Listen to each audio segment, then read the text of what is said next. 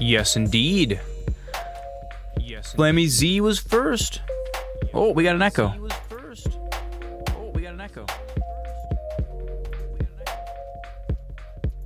There it is. Nice. Very nice, Fancy. Excellent. Yes, welcome everybody. Welcome to the Traveling Wizard Tent. Welcome. Yeah. Dragon's Dogma 2. We're gonna play more of it. It's funny, when I was playing it last night, Comrade Punky was saying, she's like, is this Skyrim? And I'm like, it's not Skyrim. She's like, it looks like Skyrim. And I'm like, yeah, it feels kind of like Skyrim too a little bit. We're skipping Skyrim tonight because dude, before stream, I was trying to get me and Sven out of the College of Winterhold. I am stuck up there real good. We're stuck up there good and comfy. Specifically because we're in survival mode, and I didn't plan it out very good. I was like, we need to get to the college to get healing magic, and there is no fast travel. You were not looking forward to Skyrim? We're gonna play more Skyrim. There has to be more Skyrim. There always has to be more Skyrim. Honestly, I feel like the only really good, extremely good growth categories on Twitch or YouTube are Minecraft, Skyrim, and Hogwarts Legacy. Those are the three games. Those are like the only three games where we actually have like tons of people joining from like outside the nuclear group. I haven't found any other good growth games other than that. Everything else is like a crapshoot where you're battling against hundreds of other channels. So we're going to out of necessity be working Skyrim and Minecraft and all of those other fun games. We're also going to do another Hogwarts Legacy playthrough. That's coming up. We're going to do Gryffindor. No unforgivable curses, no combat plants, and only healing potions unless a quest specifically needs them. And we're gonna do that on hard mode. So that'll be a little bit of extra challenge when we actually get to that. But no, for tonight, we're gonna do Dragon's Dogma 2. Because, Snakeub, how's it going, buddy? A lot of the Nintendo games, Pokemon, have good growth. Yeah, they do. They're turn-based. And sometimes I fall asleep playing turn-based games. It actually happens. But we are also going to play Pokemon. Pokemon. What's this number 2 gift? You don't like that? I know, right? Dude, you gotta, it's all time. It's all time. Everybody's number 1. You'd give all of your channel points for a Nuzlocke run. So me and Goose are going to do a Nuzlocke run together. I don't actually, like, I'm bad at Nuzlocke. I would need to play Nuzlocke with a guide. Some of my friends make fun of me because I often play games with, like, the strategy guide open, reading about the quest before I go on it. If I didn't have a guide for Nuzlocke, that run would last 20 minutes. I've tried to do a Nuzlocke run with Goose before, and I was the reason why the run like died every time. But he's gonna guide me. We're gonna do that. We're gonna get both of us here in the studio. Oh, there we go. Snakeub, thank you for the channel point, and Flammy Z, thank you for the contribution Dusty Balls, thank you for the contribution. See, look at it, works. The bot works. We need to get some graphics on screen yet, but I didn't have time to design those. Yeah, look at that. Our bots are working. Our technology is growing here in the wizard tent. Every day, every week in, week out, we're just gonna slowly add, you know, little bits, little sprinkles of technology and magic. The Minecraft server is growing. It's coming along beautifully. We have all these lovely little kingdoms popping up. It's so fun. It's so fantastic. Oh, there is one other little what do you call it? Record keeping thing that I'm going to talk about here before we start playing some Dragon's Dogma 2. Moderators. Everyone who is a moderator in my channel, if you go onto Discord, there is a new category underneath the moderator only section, and it is called moderator applications. I need every single person who would like to remain a mod on the channel to go fill out. It's a very short, it's 5 little questions. Just 5 little questions, fill those out, copy and paste it into a text document, fill out a little beep boop about each one, and direct message it to me on Discord. You guys have 1 week. Anyone who doesn't do this or doesn't want to be a mod is going to lose their mod status at the end of the week. There's no wrong answers. This is just a little, it's showing me who wants to be a mod in the community. Because moderating, as our community grows, is going to become an actual job. And I want to make sure that anyone who is a mod actually wants to be a mod and actually wants to do the moderating things that are going to come with this channel growing. And if you don't have time or you don't want to do that, don't worry. If you lose modship, you will just become a VIP, and that is cool too. But we're just we're doing a little spring cleaning here, and we're just I thought it would be a good idea because as new moderators come on, I wanted to have some little moderator interview questions, and I figure it would be pertinent to make all of the current mods also fill out those interview questions. Comrade Punky, thank you for the channel points contribution towards the Pajama Sam stream. That is going to be a ton of fun. When we do stream Pajama Sam, I am going to wear a onesie to stream it, because, you know, we got to get in our pajamas, got to get in our jammies. Although I wear jammers all the time anyways. I don't wear regular clothes anymore. Pajamas only in the tent. And I figured Pajama Sam would be a really, really cool idea for a stream. Yeah. Right? Yeah. Those, the onesies. You forgot about the onesies. I know. We got to wear those. We got onesies. We never wear them. Sometime in the next couple days, me and Comrade Punky, we both got a couple days off. We're gonna big chill. Yes, let's wear them tonight. Let's wear them tonight. That'd be a lot of fun. And maybe they need to be washed once, because I think they've been hanging in my closet for maybe a year, or maybe longer than that, actually. They've just been chilling there. Nobody knows. All right, friends. So tonight we are going to play a little more Dragon's Dogma 2. I'm gonna catch you guys up to where we are in the game, because I have been playing a little bit off stream. I played a little bit yesterday. It's a very, very fun game. This is the most Japanesey game. It's so funny. And when I say Japanesey, I mean, those of you who know exactly what I'm talking about. Dude, Japan loves their tedium in games. Yeah, it's super duper cool. It is extremely, she's thick. It's a dense game. There's a lot in there. And we're going to be doing a lot of inventory management tonight, because one thing I've realized about Dragon's Dogma 2, it is about 70% inventory management. If you don't do inventory management, that is the preparation. You get bootied. But we've progressed the game a little bit. Here, let's switch over to my main camera. I can show you guys where we are. We are currently in our main little city here. I'm still wearing a leather thong with knee-high boots underneath my robe. Random encounters, pawns comboing with each other. Flammy Z, there's been so many cool things that I've experienced in this game, personally.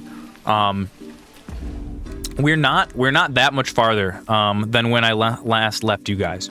So we are still, let's go back up into the tavern here. We're gonna just do a little quick narration. Neelant, how's it going, buddy?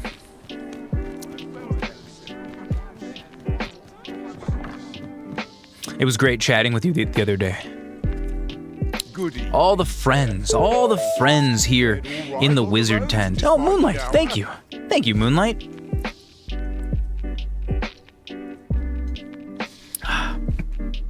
Yeah, sorry for no stream yesterday. I had a headache. I had a headache all day. It's something that's been happening to me. And it started like back in October. It's part of the reason why I ended up quitting my job. And I've talked to a couple doctors about it. It's not more liquids, dude. I drink so much liquids. Some of the doctors that I've talked to think that it could be long COVID. It's one of the side effects of the most recent COVID variant, apparently, is that after you have it and you get over it, for like the next year, you can just get headaches. I drink at least 3 of these filled with water every single day. And plus, I drink I drink so many liquids, dude. Dude, you guys see how many liquids I get on stream? Like, oh my god, I'm spending half of my day peeing, like, ugh. 2 to 3 times what Flammy Z drinks in a day. Absolutely. Absolutely. So, I'm going on a tangent here. I do occasionally get headaches, and when I get a headache, I sometimes I feel like they're probably like blood sugar things. Like I forget to eat, I skip a meal, and then like it catches up with me, and then it launches me into a headache that lasts for like 12 to 24 hours. Although what's really nice is it hasn't been happening to me as often as it used to. Dude, I used to get those headaches like 5 days a week. It was just all the time. It was nonstop. They've subsided. I only maybe get 2 or 3 of those a month, which is really nice. We're working the curve back down to 0. Yeah, dude, headaches suck. And it's one of those things that it's like, be kind to people.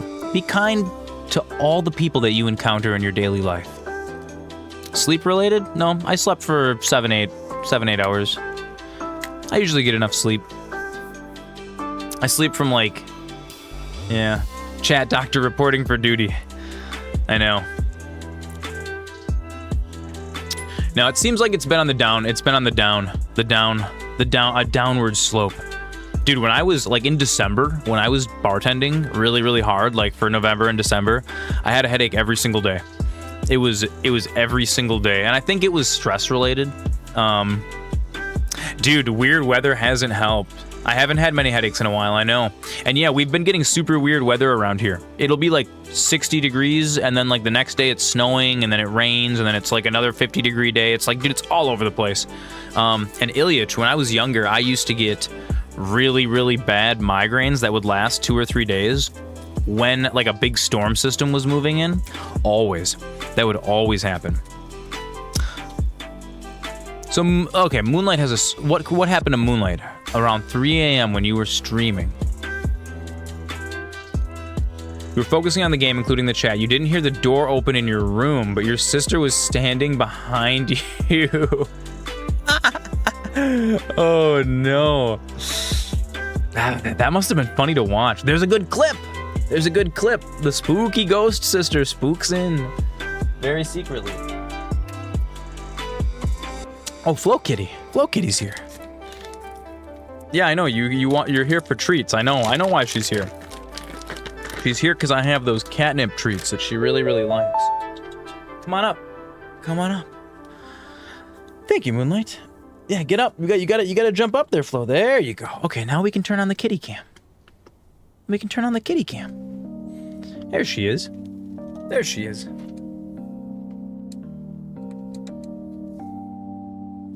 Here's my little Flo Kitty. She's got her little blankie. No, no more Skyrim Mondays. We're gonna play Skyrim on Mondays. I just didn't feel like it today. That's one quid pro quo of the schedule, is that no, we're gonna keep doing Skyrim. I'm kind of stuck in Skyrim at the moment. I was actually trying to fix what I was doing before stream, but when we went to Winterhold on the last stream, I got stuck because there is no return cart from Winterhold. Time for a new save, yeah, basically. No, we're not permanently stuck. The Legend of Sven continues. I just need to figure out, because what's happening is Winterhold is kind of secluded, right? Winterhold is so secluded, and it's surrounded by mountains, and there's like one main road that goes back, and I'm using a mod that added this big fort that has all of these like enemy wizards, right? And like I can run past them, no problem. But Sven, he just gets aggro and then he wants to go fight the entire fortress. And I'm trying to figure out how to get Sven back to like civilization, back to Whiterun, so we can like finish all of our quests in that city. And I haven't found a path for it yet. And I would like to do that off stream because it may take 5 or 6 hours. We might have to be doing so like I don't want the whole stream to be like me running and dying for the whole entire stream. We'll get that sorted out, and we will be doing Skyrim Mondays very soon. One quid pro quo with the schedule though. The schedule is for your benefit, and sometimes, Snack Up! Snake Up with the gift subs, baby! He's back in the lead. He's number 1. Snake Up 711 gifted 5 Thanks, subscriptions to the community. I really appreciate that. I truly appreciate my number 1. Yeah, boy! He's got that gold star. 1 gold star for Snake Up. Thanks, dude. I really appreciate that. So the schedule, I do like the idea of the schedule. It is for all of your benefit. However, it is to my detriment because I am not a planner. Naturally, I am not naturally a guy that likes to plan things out. Jeff Bezos, hungers. Oh, it's Jeff Bezos. Jeff Bezos. What a perfect timing. So one quid pro quo of the schedule is that it is subject to change on any day. And today I was just feeling, I was taking a shower before stream, and I was like, you know what? I was like, gosh, I really want to play Dragon's Dogma today. I'm just feeling that. And I was like, we should play Skyrim. But I wasn't feeling it. And if I'm not feeling it, God, the flow cam's glitching out today. If I'm not feeling it, then that's going to be a boring stream to watch. We don't want that. All right, homies, Jeff Bezos is here. I'm going to be right back. I'm going to go grab a little snack for the stream, and then we're going to do a little catch up on what has happened since our last episode. You were going to buy Dragon's Dogma 2 yourself if I was going to play Skyrim tonight? Yeah, Flammy Z's been waiting for the Dragon's Dogma. I was feeling it in the wind. I was like, God, we need a little more Dragon's Dogma. And I feel like Flammy Z, I feel like you should watch me play a little bit more before you commit to buying it, because like I'm like divided. On the one hand, I think you'd love the game, but I think there are some aspects that you might find super duper frustrating. So hopefully, like I don't know, I'll get into some of those tonight. Oh, dude, Flowcam is having troubles tonight. All right, we're gonna there's a great chance you wouldn't play it more than 10 hours, yeah. And $70 for 10 hours is a lot. It is quite a bit. All right, Jeff's gone. All right, friends, I'm gonna go grab a snack real quick. I'm going to unplug and replug the flow cam because it is having a struggle. And then we're going to do since we last left our adventurers. So I will be right back.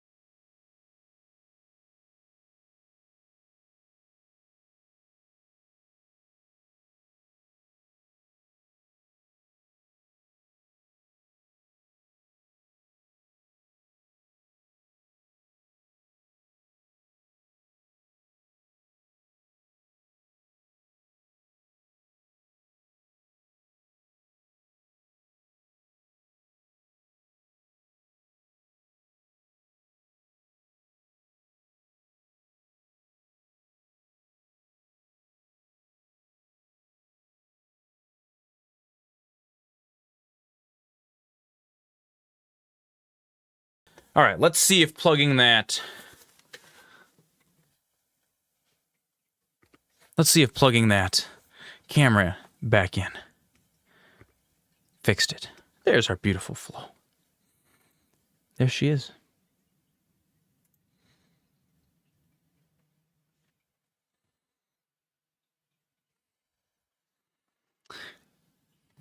I think it did too.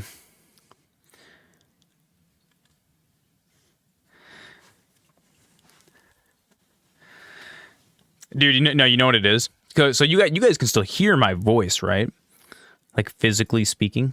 Do you want to know what I think? Why I think the music breaks sometimes?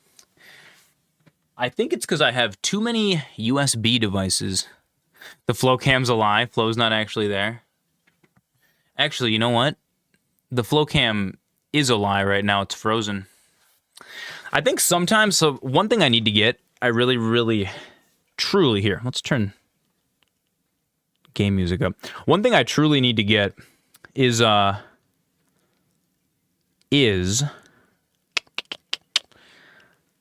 big USB hub that is powered, because I have a feeling that I pull too much power.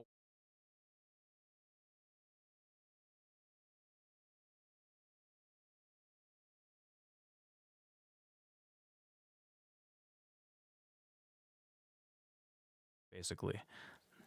Yeah, I know. That's the only way to fix the Flow cam. See, now it's back again, but it's all glitchy. I can't actually fix the Flow cam from the regular scene. Let's see if unplugging and replugging in the audio cards fixes it again. I don't want to have to take the stream down. It's so weird that this only started happening the last couple. There we go. There it is.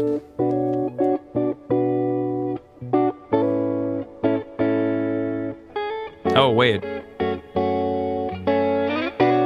Something happened. Something very strange is happening.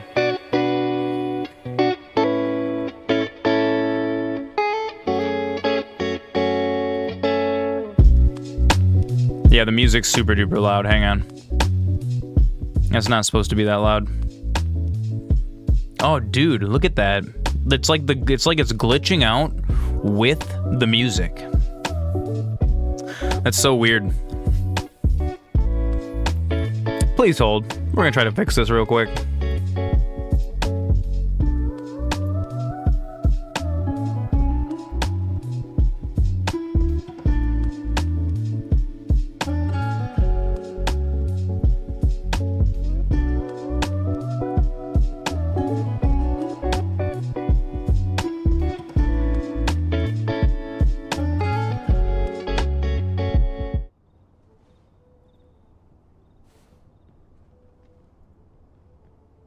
Yep, I need a hub.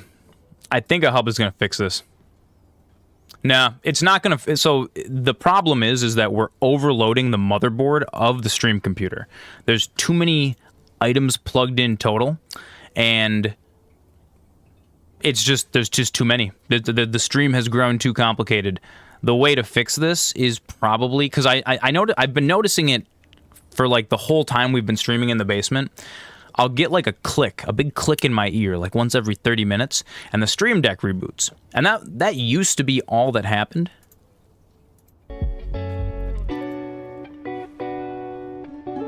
There we go. Now the music's back in the right spot. That's super duper weird. There we go. That might break again, actually. That might have something to do with why Spotify kept breaking the other day. No, it's something with the electricity. And I've already run. I have a separate breaker running for the tent, and I have a everything is plugged into a power strip that has like power cleaning, and it's got a fuse on it and all that shit. So like, it shouldn't be that. But what I think it is,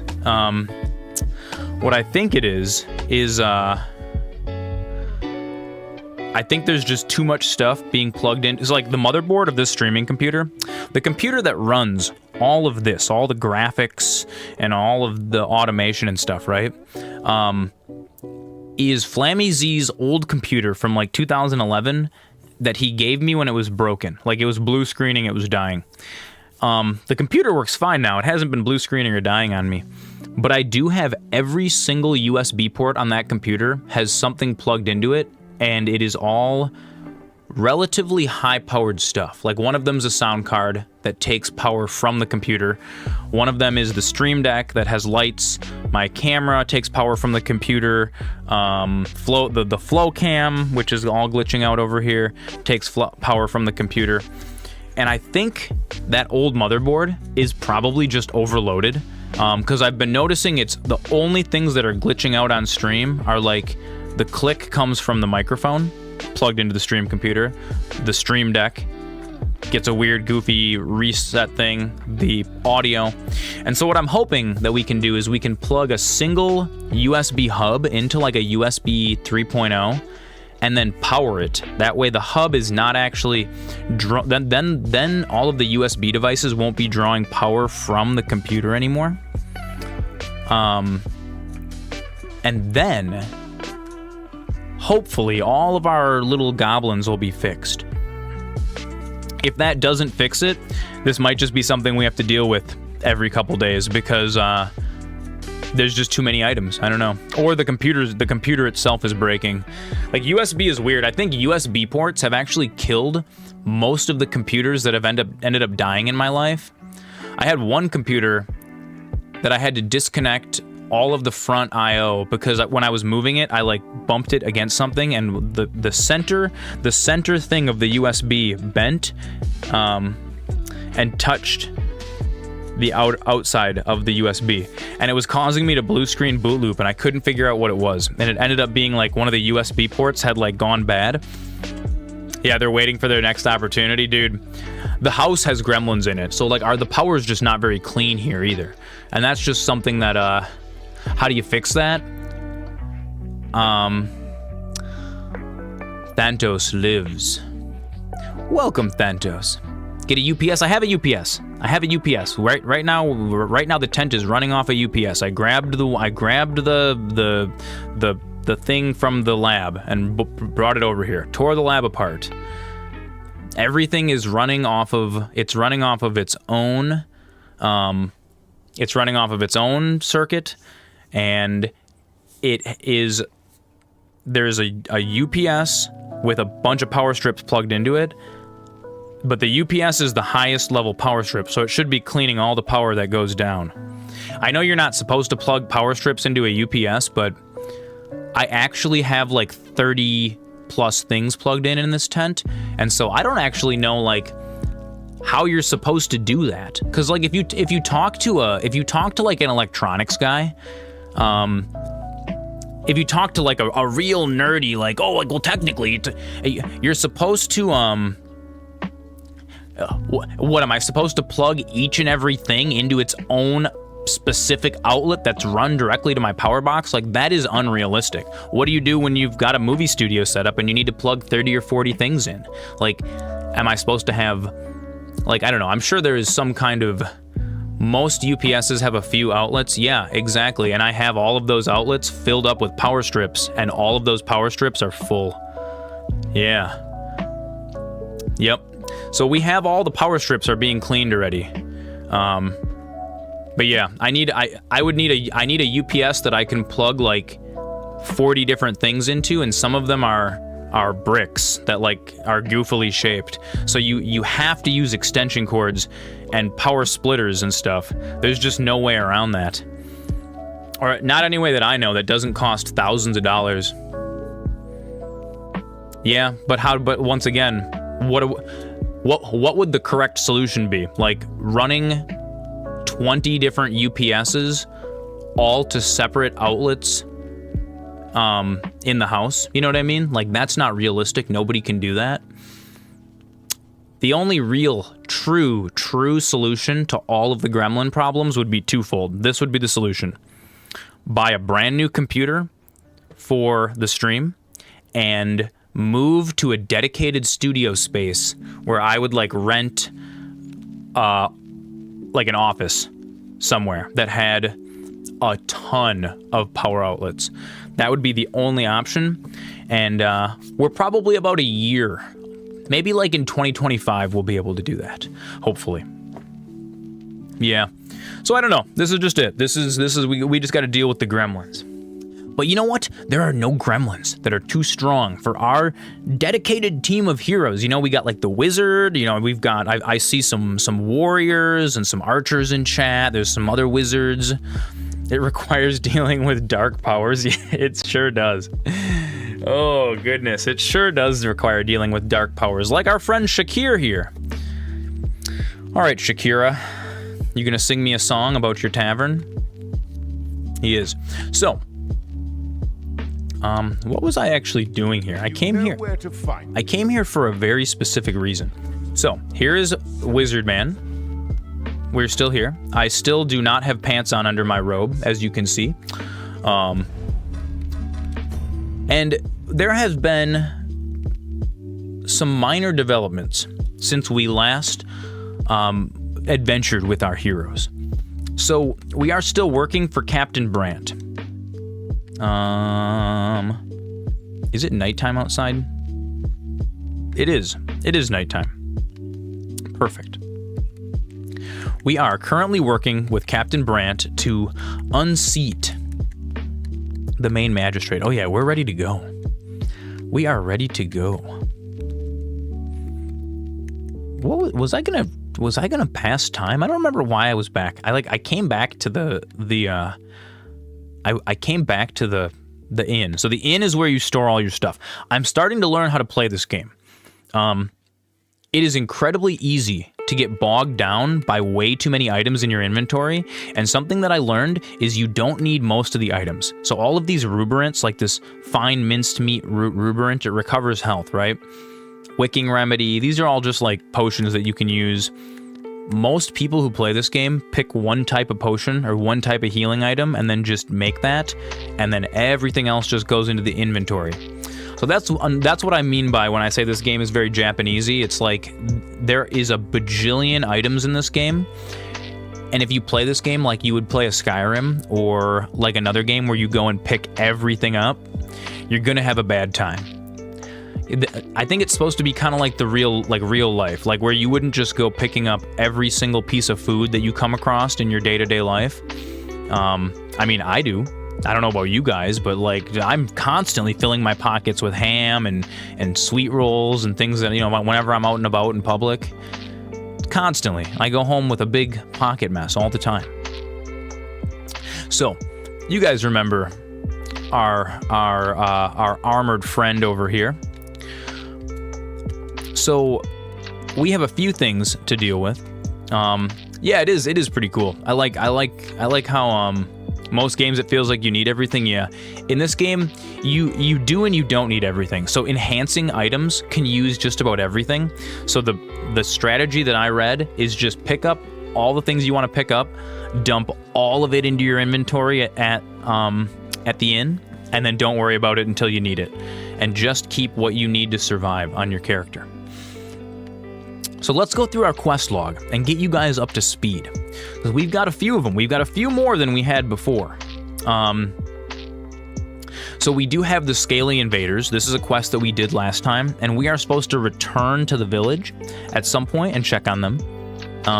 We are still being pursued by a mysterious shadow figure. Games Workshop announced they're re-releasing a bunch of dwarf miniatures. Oh, dude, all the ones that you've been collecting? So that means that you're going to be able to actually play with them in games. I mean, like tournament-sanctioned games, like modern games. Oh, that's so cool.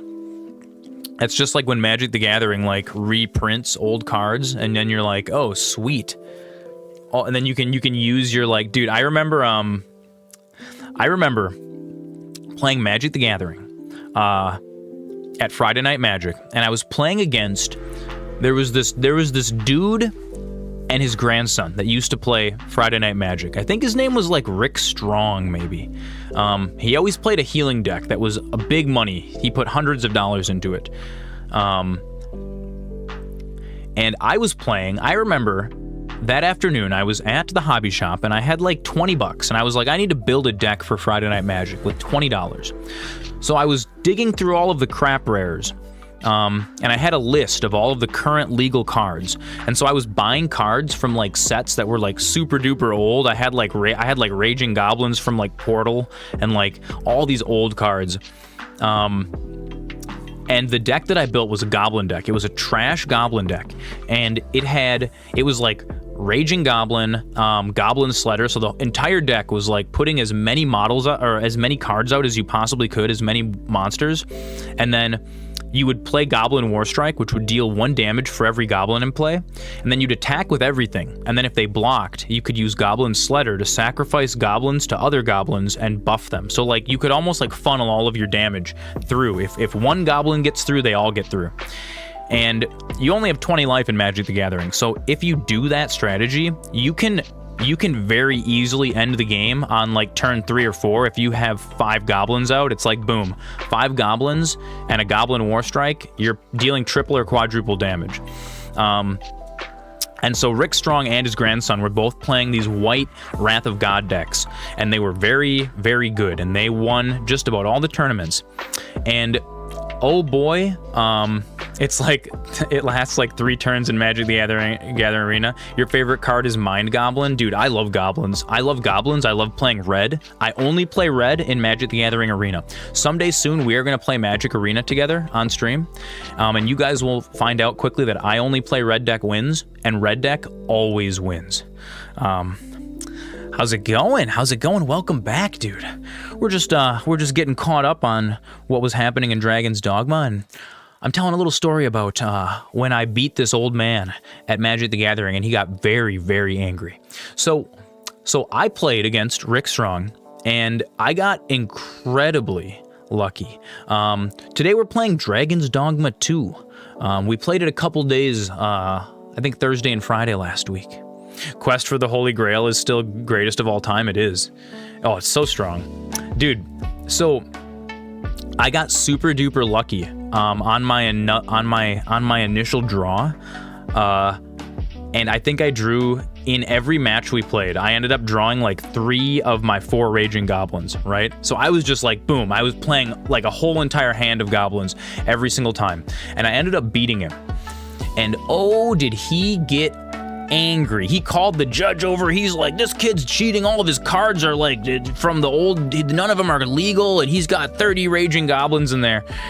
And I remember Bob like looking through every single card in my deck, and he's like, nope, it's legal. I helped him build it this afternoon. It cost him like $18. And dude, that just made Rick even angrier, because his deck was like a $700 Wrath of God deck that was all foiled out, and he was just like, oh, he got all angry, and I'm pretty sure him and his grandson left the tournament early that night. That was my greatest accomplishment. And you know what? And I didn't even win. I think I lost like my next 4 matches. That was my only game that I won, was against like the best guy, just to piss him off. Dude, yeah, right? Exactly. And so that was it. That was my greatest accomplishment. I didn't even win the tournament. I just pissed off that old man so bad that him and his grandson went home early. And you know what? That was good enough for me. I was like, yep. You gotta learn how to lose gracefully, you know? If you're gonna win gracefully, you gotta also be able to lose gracefully. Can't pay for skill? Exactly, dude. Dude, it was luck. It was straight luck. It was like the triple green World of Warcraft drop. It was just luck of the Zoran. So, let's continue going through our quests here. We're still being followed by a mysterious shadow figure. So Melv, the other city, the city that we started in, has been attacked by a dragon twice now.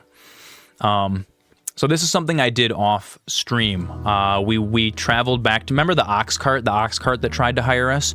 We went back there, got attacked by a dragon, beat the dragon, and then now Melv has been double destroyed. So we're supposed to check back on both of those cities. We're gonna do that at some point today. Quick question today: how will I milk Jeff Bezos? You know, very carefully. I think you have to. You need special equipment. It's this whole process. But I've heard that the milk of Bezos is très magnifique. It is the best on some like honey bunches of oats or like some Cocoa Puffs. Ooh, that sounds amazing. I'm actually out of Bezos milk in my fridge right now. We have to go get some more. Vocation frustration is just they want us to get the weapons for the special vocations. We're not going to do that right now because we're just doing a wizard playthrough. I found out another thing about this game is you are supposed to be switching your vocations between like warrior, wizard, archer. Send you some Bezos milk. Oh, I'll send you guys some Bezos milk.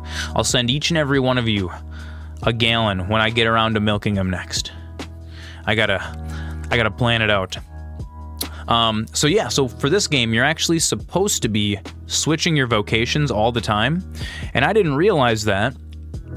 And so I got like a special set of like superior of one weapon for every vocation when I first, because I pre-ordered the game or whatever.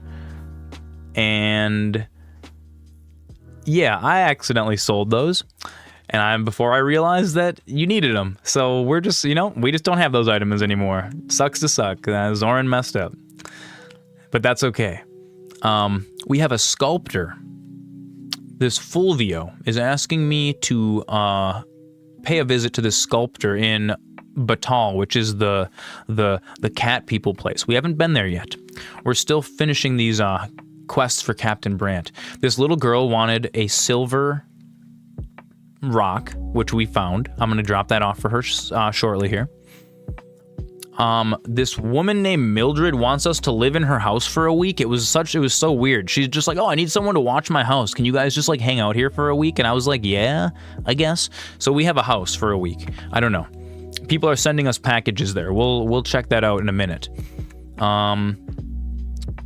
Another thing that Brandt wants us to do is he wants us to figure out what's going on with the false sovereign.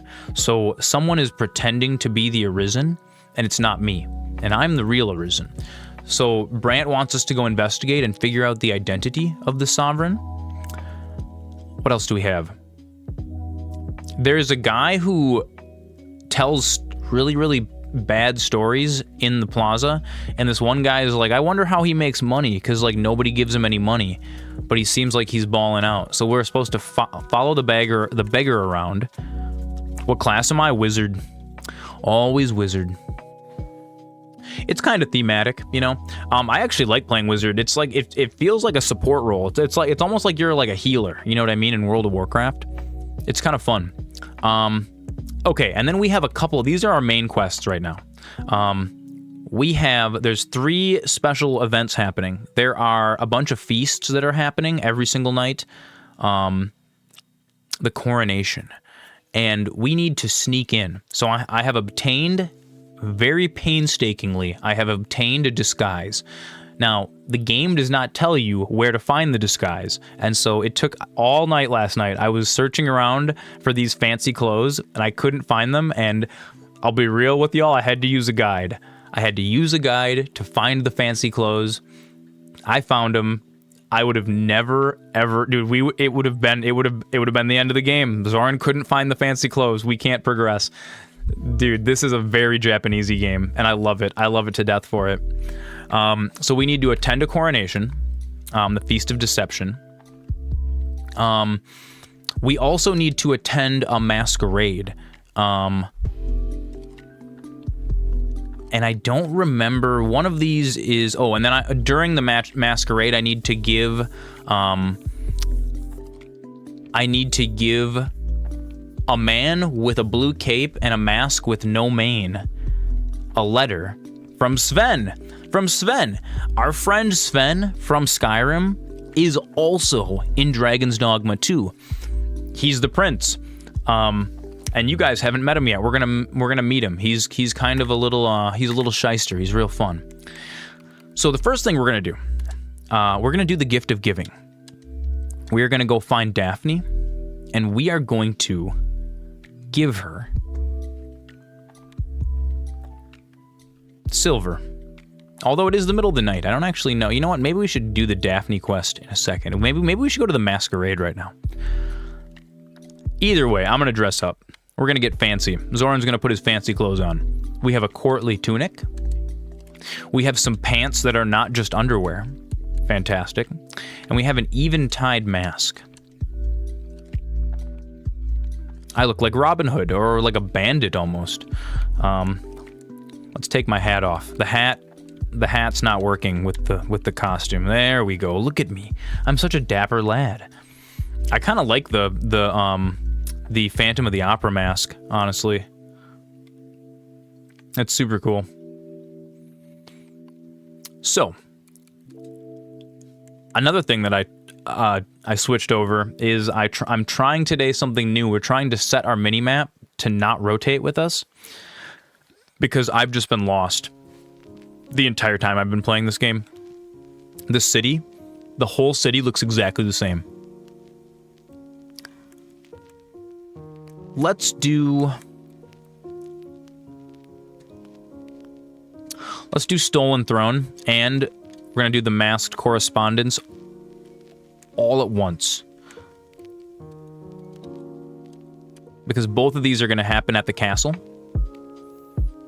And I get to dress up like a jester, which is real fun. Okay, so let's look at the map. Everything is going to be as it actually falls. So we are... Oh, dude, it's so hard to find your own arrow on this map. Because it's like the same color as you are. I think I see us. I think I know where we are. There's like there are like markers. So like you guys can see the little yellow marker in the lower left-hand corner. But it's just not. It's not enough. That's one mod that I would love to see for this game, is a better map. Better map mod. Because I have old man eyes. I need things color-coded. I love playing games where, like... Jeff Bezos hungers. I love playing games where Jeff Bezos hungers. Those are my favorite kind of games. Yeah, a cartoon kind of map. Or, like, even if it's not super cartoony, like... just color the places of interest, the things that I need to interact with, just a tiny bit different. I know for some people, that kind of throws off the immersion. But so my real question is, what's fun? Having to go attempt to interact with every single item of the game, and then it's just like, oh, but this fork I can pick up because that's part of a quest. Or would it be more fun for me to just know? Yeah, but it's a Japanese game. Feels like the maps are for those are usually not easy to read. Dude, they're not. They never are. And I don't know if it's a cultural thing, if it's just everything's supposed to be so hard.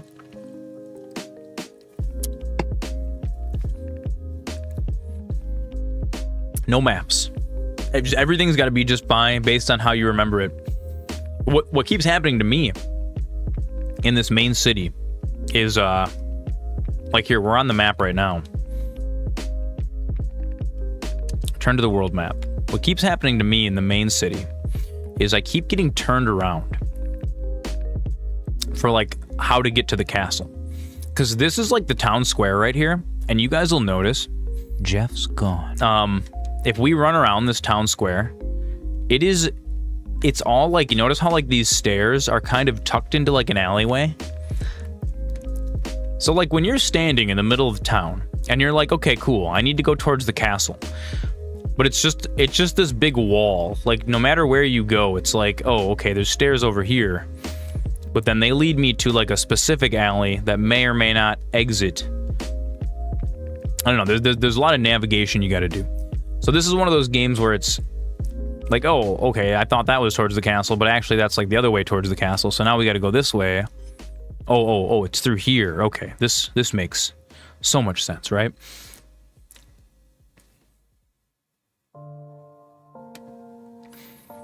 But it does.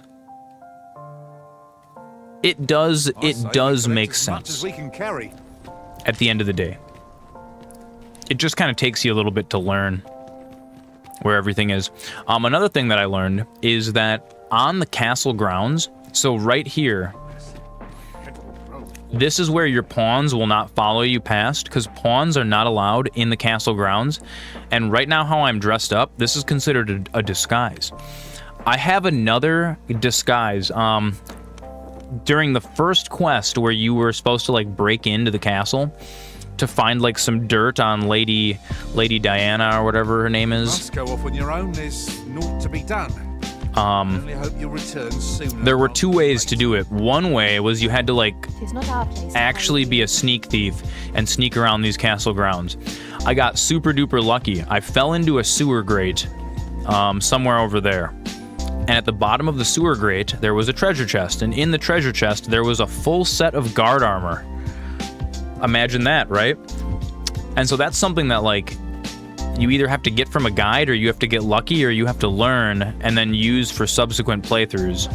Because it kind of like skipped the entire castle area for me to have that suit of armor. I was able to just come and go as I pleased. Whereas normally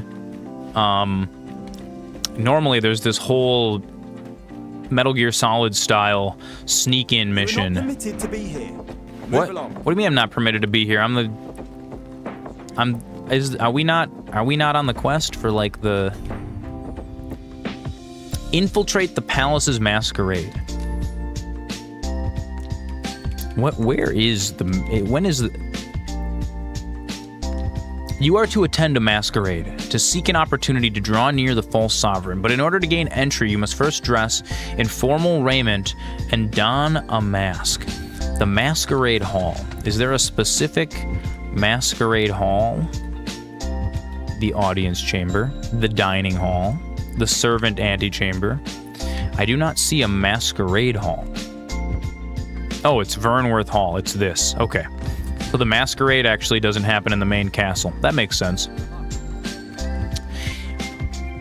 It's super weird. The big glowing yellow, yeah.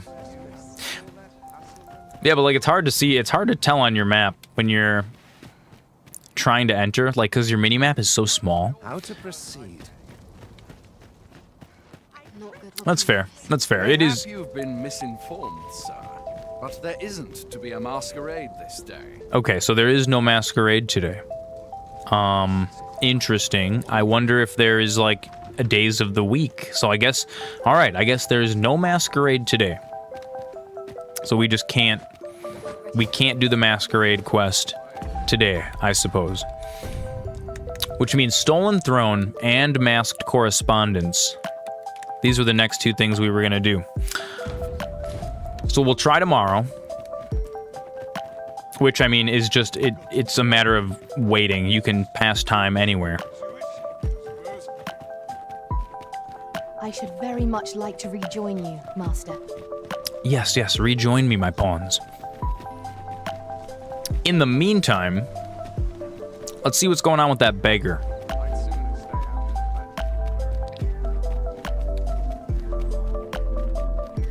Yeah, the city is very, like, multi-tiered. And I mean, I guess just, like, what would be like a more realistic city where it's actually, like, multiple levels and stuff. But gosh dang is the layout of this main city. It's terrible, you guys. It's so bad.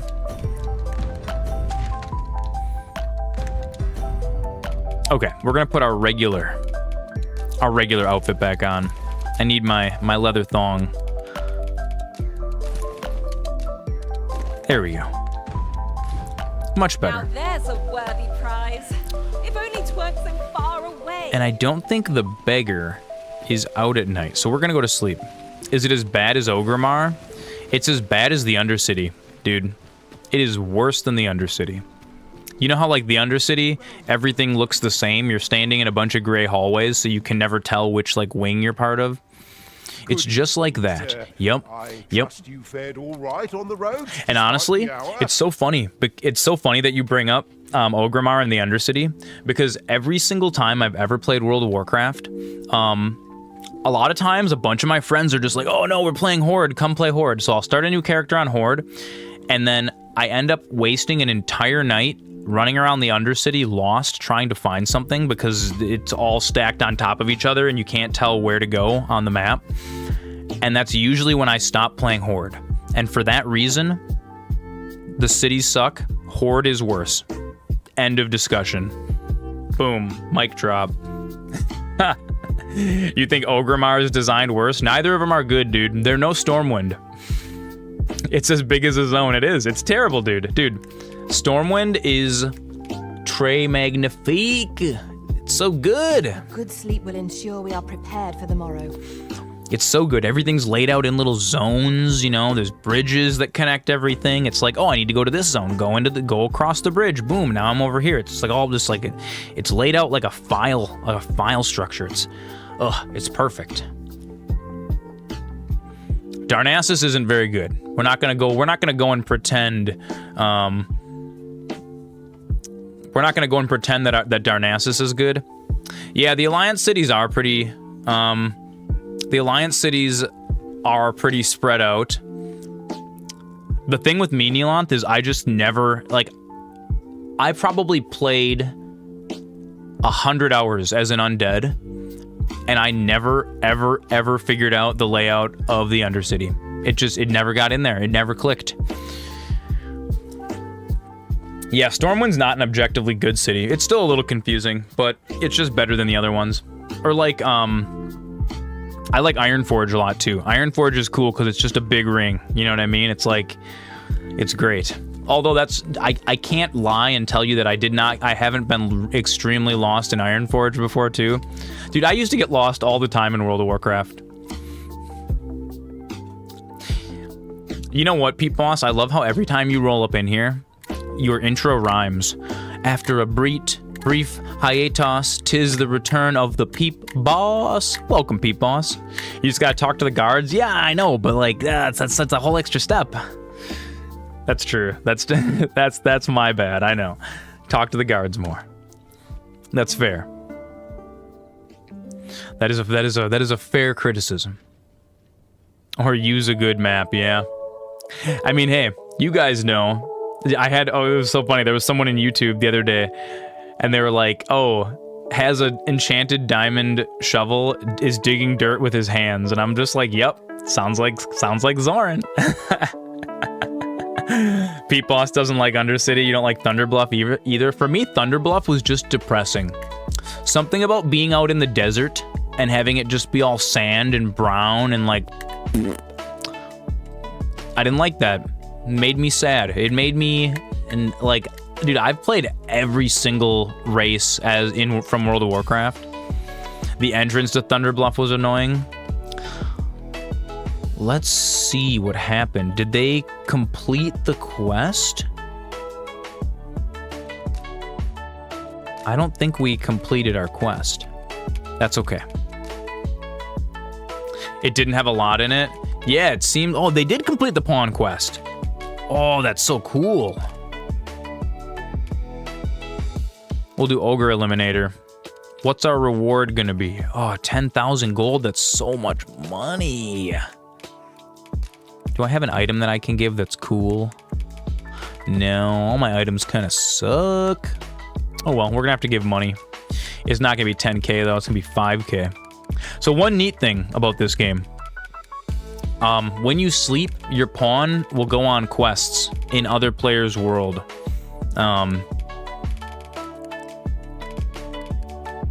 And they will bring you back experience and like cool things, right?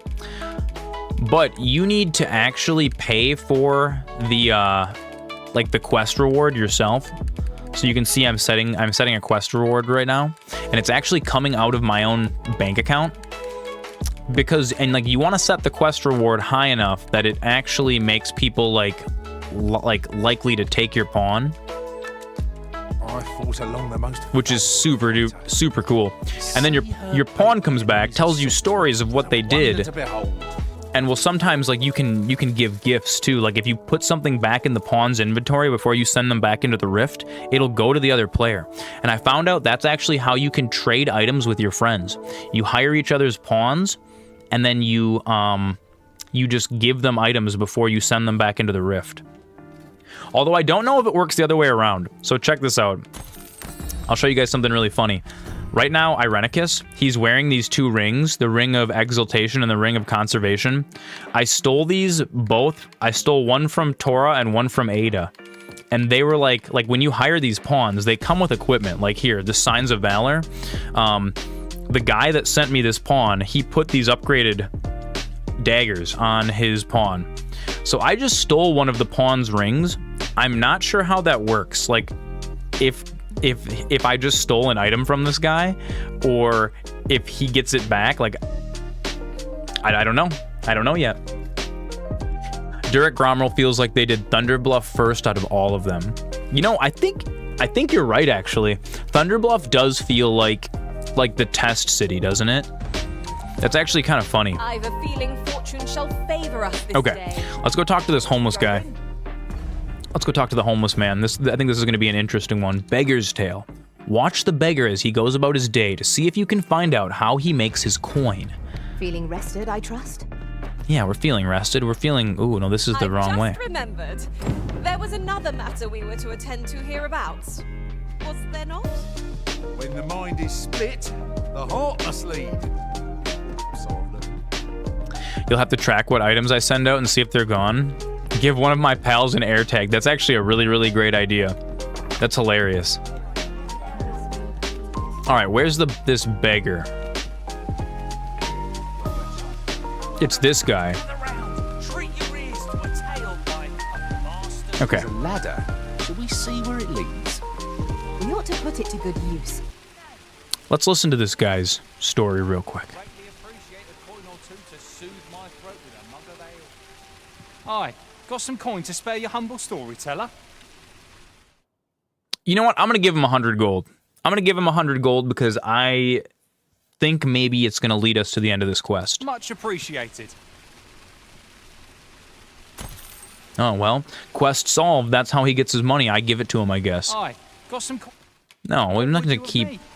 I'll have no... I'm not just going to keep... Gather round.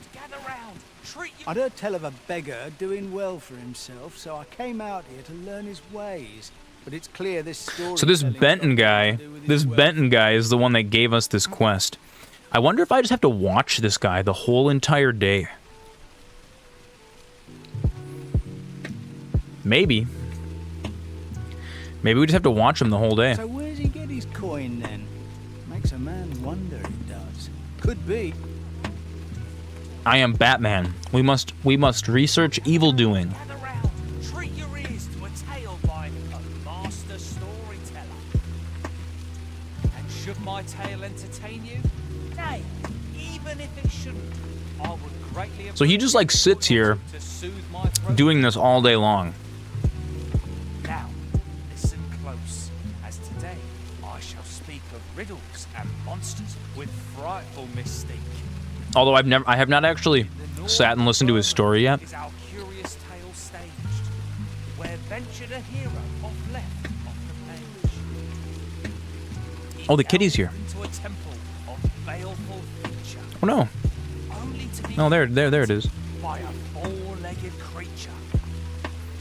Dude, I think the kitty cam's broke. Through his blade, unto The USB on this computer is just dying. who the asker? Why, the beast.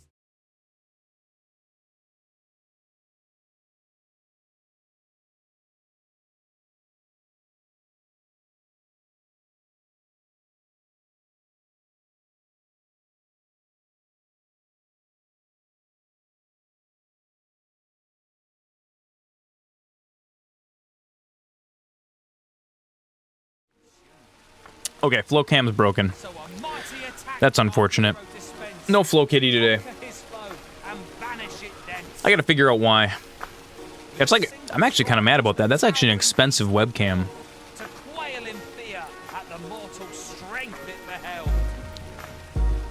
Such is the I know, she's right here. Lord Rosamond, She's chilling. needless to say, She's cuddling. the father of House We just can't see her. lives on to this day. I don't think it's the webcam. I think well, the webcam is, the webcam, it's a Logitech Stream Cam, and I'll tell you guys something really, really dumb. It's USB-C, and it's only USB-C. There is no option to plug it in USB 3.0. And so I have to have an adapter. I have an adapter plugged into an extender. It's super weird. Isn't that such a weird thing? So I have an adapter that goes from USB-C to USB 3.0, And then I have that plugged into an extension cable because it's only, the cable's only like this long. It was a $200 webcam. Logitech. Personally, dude, I hate Logitech webcams. I think USB webcams are the worst. There's a reason I have 5 garbage USB webcams that I don't use, and then my actual camera with a capture card. This is how to do it. You guys want to know the secret to having good video? It is in like an $80 capture card and a $400 single lens reflex camera. That's it. That's the secret. There is no alternative. Yeah, most webcams use the same 1 or 2 sensors. Dirk Grommerl, it's not even just most of them, it's all of them. Because you know how, like, they started releasing, like, oh, Elgato has, like, their stream cam, it's like $250. Tasked with another errand that sent us somewhere near here. The stolen... So many choices. Man, I don't... Wait, why did that just pop up? Why did that just... Oh, the masquerade must be going on right now. One time you worked, a company you worked for gave you a webcam that didn't even have autofocus. Scuff, dude. But it doesn't matter, I found out. As far as webcams go, here, we're gonna go do the Stolen Throne right now because it looks like there is a masquerade going on right now. I think that's why it popped up. It must have cost $2 on AliExpress. I am convinced that all USB webcams are like 90,000% profit. Because even, dude, this Logitech stream cam that I have, like, take a look at this. Let me show this to you guys real quick. Some of you might even recognize this. This was like, when like live streaming was becoming really, really popular. This is the Logitech StreamCam Pro. It's like, ooh, it was, I think it was like $180 when I bought this thing, right? I was like, you know what? They were like candy corn. They were all made in the same year and they just keep pulling from the pile. This webcam, it has such weird things. When you turn it like this, it automatically rotates the video and there's no way to turn that off. The cable is permanently attached to it, and it's USB-C, and it's not very long. There's no buttons on it. There's no other things. $180. The image sensor is garbage, and it flickers under LED lights. I don't know. I don't understand. This, at the time, when I was streaming last time, this was the nicest webcam that was USB that you could possibly buy. And you know what's really funny? Logitech has one that's more expensive than this. It's exactly the same. Elgato makes their StreamCam Pro. It's a pile of garbage. And you know what the thing that really sucks about it is? You're going to get flickering lights. Your green screen's going to look like dog shit. And there's nothing that you can do about it. I'm telling you guys right now, there is not on this planet a USB webcam that is good. None of them are good. They all look bad. And in order to fix them, you need so many lights. Like, dude, if we were using this, you guys probably noticed how Flow usually looks really, really dark. And that is because that camera, I have it gained all the way up, as hot as you can gain it. And it still looks dark and like garbage. And then I have LUT supplied, and then you're doing all of this extra stuff to make your really trash webcam look good. You know what I have to do? I have to do to this camera? Nothing. It just looks like that. It's perfect. 60 FPS and all. It just works. And you know what's really funny? The Elgato capture card that I have. I think Dylan gave that to me. The Elgato capture card that I have. It's like $100. You can now get one of those, like an AliExpress one that works just as good for like $20. So I feel like it's a good thing to save towards. If you want to get into doing media, if you want to get into filming, making YouTube videos, just buy a Sony a5100. You can buy used ones for like $350. It's a good investment. It's only a 1080p camera, but it's the best camera I've ever owned, and I wouldn't trade it for anything. Okay, we need to equip our party gear and go into this masquerade ball. I'm gonna put on my spooky mask. Gonna get naked. Ooh. Put on my fancy clothes. What do you think, a cape? Do you think they'll let me wear a cape? You found a donjon for your Lego castle? Hell yeah, I cannot wait to see. Oh, I look so dapper. I look so dapper, okay. This beggar, I'm over it. I'm over the beggar. We'll find the tales of his dastardly deeds another time. The masquerade ball calls, everybody. We must go to the fancy masquerade. There is skullduggery afoot. Ooh, let's look at this. What is this?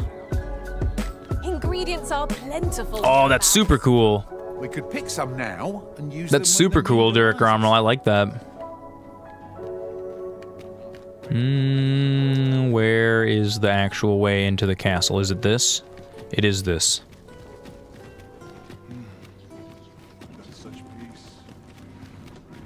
Good. We're here. Oh god, there's an ox cart. Watch out, everybody.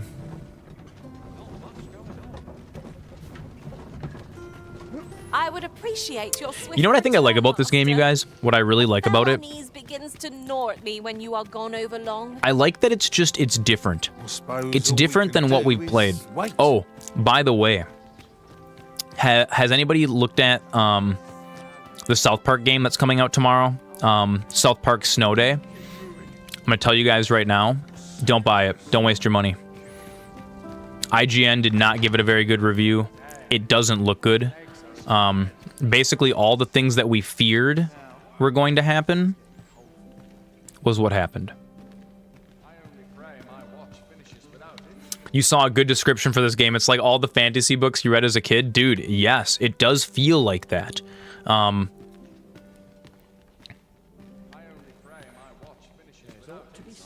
Do I have to, like, wait for the most of the day to happen for this masquerade ball? There's no seats in here for me to advance time. Of course there's not. Let's talk to some people. What's going on, my lady? Chance you've heard. The coronation is soon to be held, it seems. Excellent. That's The what we Sovereign, want. wounded in glorious combat with the dragon, is recovered at last. I'm really curious to see who this sovereign is. Indeed. 'Tis a weight off my heart to think that our fair Vermund shall once again be governed by a... It's so much like that.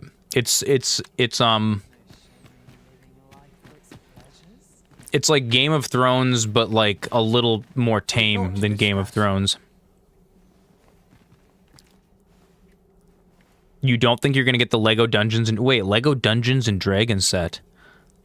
What Lego Dungeons and Dragons set? So, hang about. Enjoy the show. There is no show going on. What show? I like how they don't tell me like what time this thing's at. There's no way to like... You are to attend a masquerade and seek an opportunity to draw near the false sovereign. But in order to gain entry to the masquerade hall, you must first dress in formal raiment and don a mask. Perfect. I've donned. Wait, view details. Okay, so the sovereign is going to be at this thing, and then infiltrate the palace masquerade hall and deliver Sven's letter to Lord Patrick. We're doing that as well. Here, you know what? Let's just... This is the same place. We're in the same place. Okay. Let's take a little detour really quick. Let's take a look at this Dungeons and Dragons set. I was unawares that there was such a glorious thing.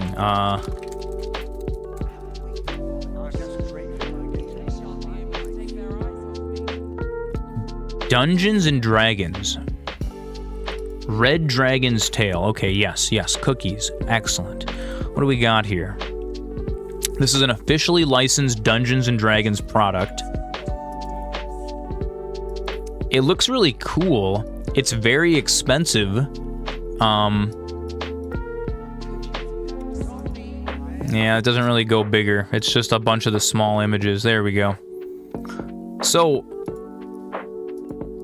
here's what I really hate about this. This is cool. I like the dragon a lot. I like the minifigs. Dungeons and Dragons and Lego, right? Could go together like this. Like actual Dungeons and Dragons. Why is the Dungeons and Dragons set not designed for you to like do a little mini role-playing game. Like for kids, think about this once, right? You buy the D&D set, it comes with some very simplified character sheets, everybody gets a minifig, and there is stuff to build. It comes with a little adventure. Really? Okay, that's kind of cool. I like that. But this set is like, it's laid out to, this set I feel like isn't good for Dungeons and Dragons adventures.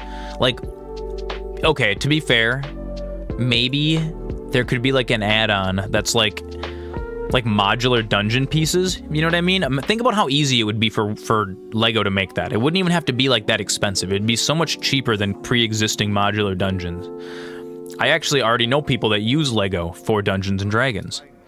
And that's part of the reason why on the Minecraft realm, we're doing it sort of like a game of Dungeons and Dragons.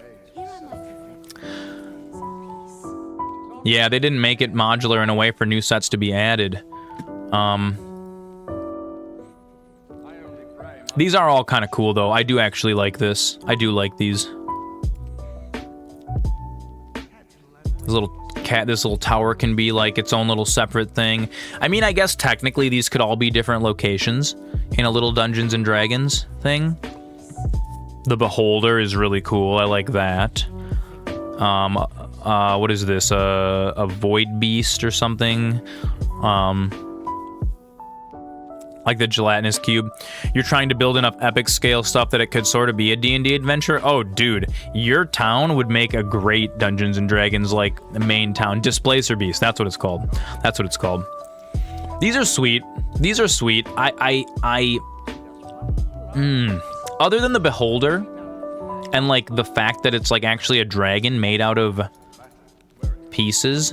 Jeff Bezos hungers. Look at these default people models.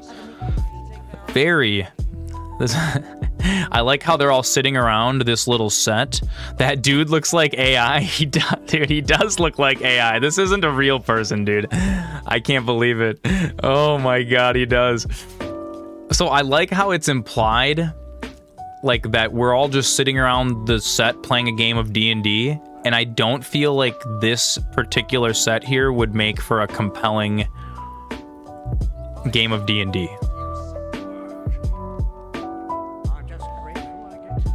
I feel like this little encounter that they've planned. Oh, we're on ads. Did I miss Jeff Bezos? I just missed Jeff Bezos. I was too into it. I feel like this encounter with these 5 people and their dice and their character sheets and this Lego branded Dungeons and Dragons set, and then, oh, look at this, look at the minifig over here, oh wait, I'm gonna rebuild this over here. This is an interaction that 5 people will never have on this earth. This isn't a real thing that people do. I'm curious about the Dungeons and Dragons adventure that comes with this. Get the Mimic Dice Box. Yes. Oh, that's kind of cool. I like the Mimic Dice Box. Check out the Reward Center for an exclusive adventure. Epic Game Night at the Lego House. Wait, watch now. Wait, watch now? Is this a video we can watch? Please let this be a video we can watch. Hang on. Hang on.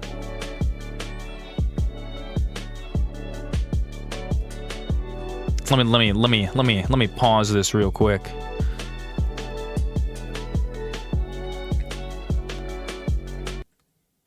What is this? Let's wait for this to restart. I gotta hear the narrator. I gotta hear what's going on with this. How long is this video?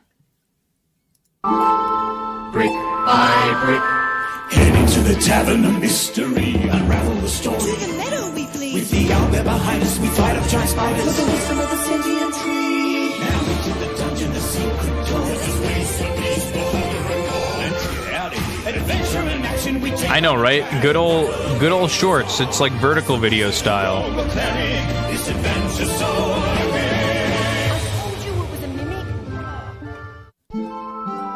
And then it auto restarts. My favorite, yes. My favorite. That's beautiful. That's so weird. This is clearly...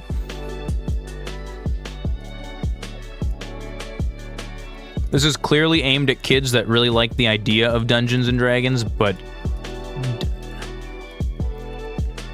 Oh, there's another video. You can tell it's going for the Critical Role audience. Oh, here we go. Hang on. We got one more. We got one more video. Look at this. This one's got like some spooky dungeon music. Oh, this one actually has you can restart it. Look at that.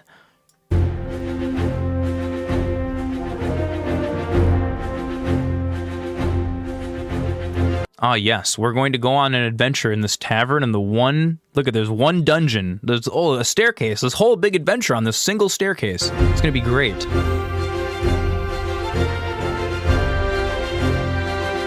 I like also in this scene right here, I like how the whole entire thing is set up like with the dragon on it. Like, oh, there's a bit like the tower, and then the inn, and then the magical forest and the dragon. They're all just jammed together on this magical little Lego island.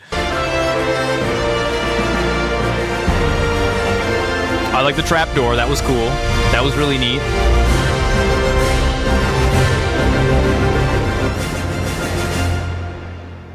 That's okay. All right. I mean, you know what? It's like, I don't hate it. I don't hate this. This is most of your current fantasy town.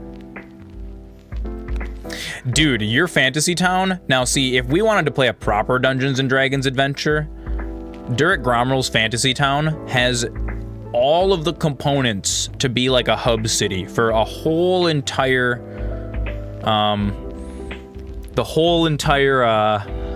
campaign. You could totally do a 10-session campaign. Reminds you of the first Baldur's Gate. You encounter the wizard on the stairs in the friendly Arm Inn. There you will meet Khalid and Jahira. They have long been my friends, and you can trust them. Yeah, dude. Garayan's ward. Yes. You know what's really funny? The wizard on the stairs is meant to be your first real death of the game, and it's supposed to teach you that to save often is what that's supposed to teach you. I didn't understand that when I was a kid. I was bad. I was bad at video games. I was bad at video games, and I still, to this day, am bad at video games, but I love them. This is cool. This is pretty neat. Despite the shit that I've been talking about it, this is a pretty neat... Oh, I like this little animation. This is pretty cool. This is something that, when I was younger, I would have totally liked. I do like these... I like how they make all these little minifigures. You like that they included Jahira in Baldur's Gate 3. There's an owl bear, gelatinous cube, medieval castle, creative fantasy universe. What is this? Oh, this is just like a bunch of bricks to build fantasy stuff. You know, this is neat. I like this. I like this because I feel like if I was gonna invest in like terrain for a Dungeons and Dragons campaign, I would much rather have it be Lego than anything else. I would much rather have it be Lego.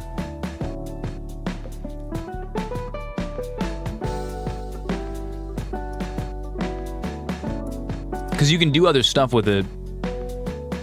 Yeah, dude, this is crazily priced.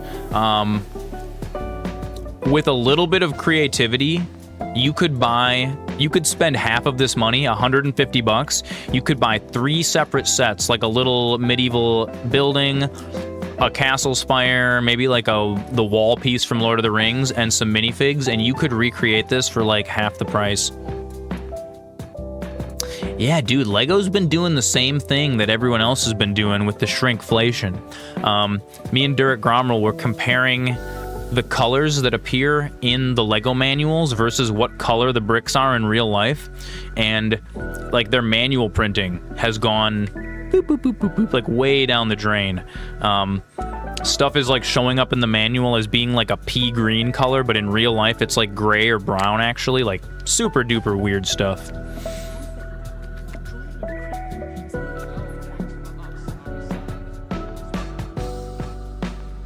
Okay, so I'm in the place where the coronation is supposed to happen.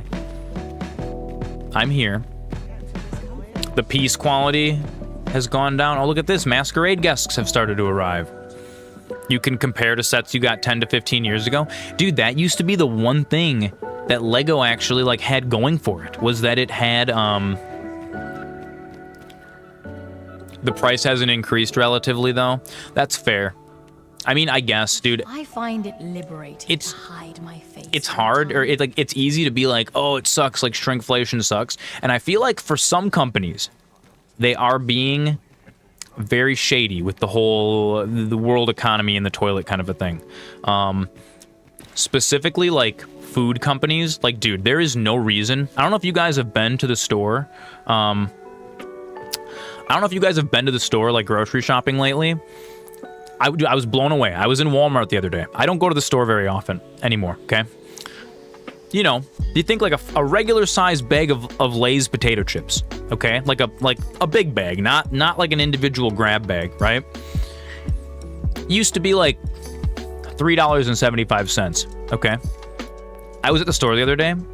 They were selling for $5 a half-size bag. So like, you know, the individual, like the lunch-sized bags of Lay's that you get? Imagine 2 of those, and that was the size of the bag of Lay's potato chips and this was Walmart. I wasn't even at like a festival or like a fancy grocery store, dude. We were just at a Walmart, and the Lay's potato chips, it was like 4 ounces of potato chips, dude, for like $5. I was like, what, how? And that is just, you know what that is? That's just pure greed. Now, for Lego, having to lower the quality as opposed to increasing their prices, that probably has to do with like plastic is probably more expensive. You know, having the actual, you know, hiring the artists to do the work is more expensive. So like, I get that. But dude, Lay's, I find it you're making greasy potato chips. You don't need to be, I'm not paying you $1 a chip. Like, this is getting out of hand. And your bag is only a third full. So like, okay. Do I just like hang out here until people show up, I guess? Oh, hey, wait, there's a guy with a blue cape. Is this the guy I have to deliver the letter to? All this merrymaking is a job. I like how the button glitches out over there for a second. Isn't that funny? Like, you press it and hold it like you're supposed to. My feet ache from dancing. The models... Our new Lego pieces lower in durability or more cheaply made. I feel like their tolerances haven't been perfect. That used to be the reason why you would buy Lego in the first place, was because they were like très magnifique, you know, like everything would fit together good, everything would pop apart good. I have a dice tower that's like one of the like the third-party ones off of Temu, and it looks really, really cool. But some of the pieces, just like they get stuck a little easier. Like some of the pieces don't fit together like 100% right. And another thing about the third party things, they're harder to build. They're a lot harder to build because Legos puts a lot of effort into like making sure that you can actually do the builds properly. Yeah, you used to buy Lego because the other brands literally did not work. You'd buy Mega Bloks and it would explode overnight. Yep. 100%. So I'm looking for someone at this mask. I think this guy with the blue cape is supposed to be like the guy we're supposed to talk to. He has no mane. And he has a blue cape. We're at this masquerade ball. There's like 6 nobles here.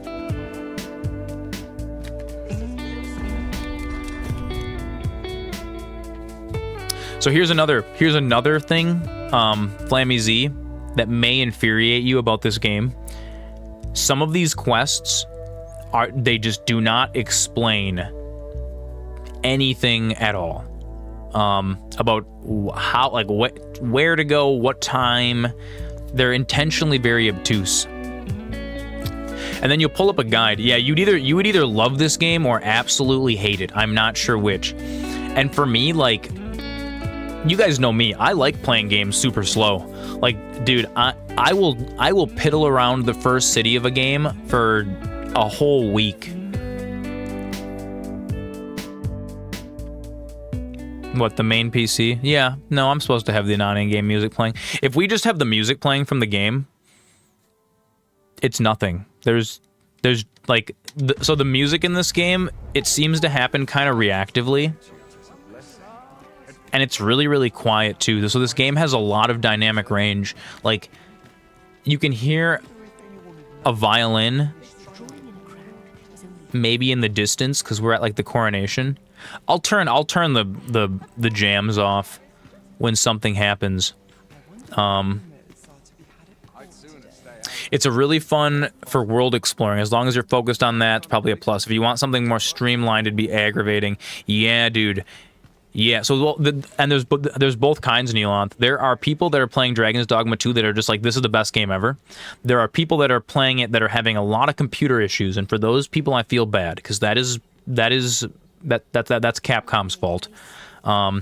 Some of it might be graphics drivers. I see a lot of people with brand new big rigs, 4090s. They're like, oh, I'm only getting like 17 FPS. Everything's glitching out. You might have PC issues. Dude, I'm going to tell you right now, I have a 3080 and I have a pretty reasonably decent processor. And the game doesn't run that great on my computer. In the middle of the city, I might get 35, 40 FPS. Some people have no idea that they need drivers and to not install Norton. Absolutely. Well, specifically, Ilyich, some people also don't realize that if you are always installing the most updated graphics drivers, sometimes that is your problem. Sometimes NVIDIA messes up. And sometimes NVIDIA messes up, and then they don't fix their problem for a really, really long time. Like a year. And so you might, like, for a specific graphics card, you might just have to go to an old version of the drivers, and you might just be stuck on that for a really long time until NVIDIA decides to get their heads out of their asses. And that's just, there's nothing you can do about that. That's the boat that I'm in. I have a feeling that I saw a bunch of people with 3080s that just could not, like, the game was crashing for them. And I almost wonder if, some of the people that were having issues would roll back to the same driver that I'm using. I wonder if that would fix it for them. Is there aught you require? Yeah, dude, there is aught I require, Arnold. I need to know when this stupid ceremony actually happens. I need to know when.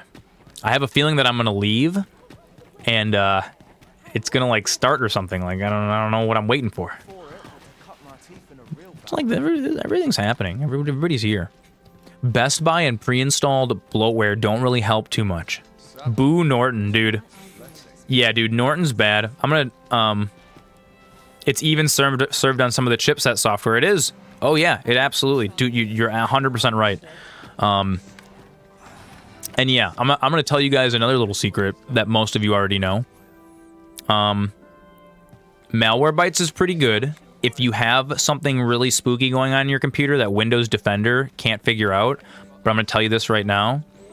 Yeah, well, I did. I think it's supposed to. It's specifically, what does it say in the quest? Deliver Sven's letter to Lord Patrick, who should be wearing a blue cape and a mask without a mane. Malwarebytes is pretty good. I think it's this guy. Unless, no, that mask has a mane, doesn't it? Yeah, maybe it is the other guy. Yeah, Malwarebytes is pretty good. Does he have a mane, though, on his mask? Another ale can't make my dancing any worse. I don't think I can give anything to him, though. I will say that for most, like, for 95% of people, you don't need anything other than Windows Defender. Windows Defender is going to, specifically if you listen to Windows Defender. Like, you know, Windows Defender isn't going to save you if every single time it pops up telling you, hey, this thing could be spooky. If you're just like, no, never mind, just we'll install it anyways, then it's not going to save you. Dumb people who click shit they shouldn't need Malwarebytes. Yeah, that's fair. That's fair. Malwarebytes is what I download and install whenever I can't. If something spooky is happening, I think maybe I picked up a little. My computer picked up a little cold somewhere. Dude, okay.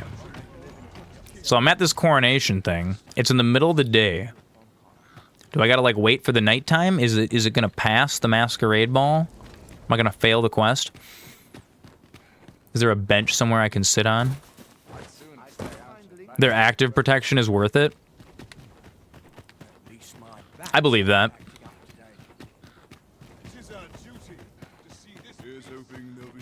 Oh my goodness. Okay, we're gonna go find a bench. We're gonna pass the time and see if I can go back to the coronation at night, because I've already been standing there for like, I don't know, half an hour.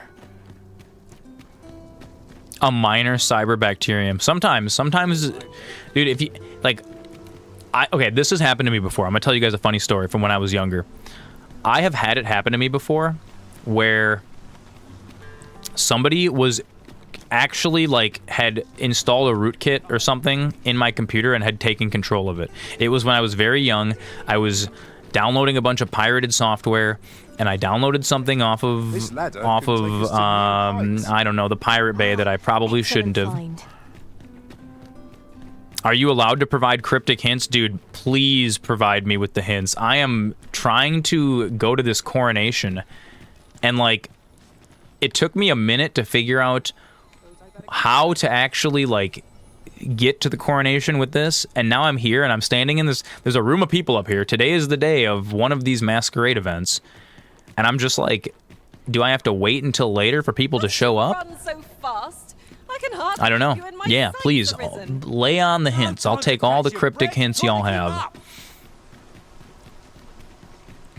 No game, strategy guide only stream. Yeah, dude. Dude, that's honestly that's how I play a lot of my games. To be gathered here, I'll wager. Shall we see if there's Interesting. Okay. All right. There's somewhere else we got to go in that room. That's good to know. That's good to know, so I'm not wandering around or standing around for the next 3 hours waiting for something. A Vampire the Masquerade.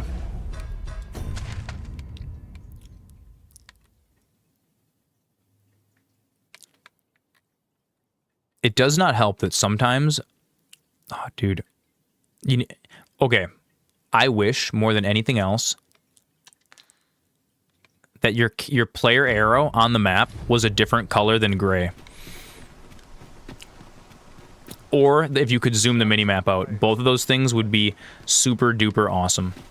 Because I'm just like one of those people that I don't like have the capability to remember layouts. It took you like 30 minutes to figure out. Andy, I feel like that has been happening to me a lot in this game. Like, what did I get stuck on yesterday? I can't even remember. There was something that was happening yesterday, and it was like, you love this, dude. This game reminds you, yeah, it does. It is very gothic too. This game is awesome. I've been having a lot of fun. I feel like there's a handful of things that are like. And I get that it's like the style of game where it's like supposed to be like, oh, they give you like little hints and you have to kind of figure it out. I am not a clever man at all. Oh, here we go. Wait, now it's giving me a cutscene? Whoa, so I had to just leave and come back. Interesting. Okay. Now we're at the masquerade ball. Look at it's nighttime outside now. Beautiful. Excellent. You love quests that I need to figure out nobody's holding hands. I do enjoy quests like that too. And I like having the option to figure it out on my own and like bashing my head against it for a while. And then it's like, you know, even if I end up using a guide, yeah, Flammy Z wants to know if he should get this game. I honestly, Snake Up, I'm not sure.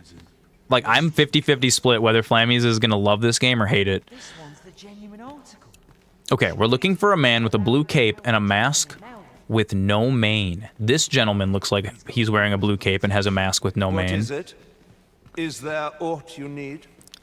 Holy Diver, you're the star of the masquerade. It is. This, I found Lord Patrick. Look at this, you guys. We can deliver the message. I see. Thank you for giving. Look at this. We're just blending in. We're just a fancy masquerade guest. You know, no one would ever recognize me under that mask, right? Never ever.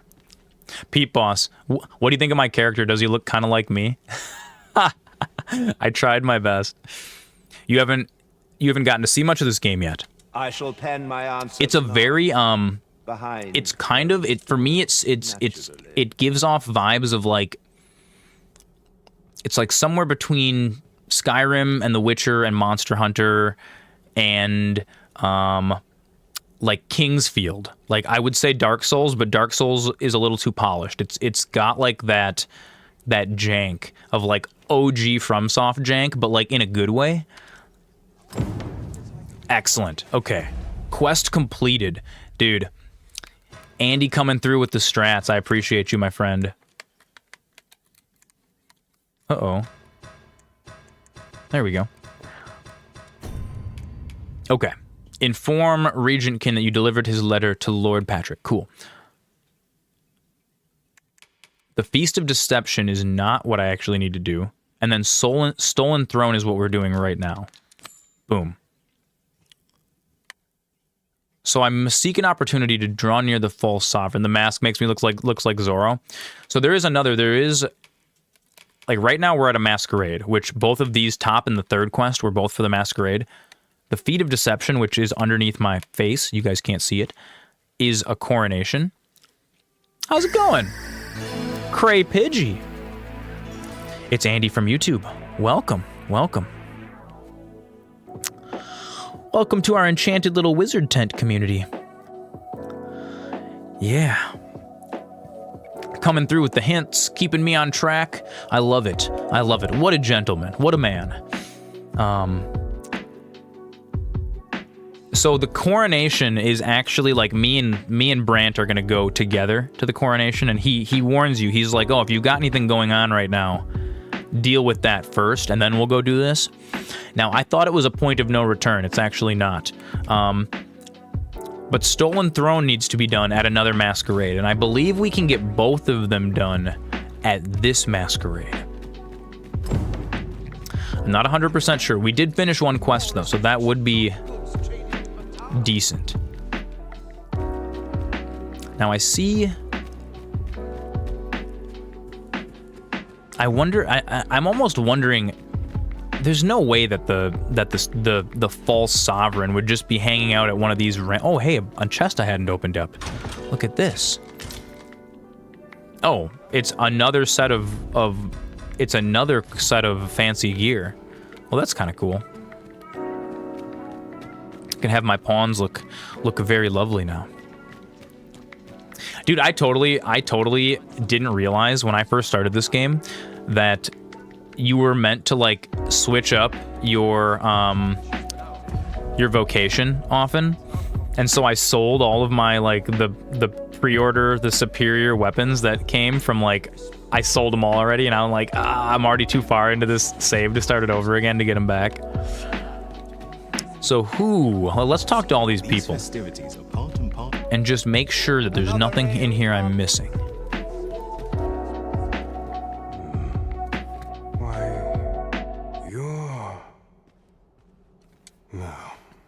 Pay me no mind. Is this him? We who are gathered here are naught but nameless nobles. Oh, I don't believe him. Uncouth to inquire after he's got more dialogue. I'm keeping my eye on you, Mr. Unknown. Let us refrain from speaking further. Patrick's the guy that I already talked to. I think maybe we were already done with everything we need to do here, honestly. Oh, I can't complain. I suppose. How about you? Are you the false sovereign? I don't think so. All your graphical glitches stopped when you turned off that weird upscaling 3 thing. Yeah, I'm playing with no upscaling right now as well. Dude, the upscaling makes this game look real bad. Like, if you, like, what is it? DLSS and fidelity effects. Dude, they make everything look really, really grainy and so weird. Okay. I think this is all that we need to do in here right now. Yeah, dude, fidelity effects was crap. And I mean, this game, even with everything turned on max, there's a bunch of little buggities, but I don't think it's like I've seen so many people arguing with each other on like forums and stuff, all kinds of stuff about like, oh no, it's just your computer's broken, this and that, and it's like, dude, it's version 1.0 is what I've been telling people. This just came out. Give them a week. I feel like this happens. I feel like we don't always get From Software games, you know? And even version 1 of like Elden Ring was a little scuffed. The only game that I've played in recent memory that came out just like perfect, like was awesome, was Armored Core. Dude, Armored Core, that game launched ready to go, ready to play. Oh, Cray Pidgey. Cray_Pidgey just subscribed with Prime. Thanks, buddy. Thanks for the Prime, man. I appreciate that. I appreciate that.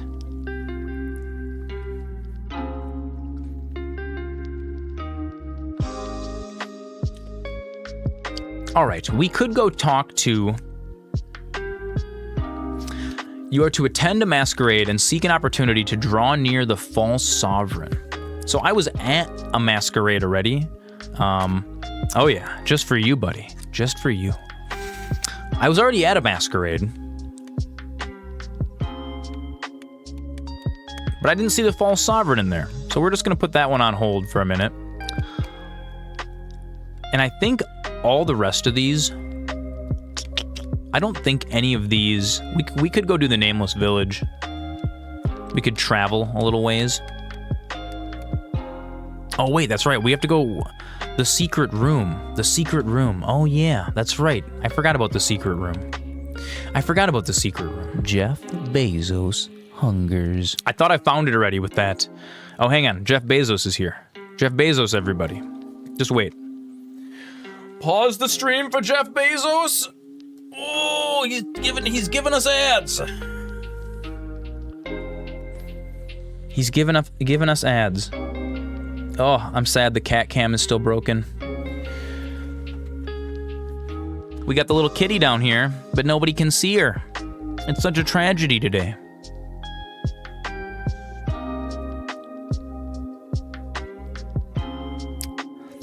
Such a tragedy. The kitty's here, but she's... I don't know. I don't know how to fix her.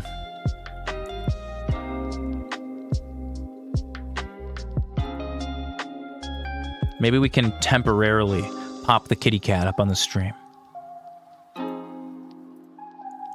Nope. She's broken.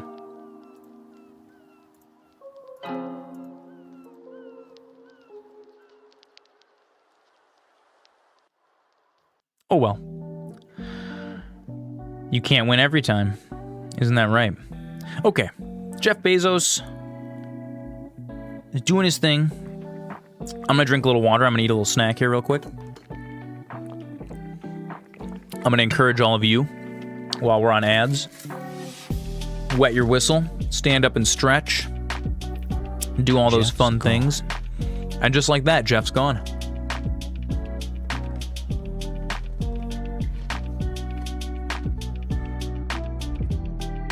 Before Thursday, when we come back to do the next stream, the next weekend, all weekend stream, I'm gonna get a hub and I'm gonna fix the flow cam and all of our little audio problems.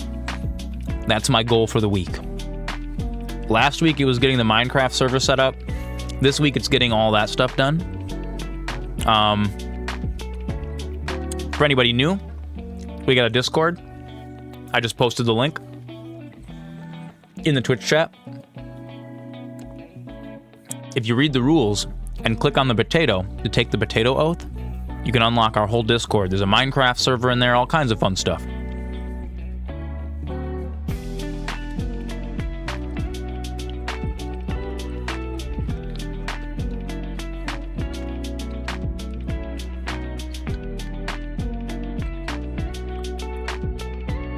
I'm just munching on a little bit of the jerky that we made here on stream in the tent for the 200 follower special. It's so good. Let's see. Who needs the jerky yet? Peep Boss, you need to stop over and get some jerky in the next couple days if you get a minute. And Super Horse, I'm probably going to have to deliver the jerky to him. But it is very good. I keep eating the not spicy stuff. Snag the John for 130 bucks. Oh, that's decent. That's decent, actually. You need some of the jerky. And I've been eating so much of the not spicy jerky that I'm like, ooh, I gotta make sure to save a few bags of that. Okay, this is outside. This is not the secret. Little smoking patio, perfect. Okay, if I look at the mini-map, think of where a room could be. I would imagine there would be a room right here. Oh, dude! You know what's so funny? I kept thinking like, oh, I kept thinking it's gotta be this little thing down here. You know what? Dude, Pidgey, I would have walked around in circles in that for like so long. Oh my gosh. Yeah, Peep Boss, just shoot me a text. Just shoot me a text and swing by for half an hour. Oh my god. The fact that there are secrets like that make you want to get this game even more, dude. Well, and here's the other really compelling thing. So this game is supposed to be like, oh, there's something I can, a little elixir, an all heal elixir. The fact that you can fail quests. Oh, Pidgey, are you in central Wisconsin, my dude? Because I don't have the technology yet to mail the jerky. The jerky that I made has to be refrigerated. I know.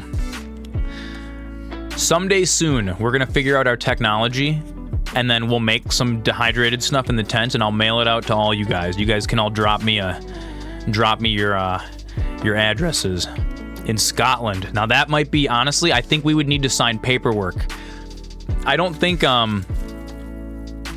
Scotland would like me sending dried random meat that I made in my basement in a gaming tent. They'd be like, will you please declare what's in this package? I'm gonna be like, dried meat. And they're gonna be like, are you a manufacturer? No, I'm just a guy. I know, Snake'll want some. We gotta figure out how to get you some of the jerky, buddy. We're gonna I'll meet you halfway. China wanted $200 for the Don John. They took $130. That's so expensive for that little, oh, this is so cool. Okay, wait. Okay, we're in the secret. Is this back? Dude, what a wacky door. It's got bricks on the outside of it. You'll come up again sometime this year? Dude, let me know. Let me know when you're going to be coming up and around NFL draft. Let me know when you're going to be coming up, and I will make a run of jerky just for you.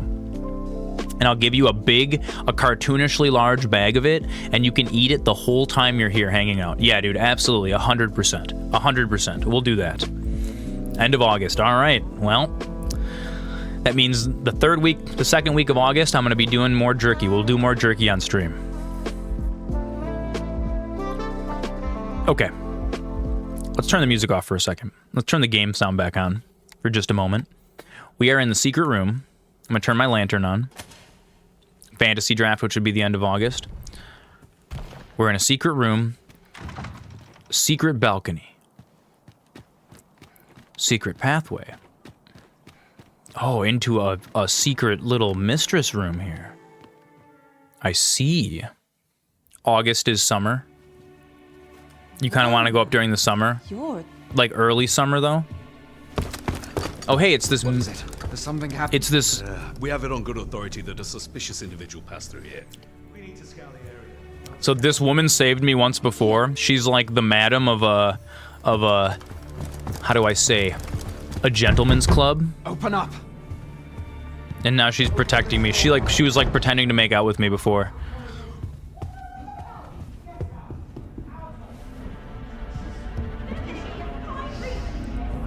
You can also go to the brothel in this game, which I don't know that we're going to be doing on stream. I'm going to save that one for later, for after stream.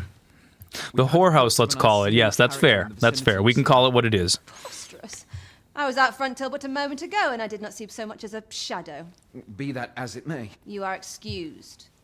Leave this place, ere you invite our noble host's wrath upon yourself. I will summon you if aught is amiss. Dude, she's been saving our ass a bunch this game. And what business have you here? In the nobles' playground. If a game doesn't have it, you ain't playing it. Fair. That's fair. Honestly, dude, there's a bunch of games. Face of someone There's a bunch of games where you can get down and dirty. Would you be looking for Oh, it's a little peephole. Look at that. this? Little sneak hole. Perchance. Are we gonna get to glimpse the false sovereign, you guys? The guy who's masquerading as me? Oh, wow. Oh, yes. Very intimate. Lad who can't handle his cards. Wait, is that Edward Norton from before? It's the king? Your Majesty. It's not Edward Norton, is it? Your Majesty, would you prefer more drink, or shall we find some other way to amuse? She does look like a purveyor of escorts. She does. Let's change things up. I don't sell crack. I'm a prostitute. Oh, I can look around? I cautioned you to keep your drunken revelry in check, lest you forget. Oh, this is the queen that's like setting us up. Of your valor are but a pretense. Oh, he's got the scar on his chest too. Is it fake? No, I do. It's just I get the poison in me and things happen is all. You need only serve as our false king until Sven becomes consul. Till then, however, Don't make the guy feel bad. He's like, oh, you only get to be false king. your role demands a certain degree of dignity. Dude, is that a tattoo? He's like tattooed his chest so it looks the same as mine. What a sneaky boy. Your Majesty. Nay, as you say, I'll go and sober up. That bed is meticulously made. Why not remove yours as well? This is not the masquerade hall. Oh, dude, he's gonna know. And we now find ourselves. He sees me. Look at him. He's looking right at me. Let's say we dispense with such pretenses and speak openly with one another. Lord Phasus. Oh, it's the guy. Oh my god, big reveal. Like we couldn't tell under that mask. That will do. If you're discovered, yours won't be the Here. only head that Wait, rolls. you guys, I got a meme for you. What is your purpose? Quick change. here? Oh, I'm an imposter. Here, wait. I'm the imposter. You guys can't tell who I am, right? Right? You could never see, but you could never tell this was Zoran underneath this tiny little party mask, right? That I bought from Party City. That begs the question.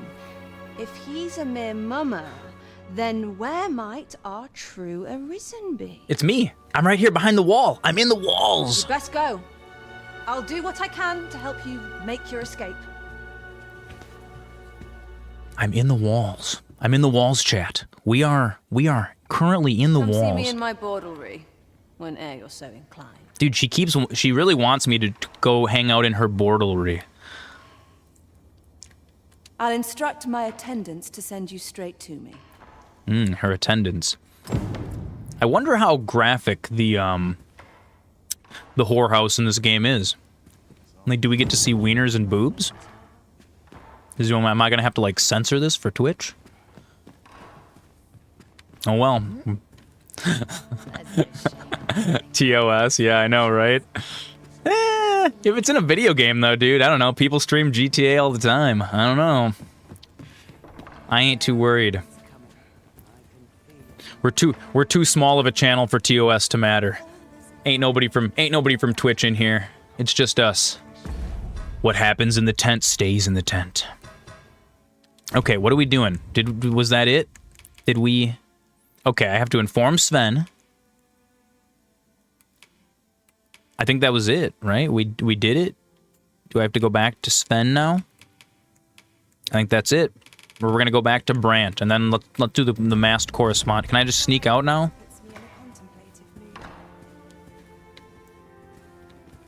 Mayhap I ought to ask around town. Where am I? Oh, I know where I am. Are you Sven? No. Dude, I wonder if... Master, Pray, let me know beforehand if we are to meet somewhere different.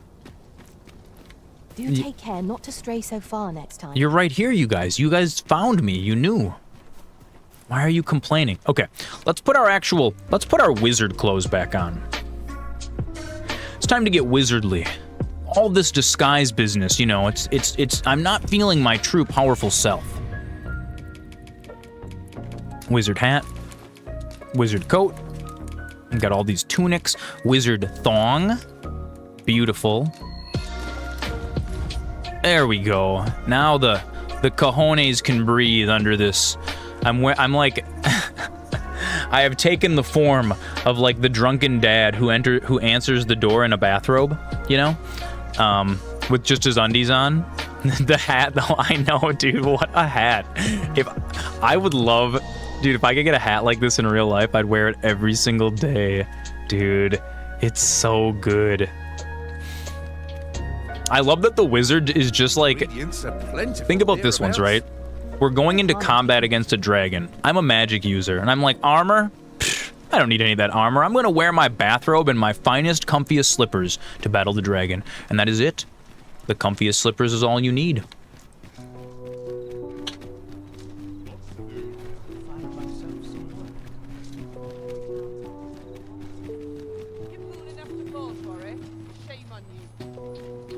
All right, you guys, during the next Jeff Bezos ad break, can take us to new heights. I'm gonna attempt to fix the kitty cam. Excellent find. Because, dude, she is just chilling here. She is living her best life. She's all wrapped up in her blankie. And I gotta fix that. We gotta make that work. I don't understand what's happening.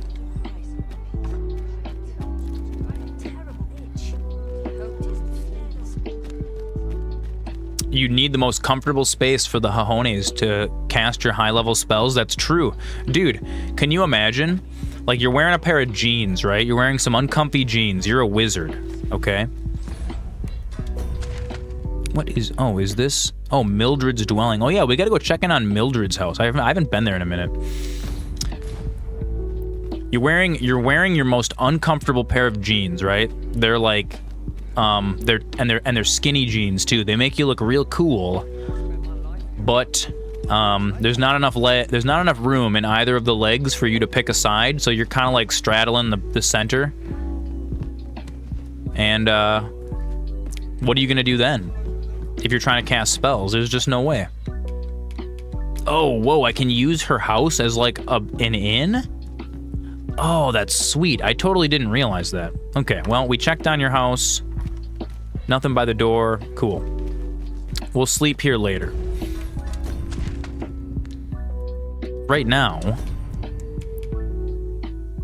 we need... Wearing denim equals -1 to concentration? It does. It does. I think that Sven is only going to be in his room during the day. I don't know where he hangs out at night. I don't know where Daphne hangs out at night either. Dude, I'll be honest with you guys. The only time I've worn pants, like real pants, jeans, in the last 2 months is when me and Comrade Punky went to see Clue at the PAC. That was it, though. I have been wearing pajamas for 2 months straight. And honestly, I think I want to wear pajamas for the rest of my life. Just, you know, I want to be in my Growfit every single day. Gray sweatpants, gray sweater. It's perfect. That's all I want. Dude, if I encounter any job that is like, yo, you can totally show up wearing your jammies, I'm going to be like, yo, I'll be your best employee for the rest of time. Just reaching the pajama age? Yes, absolutely. You work from home, so you live in sweats? Dude, I should get a work from home job. I should do like phone tech support. You've been doing that for decades. I'm glad that you liked Clue, Peep Boss.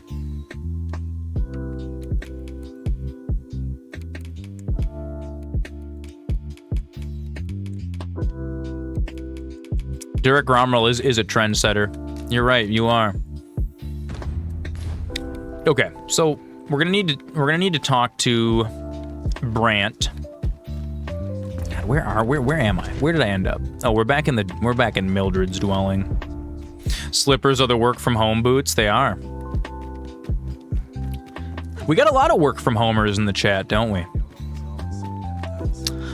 Dude, honestly, when I told my boss, my old boss, that I was gonna just not leave my house for the next 8 months, he's like, oh, that's gonna be really bad for your mental health. And you know what? I'm loving every second of it. I don't know that I ever... The butler was acting his ass off. Oh, dude, he was so good, wasn't he? He did it, dude. He really lived up to play Tim Curry's role spectacularly. I have not... Yeah, dude, I've been... Like, I think if I left my house 5 times a year for the rest of my life, I think I'd be happy with that. I think I could do it. Okay. Let's talk to this guy. There's much we ought to tend to. Yes, If we are to yes. strengthen your majesty's claim. Started leveling a different vocation last night. Went from fighter to warrior that was garbage. Now you love warrior because you can one-shot most things. I need to switch up my vocations. I didn't realize at the start of the game that you were kind of intended to, like, switch them up occasionally and, like, level other ones, because you can bring back the, what are they called? The permanent abilities that, like, your feats or whatever that you can take a couple of. You can, excuse me, mix and match them. What would be the 5 things a year that get me out of my house? Let's see. Comrade Punky going to dinner. Maybe like the occasional adventure with one of my buddies. Christmas, Thanksgiving, going to visit my grandmother. How many vocations are there? There's 4 to start. And then there's some ones that you can unlock later in the game. There's like hybrid classes. You can be like a magic archer. There's fighter and warrior, which are 2 different kinds of melee.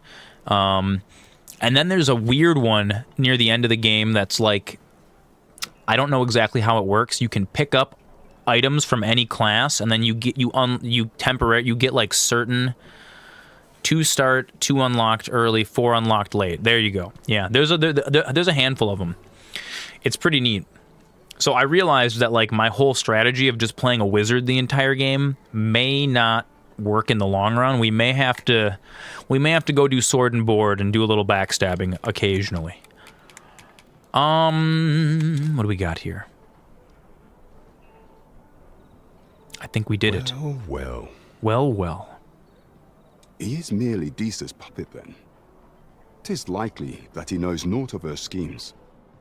Dude, Brant is my boy. This dude, honestly, I would go to hell and back for Brant. Look at him. Look at how, what a handsome man.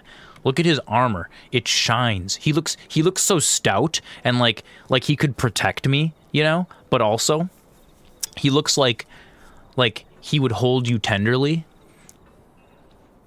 You suggest leveling all to like level 6 or 7 before sticking to 1. I'm probably going to do that. That's actually probably a really good idea.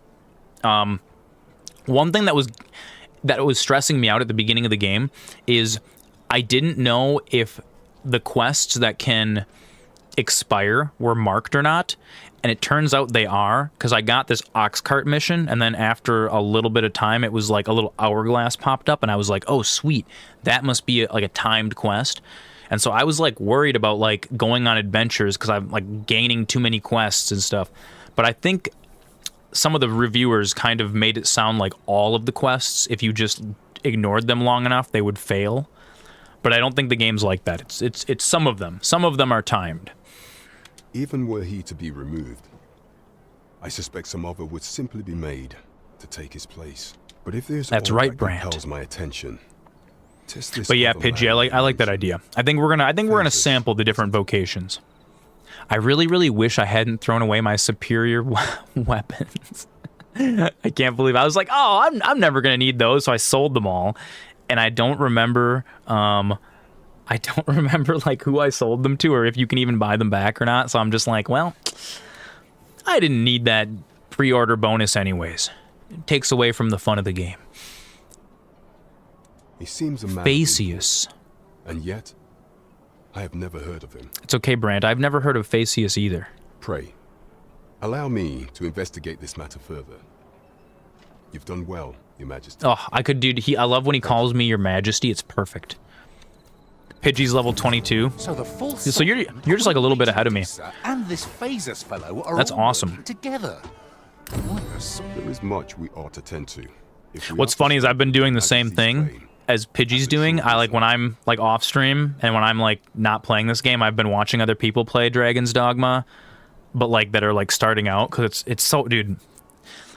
Oh, Flammy Z, I don't know whether to tell you to buy this game or not. I don't know whether you're gonna love it or hate it. You're gonna be. I have a feeling that you're not gonna be wishy-washy on it. You're going to either be like, this is the greatest game. It's 95% as good as Elden Ring, or you're gonna be like, I hate this game. I wasted $70 on it. You've done so much exploring. Oh, that's good to know. That's good to know that you can do that without missing too much. Because I was kind of worried about going on adventures and just like missing the main story, but I like that. I think you know what we're gonna do? We're gonna hold off on the coronation. I have been pursuing all of the channels available to me. For a minute, because the coronation seems like it's like the end of the first major act, and it moves you on to like the next. Would your Majesty be willing to venture to Vermont's eastern? Is there aught else? Yes, yes, I am willing to venture to Vermont's eastern edge. Yeah, Flammy Z, I think what do not forget that we work to serve is specifically similar about like between this game and Elden Ring is like how it encourages exploration. Irenicus, please call me master. He does. He does. My Irenicus is named after the Baldur's Gate. Baldur's Gate 2 Irenicus. I didn't actually remember what Irenicus looked like at all, but for some reason, if I remove this, oh wait, I can't take it off. Can't take his hat off. Hey, take it easy, Pidgey, dude. Thank you so much for the Prime, and dude, welcome to the group. I appreciate you. We'll be streaming every Thursday through Monday, like 5 p.m. to midnight Central Time. Take it easy, dude. We'll see you later.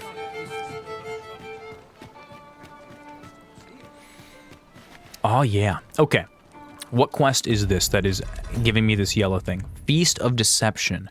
Okay, so we're not going to do this one. What we're going to do the Gift of Giving, because we want to bring Daphne the silver ore. Would be a that is right here in town. Not to make our delivery while we're here. I can't do that in the middle of the night, though, can I? There's no way that it's like a little girl. Is she up? I guess we have to kind of go over to the common quarter anyways. Only pass our burden into the hands that await it. A child would not be awake at this hour, says me, who used to just stay up for days at a time when I was like 12, 13, 14. Dude, when I was like in high school, oh, Moonlight, thank you for the hydration. I needed a little hydration. Oh, Blow Kitty is so cute.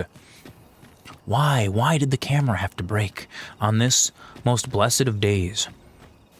Oh, is it you? You're the one that I'm giving the stuff to? I can't find a silver stone anywhere. Look at it, it's a little Gryffindor girl. Any better? You'd like to do a dimensions thing with Lego for D&D, where the party would go to different dimensions that would just be different Lego themes, like fantasy, city, space. Oh, dude, I would totally dungeon master something like that. That sounds like an amazing idea.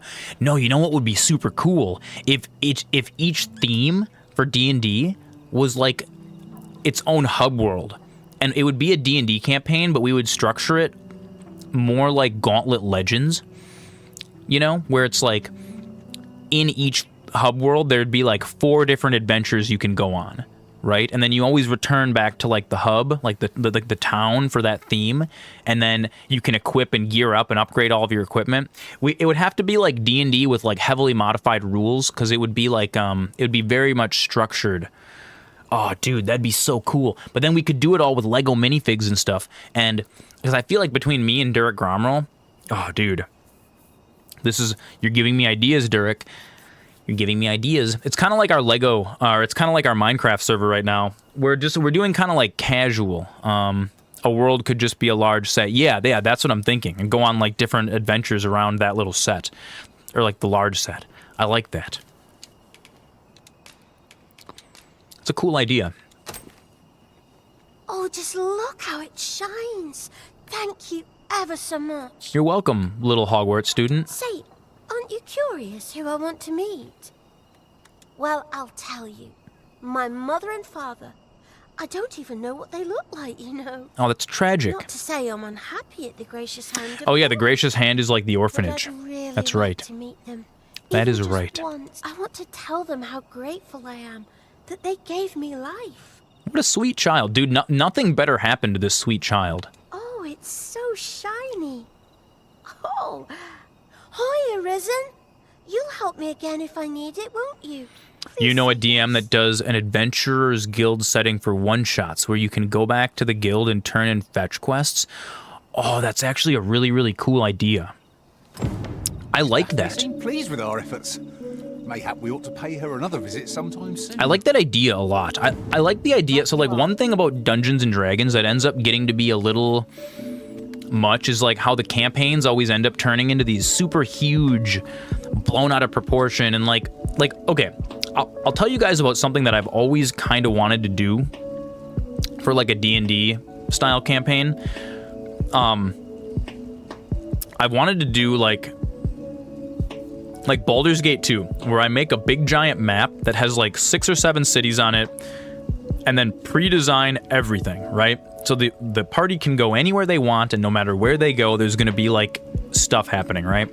Rather than having it like, because I feel like a lot of D&D campaigns, you kind of plan them out a week ahead of time, and it's like, we're going to this town for the day, and you're sort of forced to railroad your players just a little bit, and that's all good and well, but it would take so much effort that you almost couldn't even do that. Like you would need somebody to be the full-time dungeon master. You know what I mean? Pay Daphne another visit in a few days to see how she's getting on. Okay, that's cool. That's cool. We can do that. Jeff Bezos. Oh, hungers. Jeff Bezos. Jeff Bezos is here. This is perfect timing. Perfect. Jeff Bezos. Perfect timing, Jeff Bezos. We're gonna try to fix the kitty cam. We gotta try to fix it. I gotta fix the kitty cam. We're gonna fix it real quick. I know exactly how we're gonna do it. I know exactly how we're gonna fix it. We're just gonna plug it in, we're gonna unplug it and plug it back in. It's just like how when you call tech support, you know, you call tech support and it's like I'm only calling tech support because I've already tried every single thing I can think of. And then they're just like, okay, well, could you please start by rebooting your router? It's just like, bro, I've done that like 100 times or I wouldn't be calling you. I wouldn't even be calling you if rebooting the router was the right answer. Come back to life, stream cam. Oh, it works! Oh, we've done it! We've done it. The kitty. The kitty, everybody. She's like, why are you so excited about me? So yeah, Pete Boss, I'm gonna elaborate on your idea here. Okay. So the kitty is fixed, but this is actually not the kitty cam. The kitty cam is down here. This is just the temporary kitty cam that we added to fix the kitty cam. Okay, flow cam re-enabled, and there's our princess, our mascot. Oh, it broke again. Why does it keep doing this to me? Wow, dude, I think this camera's just scuffed, honestly. I think it's broken. We should just leave that stock image there so you guys can look at what the kitty looked like at one point in time. I know, the music didn't break this time. I know. Okay. One more time. I know how to fix this. I know how to fix this. You know what it is? Flow is frozen in time. I know. It's like we're looking into a crystal ball, and the crystal ball actually doesn't function properly. It's like, you know what? It's like my crystal ball is plugged in using a scuffed cable. There we go. There's the flow cam. She's in the D&D campaign. Oh my god. Dude, Flo has to be in the D&D campaign.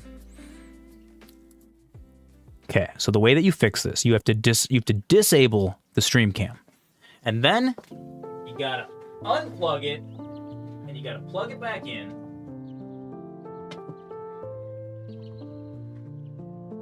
Oh, I know, and see, every time I crawl under my desk, the kitty cat thinks that something really, really fun is going on under there, and then she gets excited. And then we have to lure her back, which is fine. We're just gonna, this is okay. So Zoran fixes the settings. Sometimes this is just what happens on the stream. Okay, flow cam, come back up here, kitty. I got treats for you.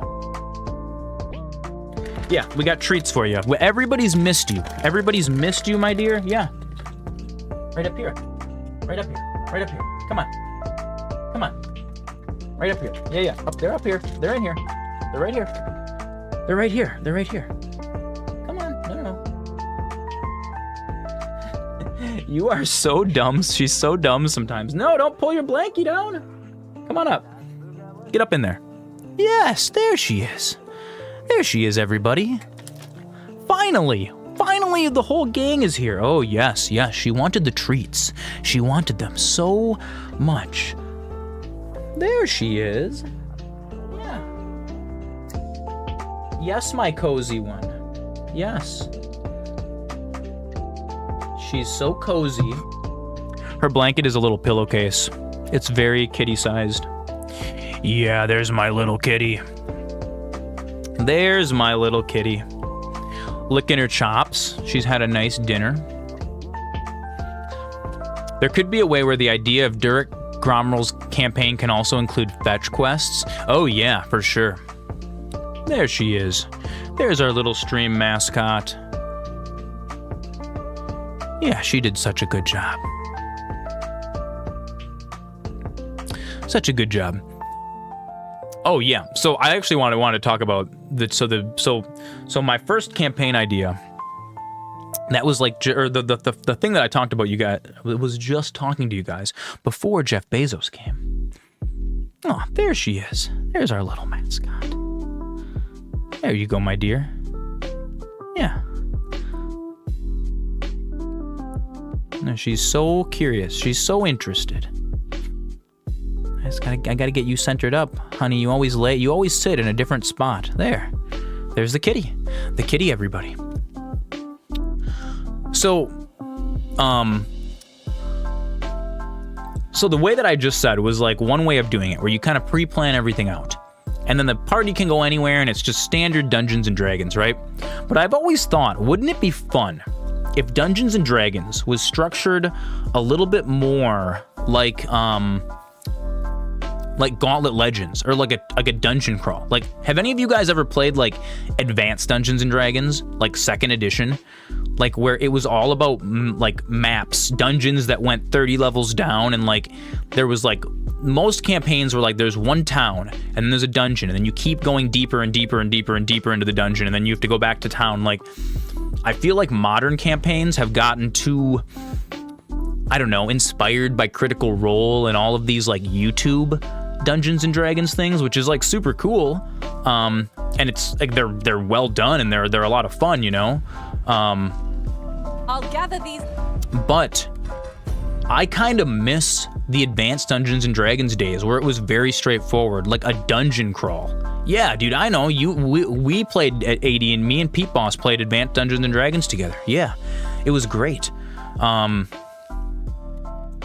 But it'd be kind of neat to have it be like sort of structured like that. Like, okay, like you've moved on to the next zone and you've unlocked the first 4 levels, and like you guys can go to level 3 if you want, but it's going to be a lot harder. Oh, are you searching for the treats? She's looking for her treats. She's like, maybe I can get the treats. Okay, kitty's all done for now. That's okay. You did a really, really great job. Thank you for saying hi to the flow, or hi to the stream flow. Hi to the flow stream. That's okay. We'll turn the kitty off for now. I think we should head here. No, you know what? Okay.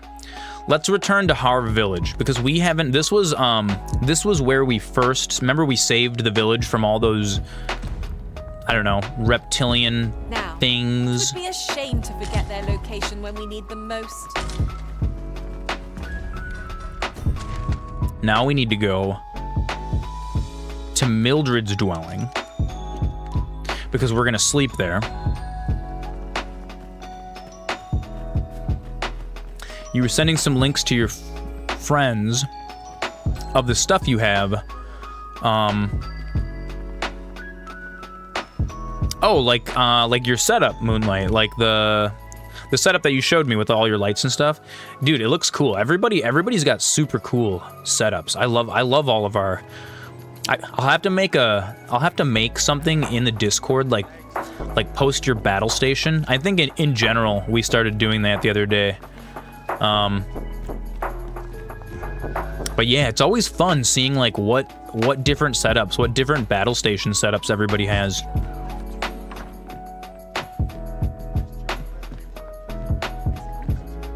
Okay. We're gonna rest until morning. How I've longed to embrace my bedroll.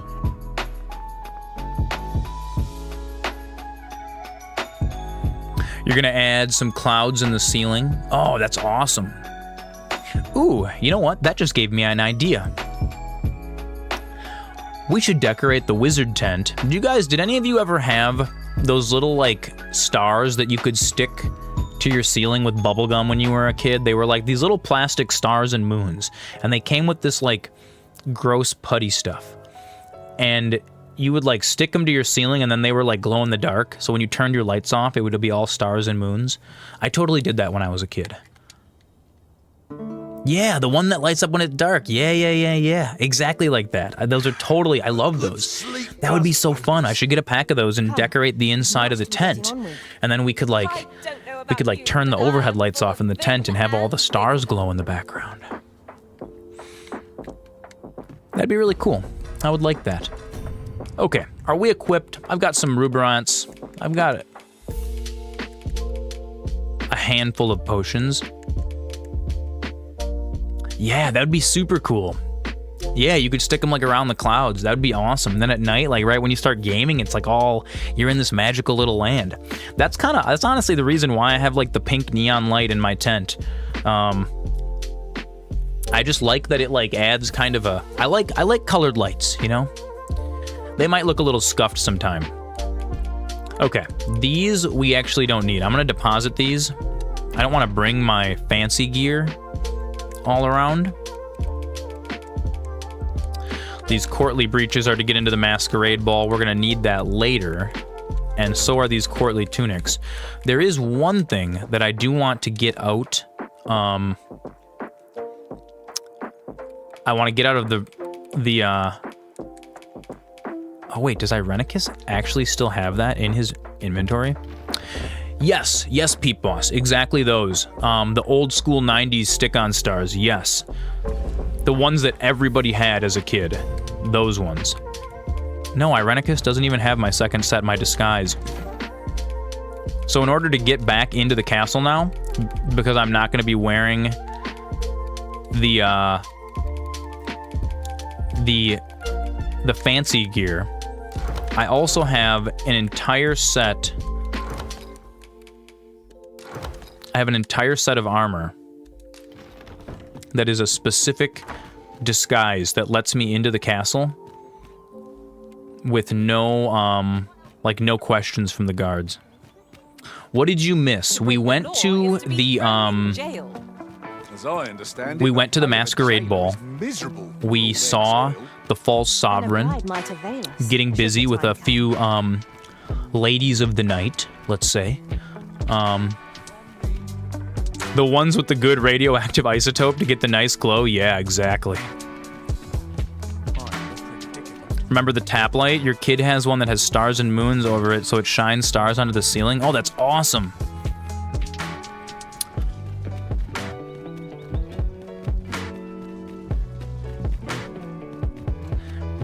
Yeah, so we went up into the castle.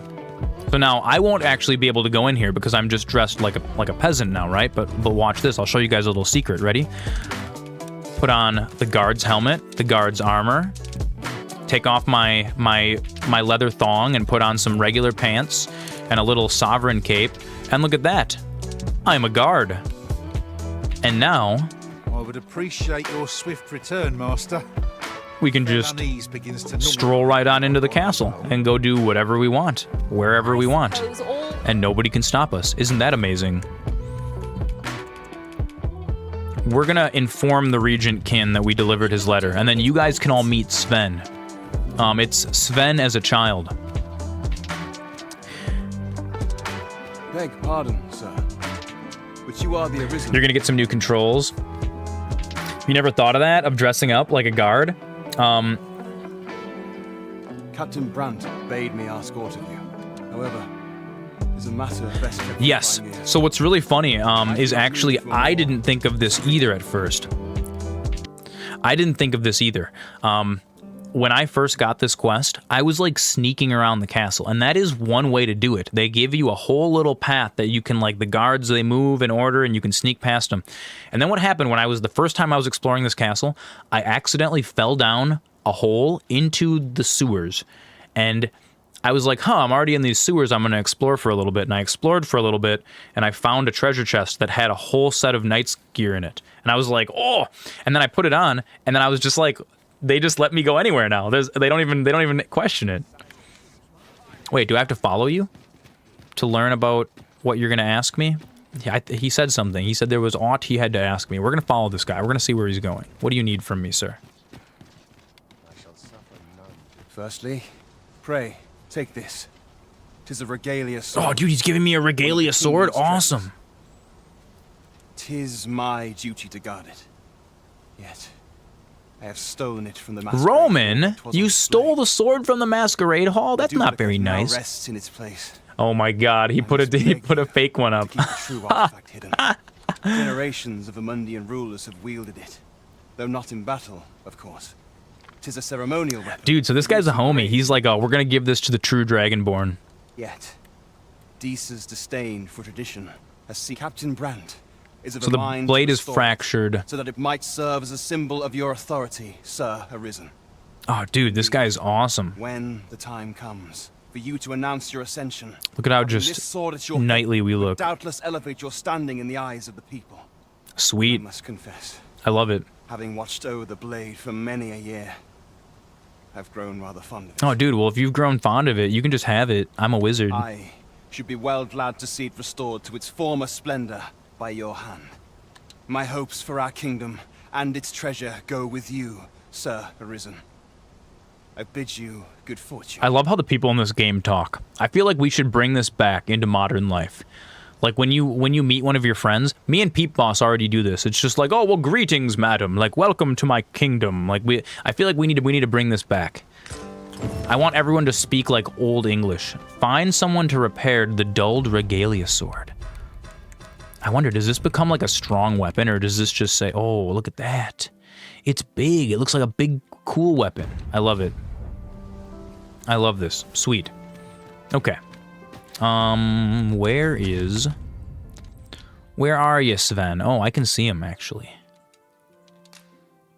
He is right in there. So we're going to head inside, and then we're going to go find his,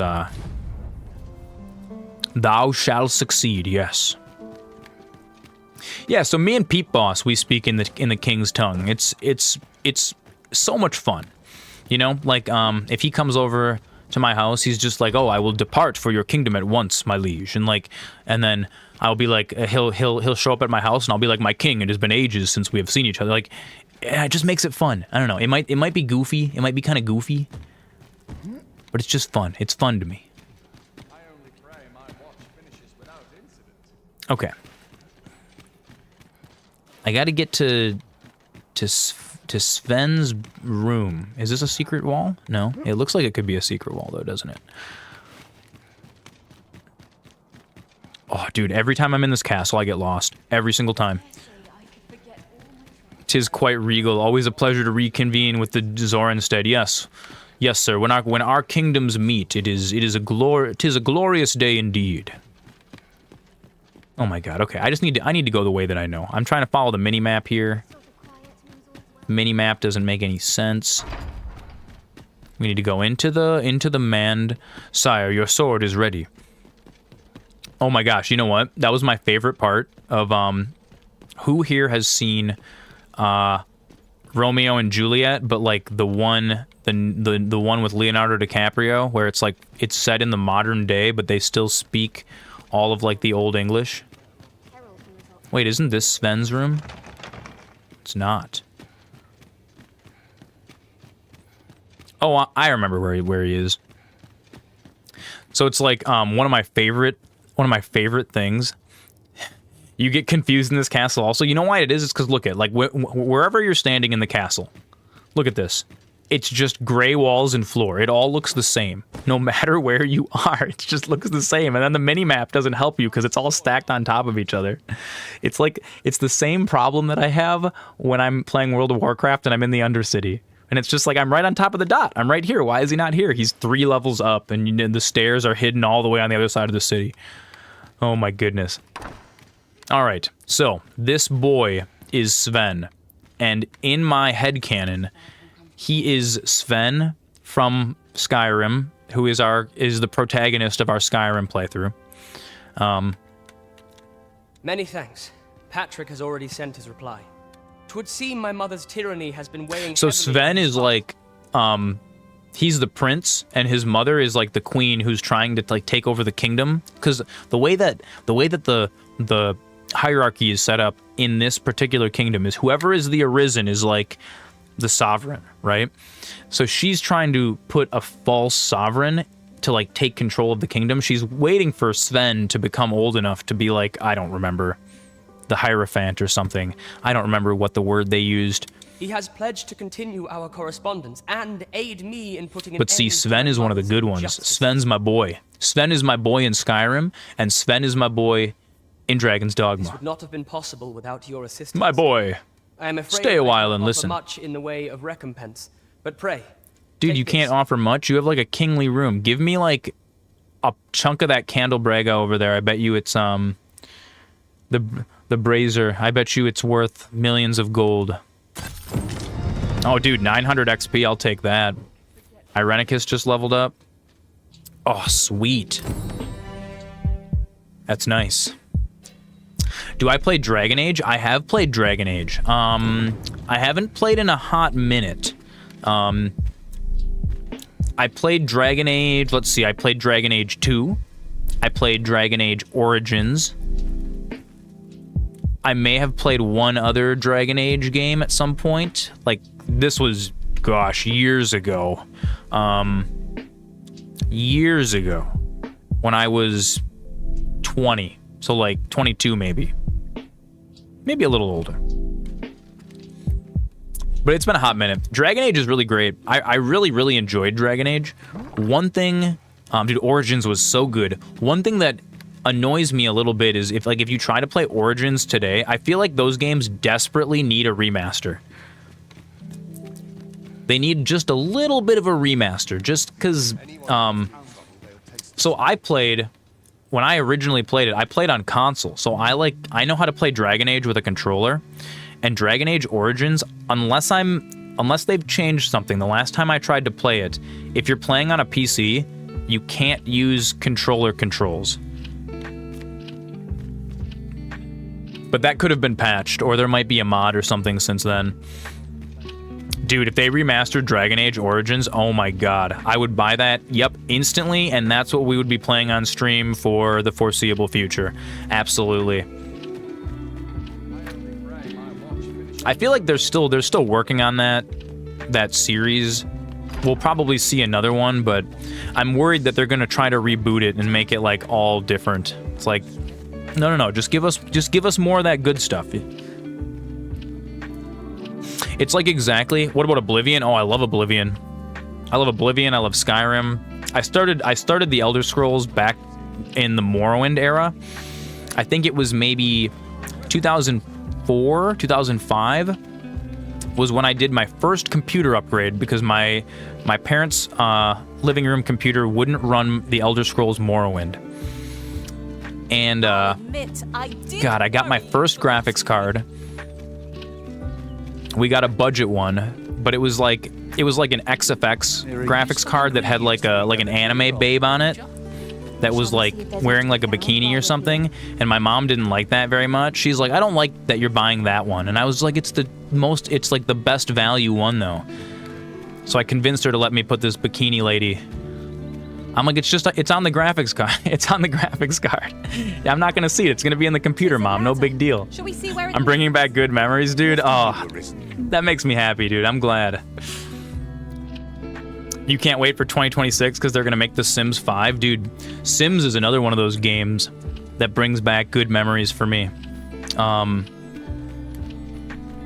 Dude. Okay, and this is going to be kind of weird, and maybe not everyone's going to get this, but in the same vein as The Sims, I used to have this app on my dad's Macintosh. It was called Bob Vila's Home Design, and it was just like, it was a house planning tool. And so I used to play The Sims just to like design my dream house. And then I also would play Bob Vila's Home Design, where it's actually just like a really simplified version of CAD that you can use to lay out if you're actually planning a house out. And dude, we spent probably 30 hours, 40 hours, 50 hours at least.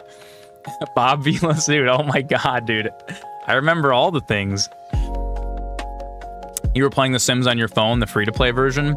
Some of those are actually decent. Pete Boss remembers Bob Vila, dude. Oh my god. It was good. It was so fun. Your brain is gone? Dude, mine too. Mine too. Bob Vila was the Bob Ross of home renovation, dude. He made everything seem so simple. And it was like, oh, it's really easy. All you do is you just disconnect this and beep, boop, boop. And then you try to do it in your own house, right? You're like, oh, I'm going to try to do this. And you unscrew the fixture or whatever. And there's some nightmare back there that the previous owner set up. And you're like, yeah, this isn't standard. None of this is standard. Dude, my favorite thing about doing home repairs as an adult is going to the hardware store and being like, yeah, I watched this tutorial on YouTube, and it told me there should be a quick connect, but here's what mine looks like. And then the guy at the hardware store looks at it and he goes, oh, that's not supposed to be like that. And I'm just like, great, thank you. It's exactly what I wanted. Oh my god. You remember BioShock? Oh, dude, BioShock. So fantastic. So fantastic, dude. I remember the first time like pulling up to the lighthouse. So BioShock 1 was great. BioShock 2 was all right. I didn't get into it as much. I really liked BioShock Infinite, and I feel like some people, that's kind of a little, like, some people don't like BioShock Infinite that much, but like, dude, the first BioShock was real scary for me, like at the time, at the age that I was. Dude, the what were they, the Big Brothers or whatever, the big spooky dudes with the heads and the drill arm, dude? Nope, that was some Silent Hill for me when I was back in the day. The Sims free play. Did I play the DLC for Infinite? Oh my god, Big Daddies, that's what they were. Yes, dude, I did play the DLC for Infinite, and it was so good. It blew my mind. It tied the whole story. I liked it. I liked BioShock Infinite a lot. BioShock Infinite was one of those, dude, those narrative shooters that's just like, kind of reminded me of Half-Life, you know? It's like an adventure, but it's a first-person shooter. Moonlight, you spent $11,000 on your sister's credit card. Oh no, that's too much. Dude, credit cards have like an 18% interest rate. That's no good. It did. The DLC for Infinite did make the whole story make sense. I remember everybody, it made the whole story for all of BioShock make sense. And I remember people were like getting mad because they're like, oh, it was all retconned, and I was just like, nope, it's in there. I liked you know what, BioShock is one that we should play through on stream. We should play through BioShock Infinite on stream. That would be funny. She went to the bank and explained what happened, and the bank made your sister cut up her credit card with scissors, and they told her to make sure you didn't. Dude, that's so funny. Some credit cards are 30% interest? Oh no. That's honestly, it should be illegal. honestly. That should be illegal. Because I feel like compounding interest is not only, it's difficult for people that understand how it works, and they don't teach you that in school. And so, dude, I remember when I had a credit card, it was like 18% interest. Dude, so I have perfect credit. My credit score is like 815 or something like that. My mom worked at a bank. I've always been super meticulous. They totally taught it in high school. They taught us how to balance our checkbook in high school. And maybe they touched on it for like 2 or 3 days out of all of high school. I feel like that should have been a recurring class that you had to take every year. Like, hey, yo, y'all are going to be in the real world soon. This is really important, and there's a reason why we're making you learn it 4 times. Dude, I remember when I had my first credit card, my very first one, I was trying to be a big shot, like, DJ music producer, right? And so I was like, oh, I got wrapped up in that classic conundrum that most DJs and music producers get wrapped up in. I need more gear. I need more stuff, you know? You remember they had cooking classes in high school? Yeah, I had a cooking class. I had a couple of them. I took the home ec classes. They weren't very good cooking classes either. They didn't really teach you how to cook. They taught you how to, like, bake a cake. At least the one at my high school was anyways. It wasn't very good.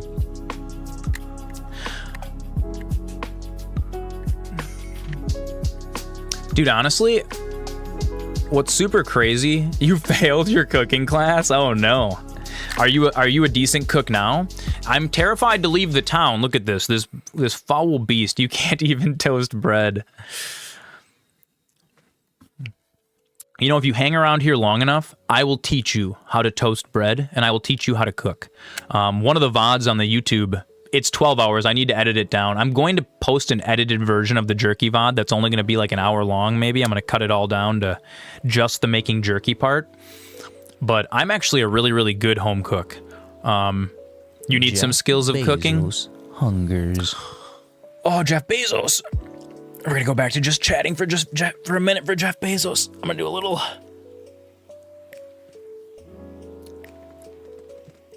You know, we should do... You know what we should do? Thank you, Moonlight. I need some extra stretches. Oh! I laid on the couch. I didn't move off my couch yesterday because I had that headache. And, Oh, yeah. HelloFresh taught you how to cook. That's actually a pretty decent part of HelloFresh, is that they do set them up so that they're not just like dump recipes. You actually have to go through the recipe. It was hot by you today? Oh man, it was like shitty rain by us. It's cold out. I think my car still has snow on it, actually, unfortunately. Pete Boss has become a pretty damn cook. You're making your own house-made soups and stuff. Oh, that's amazing, dude. That's amazing. You know what we should do in here? This is what I want to do. One of these days, and we might not, like, I know normally I was saving these kinds of things for like the in Louisiana it's warm right now. Dude, right now it's the weather is becoming unpredictable. You need to learn how to boil an egg. I can teach you that too, Moonlight. You know what we should do one of these days? Maybe we'll do it on like a Sunday or something. We should just do a learn to cook stream, and I'll do it in just chatting, and we'll do that for the night. Because normally we would do those for like big events, like when it's like we hit our 200 followers on Twitch. That was super duper cool. Oh, that's okay. Thanks for stopping by, G-Tater. You're playing Wii Sports with the family. Oh, that sounds so fun. That's awesome, dude. You go have fun with your family. Make some amazing memories. Oh, thank you so much for contributing your channel points towards our goal, G-Tater. I really appreciate that.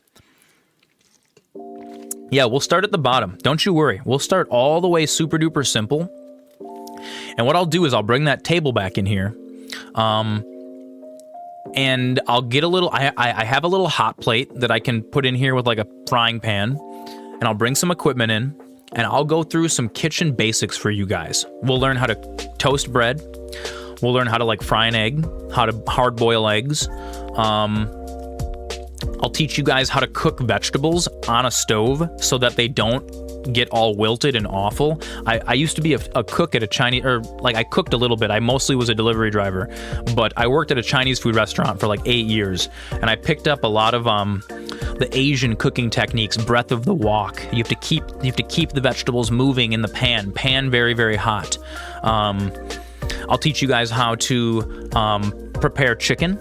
I'll teach you guys how to make sauces. Oh yeah, dude, you'll be cooking at home in no time. You're spoiled. Your wife does everything for you, and that's okay. In my family, both of my parents have always been good cooks, but I feel like my dad cooked a lot too, and I kind of picked that up. I do the cooking in my household. Comrade Punky is the spoiled one. Sometimes I'm really lazy though. She comes home and it's like 3 a.m. and I'm like, she's like, make dinner for me, and I'm like, no, cereal for dinner, like hot dog for dinner tonight. You know how to make ramen?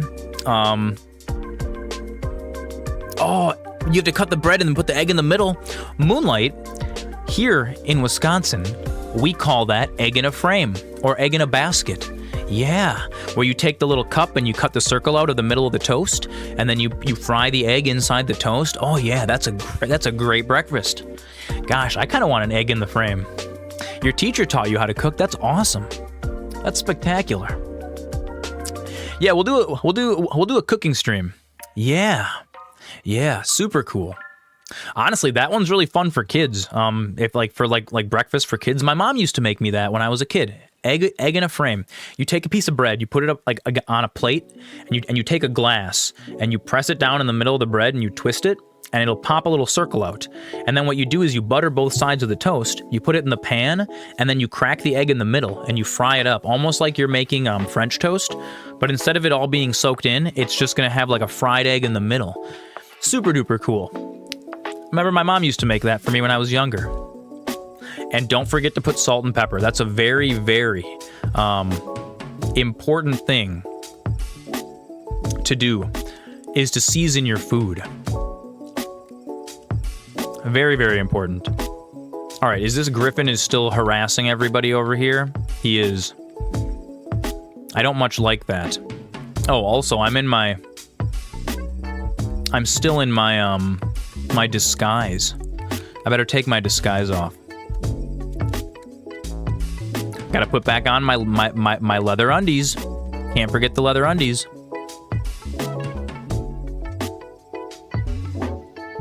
You've seen people where people don't know how to season their food. They put too much or too little. It does depend on how you want to season your food. I'm generally a fan of like pretty light seasoning, but it really depends on how you're cooking the food. If you're going to like cook protein, if you're gonna like fry chicken, a lot of the seasoning, if you're gonna season it before you cook it, a lot of the seasoning falls off. So you want to over season protein when you do it. You lived in New York for 2 years and the food was terrible there. That doesn't surprise me.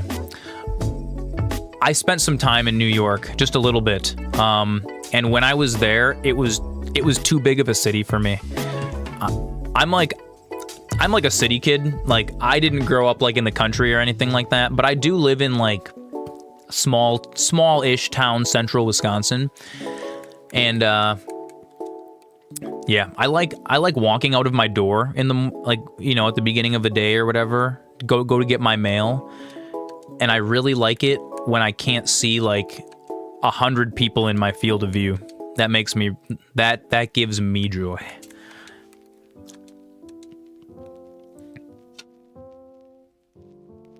Your mom knows how to cook? Isn't mom's cooking the best? Your aunt didn't know how to cook. That's amazing. Dude, moms are the best. I learned a lot of really great cooking from my mother. My mother and my grandmother. Actually, what's funny is my hands look kind of like my grandma's hands now that I've grown up a bit. We have like the same like knuckles and like finger length and stuff. And so I have a distinct memory of being a little kid and watching my grandma, Faye, cutting up like carrots, like to make, because she would always cook us like kaduffels and klaiss, potatoes and dumplings, German style. She would make all kinds of good stuff. Your mom can literally make crap on a plate. It'll still taste awesome. Absolutely, dude. Anything, dude. If my mom heated me up a Pop-Tart, it's like something about your mother's love is just, it warms the food extra.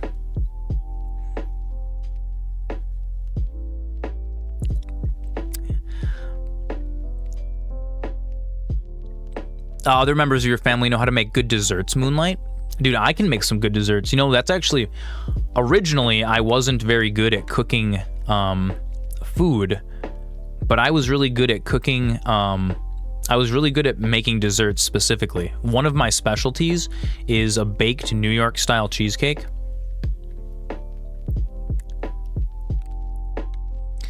Which is, it's sort of technical. It's sort of a bit of a technical one. Oh, dude, I really hope this guy does not aggro to me. I'm trying to run past.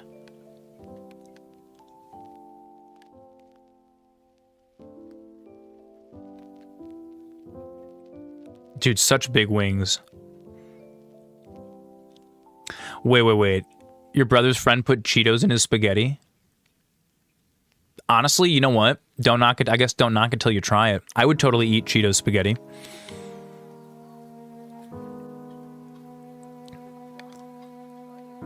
All right, so what we are going to do I play Dark Souls? A little bit. I tried to play Dark Souls a bunch of times.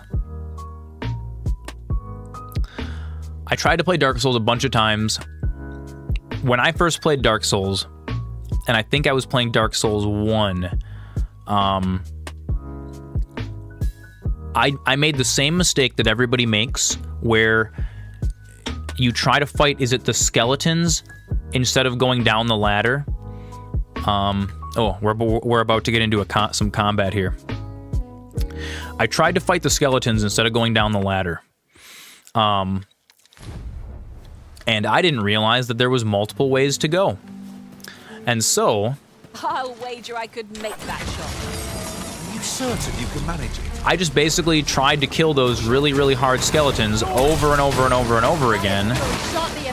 Like a million times. Oh, I don't have my fire spell. The first boss you have to run past. Maybe I'm thinking of Dark Souls 3. I don't know. Whichever one, like... So after the first boss... You know, I just realized I have my ice spell equipped because I was fighting a dragon and I totally did not put fire on. Can we change our... You know what? I'm just gonna get by with the ice spell for now. We can make it work. What is it? It's not this. Is it 3 where you jump down on the demon? Yeah. Maybe I played 3 first. I can, should it please you. I think you're right. I think Dark Souls 3 was the first one that I tried playing, and at first I thought it's just not a game for me. I was like, it's way too hard. My aim is true. I didn't think that I could play it. You know, the whole dodge rolling thing was like way beyond my abilities. Well, it's clear the two of you know what you're doing. And then I played Elden Ring. And Elden Ring changed everything. Elden Ring was the first FromSoft game that my brain like clicked with. Like, I got it. I'm like, I understand how to play now. And then since then, I've gone back and played Dark Souls 1 through 3 and really, really enjoyed them. And I've actually been playing other FromSoft games like Armored Core that came out after Elden Ring. You had 231 hours on your first playthrough. That does not surprise me at all. That is most fortuitous. Let us utilize our individual... You compulsively play Souls games with no health doing parry builds. You know, that's actually what I've started to do. I'm learning how to do the parrying. My Souls / Elden Ring build is always heavy armor, biggest possible sword. And then just toe-to-toe. Go toe-to-toe with the bosses, doing, like, heavy roll. That's it. That's my favorite way to play. And you really feel like you're like a warrior, you know? New sights. if we can reach it. Oh god, dude, there's all these just giant, crazy things terrorizing this entire world.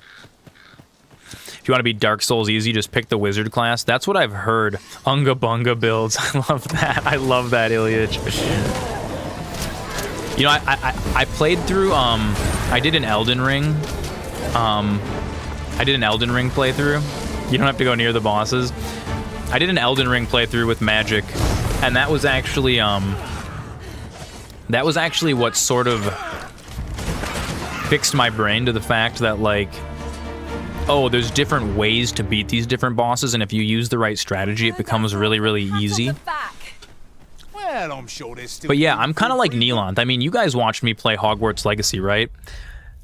Dude, I will absolutely do what Neelanth does. So me and Neelanth are very similar in that regard, where I will just be like, here's the starting gear. I've got 3 potions. We're gonna conquer this boss no matter what. Okay, we don't want to take this road. This goes back to town. We want to take... Wow, did I really just go all the way out here and all the way around when I could have just gone out the town a different way? I am smart. I promise you guys, I'm not dumb. Yeah, Elden Ring is definitely about patience. It's about finding an opening. The creature's caught. But you can, dude, you can break Elden Ring or Dark Souls wide open if you're willing to experiment a little bit. Is Hogwarts Legacy good? It is pretty damn good. It has a much more complicated combat than you would initially expect, considering it's like a Harry Potter game. If you're a fan of the wizarding world, there's a lot of fun stuff going on in there. It feels like the combat and the way that the game plays almost kind of reminds me of like the Batman games or like Assassin's Creed or like Spider-Man. That same style of like, there's a main storyline, but there's a bunch of missions you can do and a bunch of things you can find. What my one gripe with Hogwarts Legacy is I feel like the itemization is a little bit. It's not quite as complicated as I personally wanted it to be, but it's not bad by any means. It's passable. It does the job. Like, all in all, do I think it's worth it? I think it's totally worth it. I think if you're not a Harry Potter fan, though, I think there's a lot of fan service in that game. So, like, a forgotten riftstone as its own thing. Nearby. This way. If you're not a Harry Potter fan, I probably wouldn't recommend it. But if you're like a fan of Wizarding World at all, I shall fly to your aid, Master. Definitely do it. Oh, dude, did she just give me a healing item? Perhaps 'tis best to live and let live. Dude, this pig is going aggro on me. Oh my goodness. Oh, the pig is aggro. Why is it so aggro?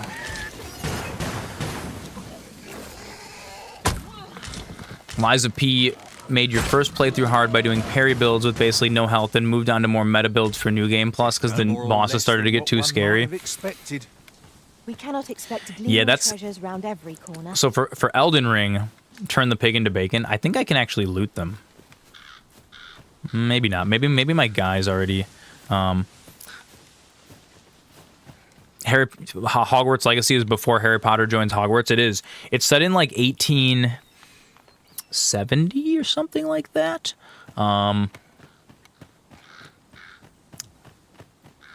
Hogwarts Legacy is super cool. We are going to be doing another Hogwarts Legacy playthrough on this channel because I feel like we didn't explore enough of it.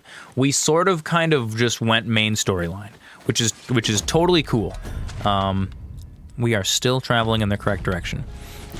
Profitable endeavor. I would like to explore the game world a little bit more on a second playthrough, and what I really want to do for like a secondary playthrough is I would like to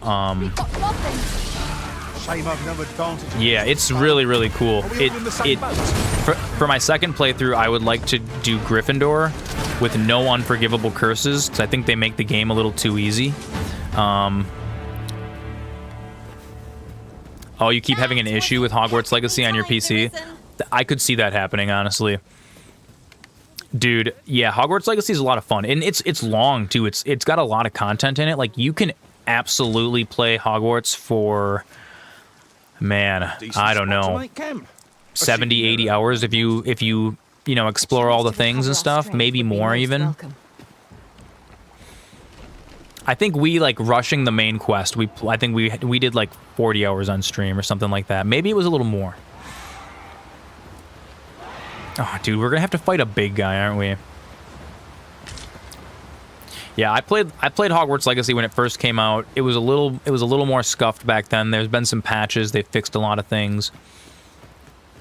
It's super cool. And then there's going to be more of them because they actually made a pretty decent amount of money off of that game. So there's gonna be sequels.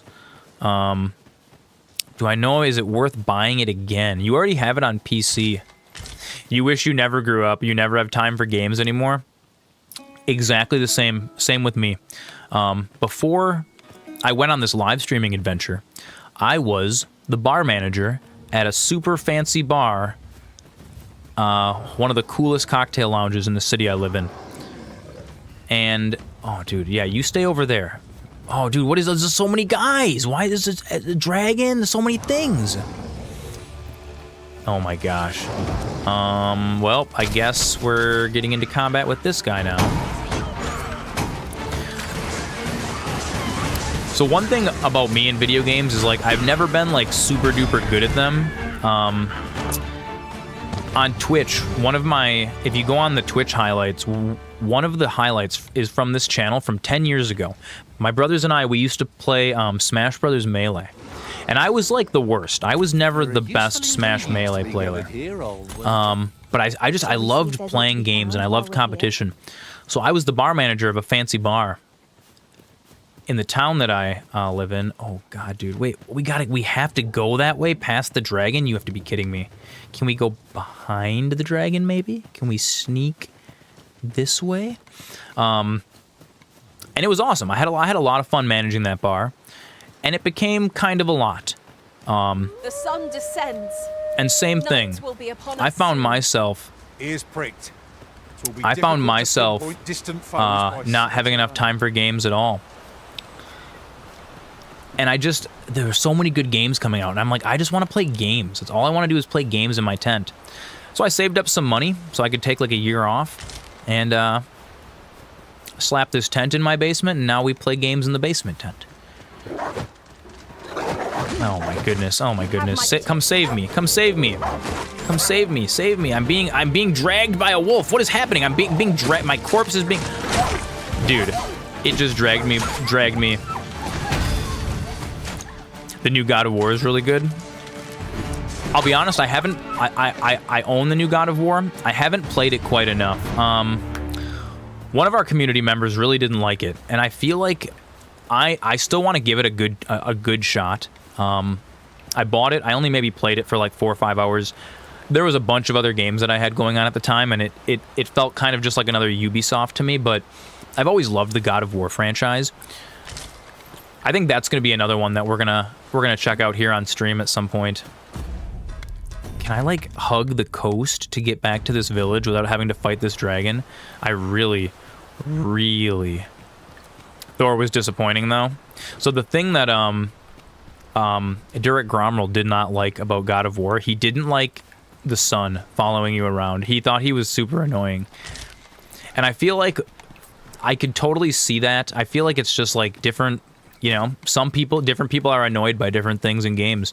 For me personally, I will return a game on Steam immediately if the control scheme is bad. Like, I'm a huge controls guy. Like, when I move my mouse around on the screen, I want that to be nice and tight, you know? Every once in a while, you play a game where it feels like it was like a Unity knockoff, and like it's... You did Moonlight. Moonlight, you are a VIP. Yes. So I go through and I update that about once a week. And before, we only had 10 VIP slots. Well, something happened. We reached a milestone. I think we got over 10 people chatting at once in the channel. And I unlocked 20 more VIP slots. So I was like, kind of going through, and I was like, who's in our channel all the time? Who else can I give VIP to? Boom, Moonlight. You were right at the top of that list. And as our community grows and changes and modifies and gets bigger, we'll have more VIP slots, and I'll be handing out more VIP slots to people. VIP spot, it's just so the VIPs are through Twitch. It's just something that I hand out to people that are super active community members. There's a few of our community members who are just like, they're always in here. They chat a lot. Excellent. Yeah, I'll stop by your stream soon. But Let me be the one I to am collect it. right now. I'm working on more things for YouTube. So one thing I just got set up on Twitch was like bash commands, like the exclamation marks and stuff. So you can do exclamation mark lurk. We've got a Discord. Sir Arisen, thank heavens you've come. Saurians have claimed Dude, the I village saved yet you guys again. twice now, and you just keep getting reinvaded. They can't build their village back up because every time I come here, they're just like, "Oh help! We've been invaded again." Looks like we're gonna have to fight more Saurians. But I'm going to work on it this week. Actually, I want to do more integration with YouTube because YouTube we're multi-streaming on YouTube and Twitch. YouTube kind of got pushed a little bit to the wayside because you kind of have to focus on setting things up like individually. They're completely separate. So I got all these Twitch things set up through Just when almost all of the villagers had through my streamer bot, which is the bot that I use to control everything. And I just figured out how to do it on YouTube now. So we're going to tie our communities together. And one thing that's super neat, I'm going to go ahead, I'm going to dump our social medias. I was not on yesterday, no. I was playing Minecraft on the server with everybody a little bit, but no, we didn't stream yesterday. I woke up with a super huge headache. How many times do I stream a week? I stream 5 times a week. It's Thursday through Monday, 5 p.m. to midnight Central Time. So all weekend long, basically, like from dinner time to bedtime, basically. Kind of like a fun little evening show on the weekends. And then on Saturdays, we all play Minecraft together on this little server that I run. It's very, very fun. But so what's going to happen is very, very soon, what I'm going to do is I'm going to type out. So right now, all my integrations. That's okay, Wolf. I'm sorry. I sent I sent a message to the Discord, and I was like, I didn't know how many people were gonna check it, so I sent you a DM specifically just to let you know I was taking the day off. But it was cool. We just kind of you go to work 5 a.m. every day besides Sunday, and that's kind of why. Well, you might be in a different time zone than we are too. The reason that I do like the 5 p.m. to midnight stream is because like some people catch it earlier and they have to go to bed early. Some people work late and then they tune in at 9. Oh no, nothing bad. Nothing bad happened, Wolf. It was just a headache. Sometimes I get struck with these random headaches. I do appreciate. I appreciate you reaching out to me, my friend. You live in Missouri. We're up in Wisconsin here. I know Missouri is.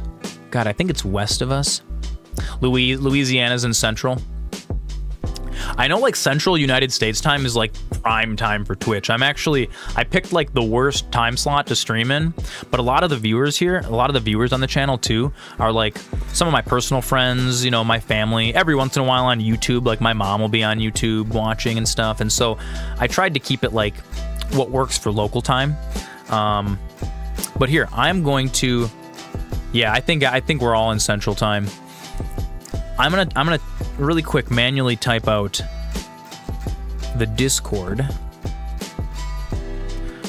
and I will set this up so that I can actually do this without having to take too much time away from the stream in a second. Or I mean, Tuesday and Wednesday this week when I'm off, I'm gonna set some of this stuff up. Here's a link to our Discord. No, Wolf, I think we're in the same time zone. So there's a link to the Discord. We do... Oh, that's the wrong one. We do all of our, like... announcements in there. If I'm gonna take a day off from my normally scheduled stream time, I think I have all of the schedule stuff set up on Twitch. So what I'm gonna do in the next couple days, I'm gonna go over to YouTube and we're gonna get a little blurb set up that has our updated schedule on there, and we're gonna get all of our bash commands set up. And then one other thing that I wanted to set up that's coming in the next week or two is we're going to have a channel on the Discord. You're not going to be able to reply to it, and it's not going to have message history turned on. But if you join that channel, you'll be able to see chat from both YouTube and from Twitch in one place, which is kind of neat. You really enjoy how I sit and talk with you, dude. I feel like that's what makes it so fun for me, honestly. Like, the reason why I even want to live stream at all is to hang out with friends, you know? Like, and now you're hanging out here. Now we're friends. Look at that. Boom. We just became best friends, just like that. It's beautiful. But yeah, we've been getting a lot more people in our YouTube community too. The most of us are on Twitch, but the YouTube community's been growing, and so now I got to go do a little bit of I got to go give a little bit of love to the YouTube community. And actually, because we're multi-streaming, that's why you'll notice that my little dancing self pops up in the corner of the screen with the ad sign. That is to let us know that Twitch is currently on ads, because sometimes like YouTube runs their ads whenever, and some people don't get ads at all on YouTube. And one thing when we first started streaming that was kind of a bummer was we would be having discussions or in the middle of a game, and then some people would go to ads and they would miss like 2 minutes of like the conversation. So what we started doing is something that I picked up from Pirate Software's channel is just to stop the stream and, you know, take a minute. I try to sync up bathroom breaks for the ad breaks. That way we can kind of keep everybody together. I like to keep everybody together. I'm a good person to bounce ideas off and get advice from. Dude, that's what I've been doing my whole life. Thank you, Wolf. That really means a lot. That's really, really kind of you to say. Thank you, dude. I really, really appreciate that. And yeah, sometimes we get distracted. Sometimes we might get distracted from playing the game for a half an hour. That's kind of how I am in real life. You know, that's that's kind of what happens in real life when I'm gaming and hanging out with friends. You know, sometimes we go on little tangents and we get distracted. Another thing that I love to do is I love to do tech support. I love to help people figure out computer stuff.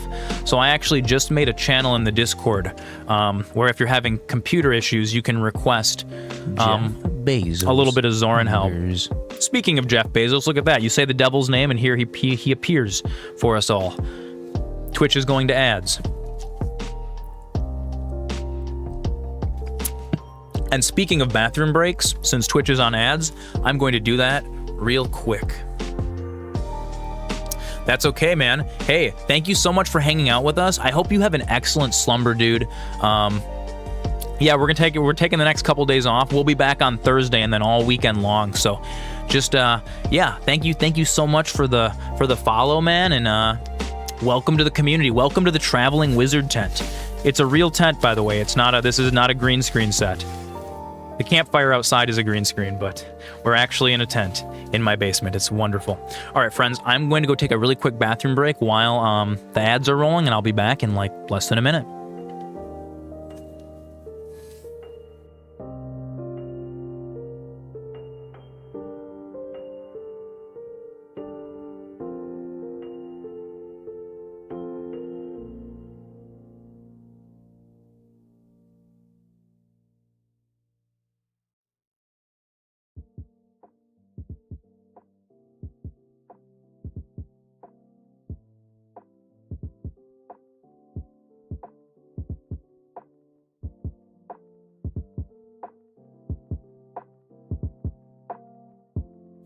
Jeff's gone.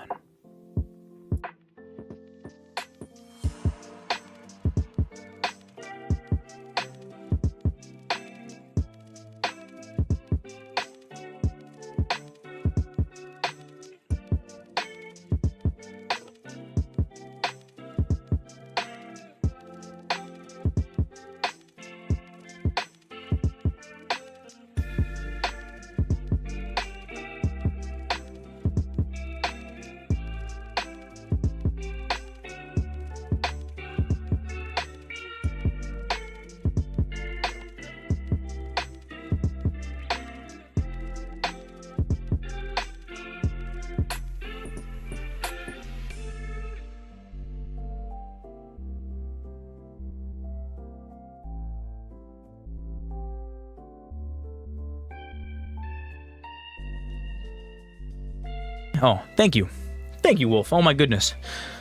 I would have I would have told that whole big story and nobody would have heard it. Let's rewind. And I came in here and I said, sometimes you'll go and talk to yourself for like an hour or two. And I said, Wolf, I do that exact same thing.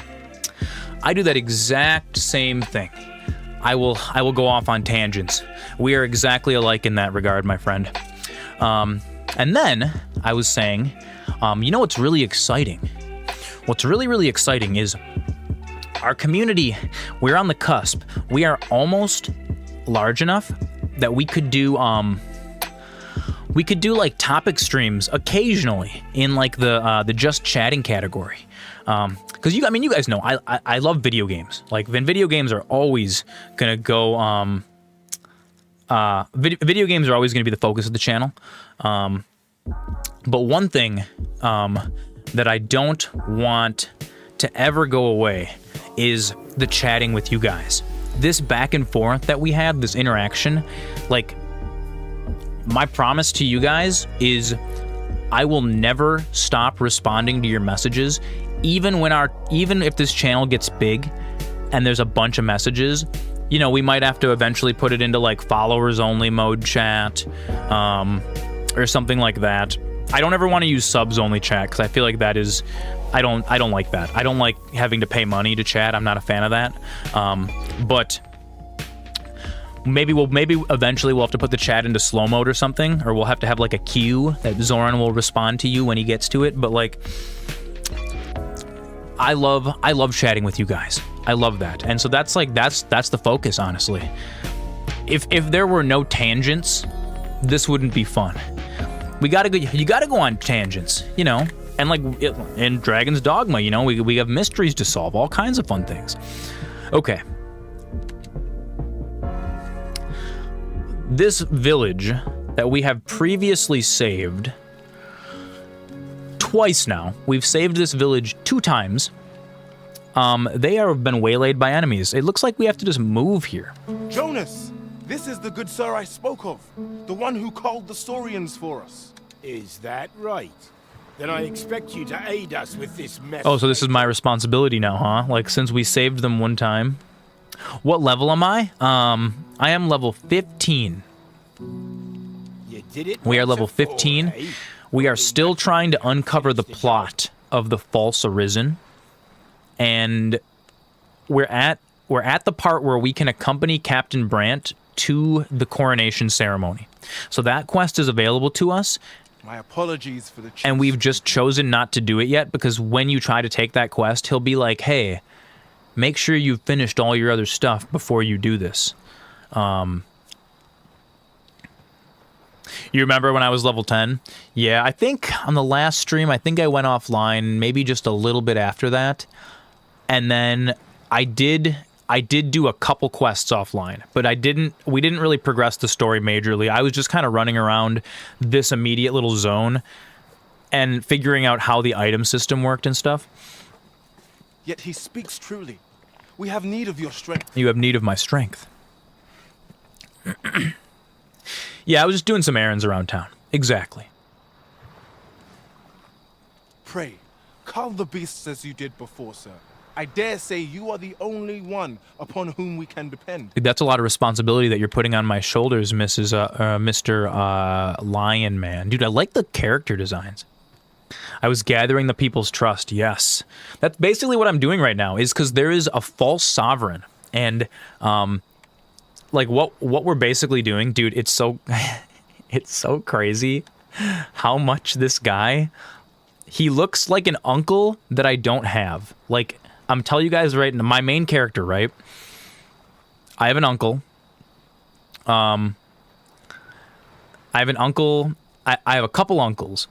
And if I were to have, like, a third uncle from the Zoran family, or, like, a fourth additional uncle that we never met, he would look like this guy.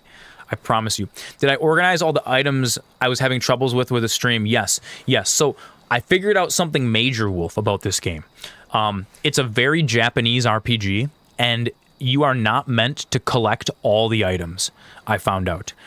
Trying to collect all the items or trying to keep, because what I was doing is I was like, oh, there's all these different status effects. Well, I better have one of each potion in my inventory, and then I've got to have all these healing items and stuff.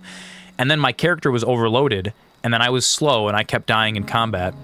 And that's not how you're supposed to play. What you're supposed to do is kind of like, if any of you have ever played Monster Hunter, there's a bajillion items to collect, but 99% of the time you don't need any of them, so you just throw all of them into your stash back at town, and then you only take out a couple items for each adventure, basically. And I didn't quite understand that when I was playing last time, and I was trying to figure out how to like organize all of it and whatever, and I found out that two things are true. One, almost every single item in this game is useful for something. So selling like your bulk junk is not necessarily a good idea. I learned that, unfortunately, after I sold all of my DLC items that were like for other vocations. And the second thing I learned is that you're supposed to switch your vocations up early. Our new friend Sparrow was actually telling us that too. He said like, yo, you should level all your vocations to level like 5 or 6 or 6 or 7, because then what you unlock, I'll show you guys what it is. Saurians are no more, I see. Oh wait, what? Whoa, wait. I did nothing. I did not fight any Saurians. Wait. Were those the Saurians that we fought on the road on the way here? Is that the Saurians you were talking about? We just did a little sequence break there, chat. I'm still a wizard. I'm still a wizard or a mage vocation. Senpai noticed me. Exactly, dude. He's just like, oh, hey, like you can help us. Like, oh, wait, never mind. It's already done. It's twice you've come to our rescue now. It's 3 times I've come to your rescue, Fiorian. Get it right. It's 3 times.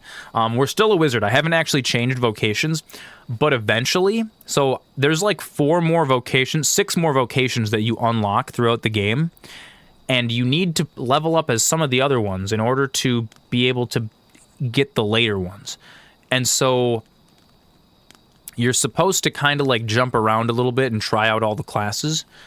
So maybe what we'll do is in a little bit here, we will try out a new class, because I'm really curious about like thief or warrior. I wanna grapple with some beasts and stab them. I think that'd be fun. You're more than a friend to Harv Village, Sir Arisen. You are a hero. I am a hero. Truly, we cannot. Wait, what's happening? Here he is. I found our troublemaker. Wait. He sounded like he was. I think that's what you do. Yeah, Wolf. I think what you do is you're supposed to like, so when you level up your vocation to a certain level, it unlocks like kind of like talents that you can permanently apply to your character. And then even like, so if like I played as mage up to like level 15, right? If I went and became a warrior right now, I would have some mage talents that are still unlocked that would apply to me as a warrior, which is kind of cool. So if you do all the vocations and then you go back to your original one will be a lot stronger. Jonas, what is the meaning of this? Okay, there's some drama going on in this town. What's happening here? This blasted beastren went and ventured into Stormwind Cave. Stormwind Cave? Is that like Stormwind Castle? It's always an active ability, yes. MasterZoran, something has changed. What has changed? Oh, it's it's Neelanth. Neelanth. Did anyone else notice the change? Brother, you got your old account back. I see. It's a monumentous occasion.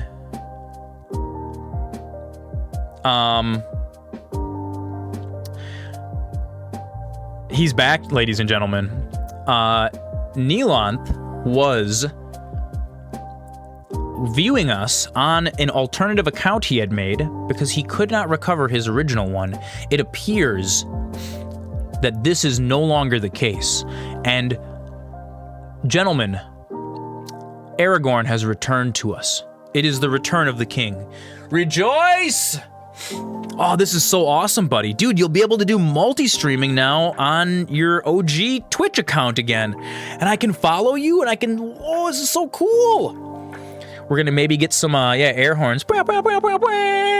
Dude, we might get some, So it was Neelanth. So he, so this is his original account. He just had to replace the A with the I because he lost the ability to log into it. Oh, that's so cool, dude. Dude, that's so cool. That makes me super duper happy. I didn't even I didn't notice it at first, and then I'm just like, wait a second. Bro, that's awesome. So you took the time to deal with customer support, I see.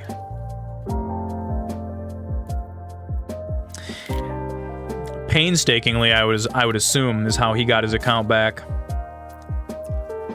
That's amazing. Dude, I guess we're adventuring into Stormwind Cave now. And none are to tread there, but he just had to poke his nose where it didn't belong. So what you're telling me, Neelanth, is there is hope for me to get my Amazon affiliate account in order.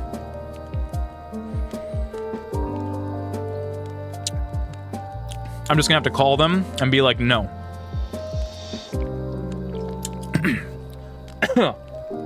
They always do this thing. Why couldn't he originally use the account? Wolf, I think he forgot, or I think it was like a two-factor authentication issue or something.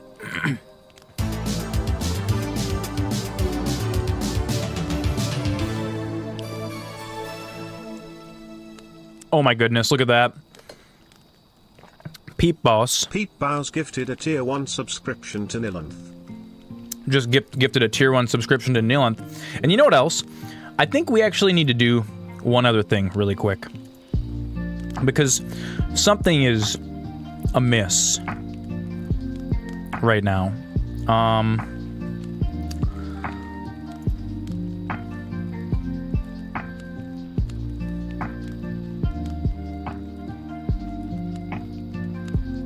There we go. All right, how does that feel? Neelanth, do you feel like you're whole again? I've returned your VIP status, my lord.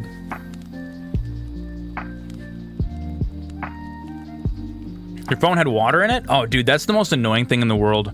When my phone, dude, my phone will get, it'll be like, oh, we detected water in your charging port. And so I'm gonna tell you guys a secret, right? Sometimes I use my phone in the shower. Like the other day, I was messaging Flammy Z, but I had already started the shower, and I like wanted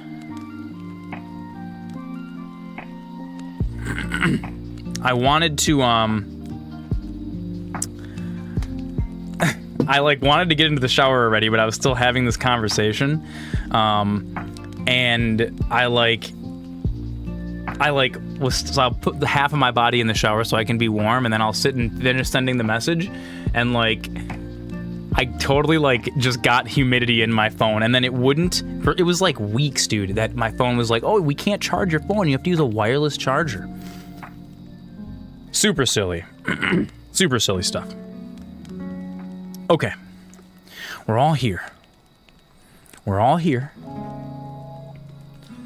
It's amazing. There can be no doubt he's the one who incited the Saurians' attack. Forgive me. I never meant for any of this to happen. Trust a beastman to muck. Oh, dude, don't be racist against beastmen. You got other beastmen. Look at the guy behind you. Jonas! Surely there's no need for such talk. You would say that, wouldn't you? Seems to me beastrons go causing problems, and we humans are lumped with the job of cleaning up after them. Now, that's not very wizardly talk, now is it? Jonas, please! You're being ridiculous. Fair! I do apologize. 'Twould seem things have turned rather uncomfortable. Man, yeah, there's some drama going on in this town. I don't like it. You came to our aid when we needed Oh, we don't like the drama. That you have our gratitude, Sir Arisen. I do hope you shall visit us again anon. I like how he keeps calling me Anon. It makes me feel like this is 4chan a little bit. It's like, oh, go well, Anon. It's like, yeah. This was a rotten note to end things. All right, well, I guess we defeated the Saurians again, even though I don't really remember doing anything. So, you know, there's that. It seems we must venture to Trevo Mine. I believe it lies to the northwest of Vernworth. Is this your shop? Your shop is just this. I will guide you. Fancy a look at my wares? Your wares, dude. You're in an empty building. What do you have? How do you have all this stuff in here? Dang, look at this.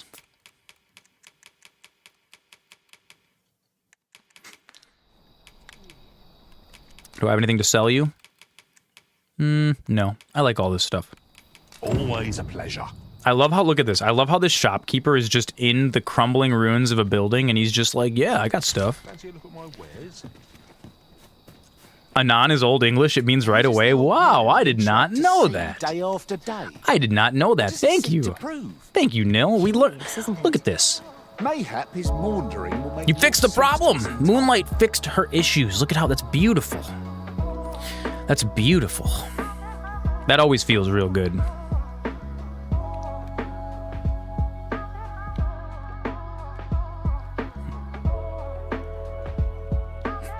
I actually look like a wizard? Like in this game or in real life? I try to look like a wizard. You know, one of our community members,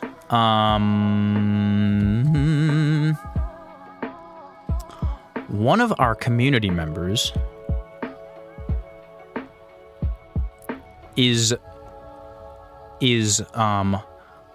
possibly making me a wizard hat, which is super cool. I'm pretty excited about that.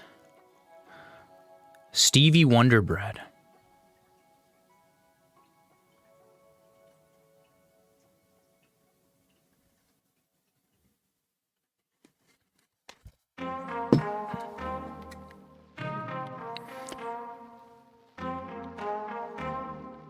One day I should stun everyone and show up on the stream on a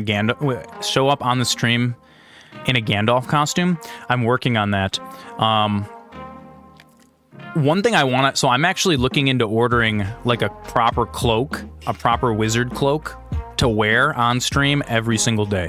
Because if I'm going to be a wizard, I need to start looking like a wizard on stream. So we're not just a wizard in name. And maybe I'll just grow my own beard. That'd be kind of cool. But I guess we could use a costume beard. That wouldn't be terrible. A proper wizard cloak. Oh, dude, I mean, and when I say a proper wizard cloak, I mean not just like a $20, a proper wizard cloak from the magic shop around the corner. Replace the Stanley Cup for hydration with a goblet. That's actually not a bad idea either. I like that. No, there's companies online that sell like really, really high quality, well-made wizard cloaks for LARPing and for like role playing for people that go to like Renaissance fairs and stuff like that. And I've actually been wanting to get one. Maybe we'll vote it. Maybe we'll do a vote.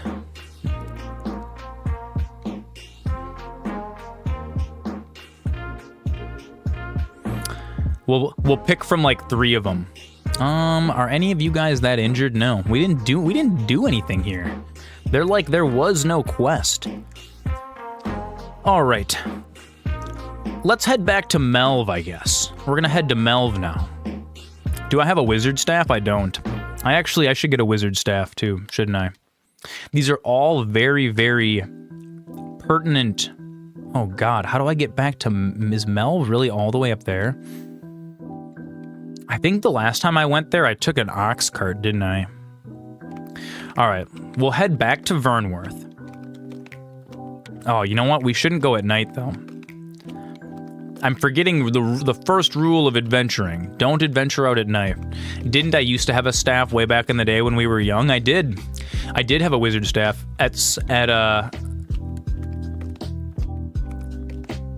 Do I mind checking my Discord DMs? Yeah, I will. I will check them.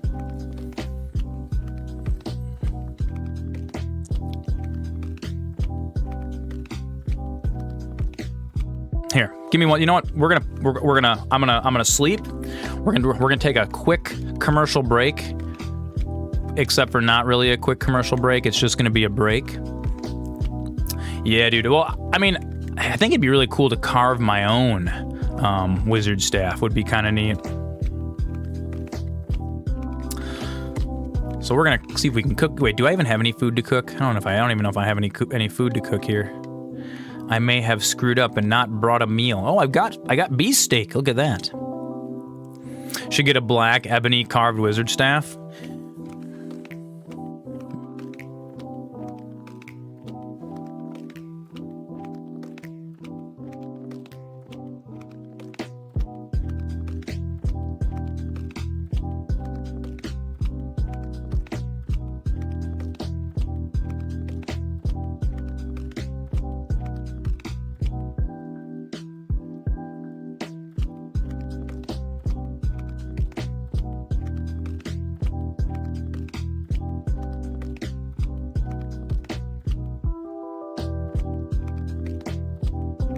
We did used to do whittling when we were kids. All right, friends, give me 2 seconds. I'll be right back.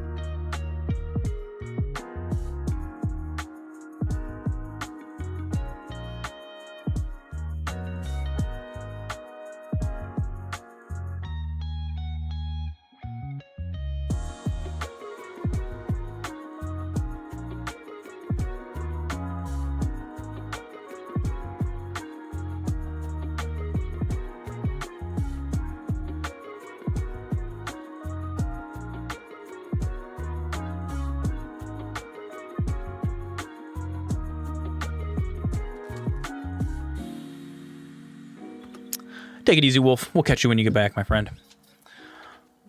Alrighty, let's return to the game.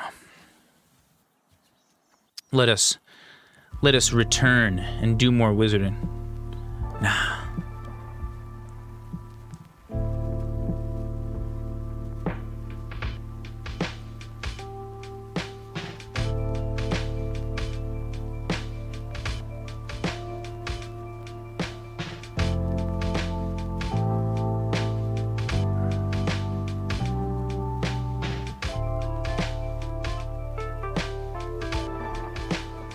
Alrighty.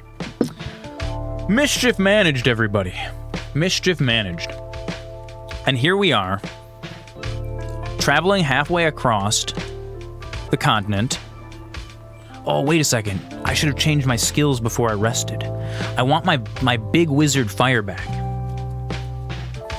Big wizard fire. Oh, wait, defeat all the enemies. Wait, whoa, whoa, whoa, whoa, whoa. We're being raided? Wait, you can be... It's the middle of the night. Did they just ambush us on the beach? What is happening? Where is everybody? Oh, God, dude. God, all you want. Won't make a difference, like you see. Dude, did these goblins ambush us on the beach?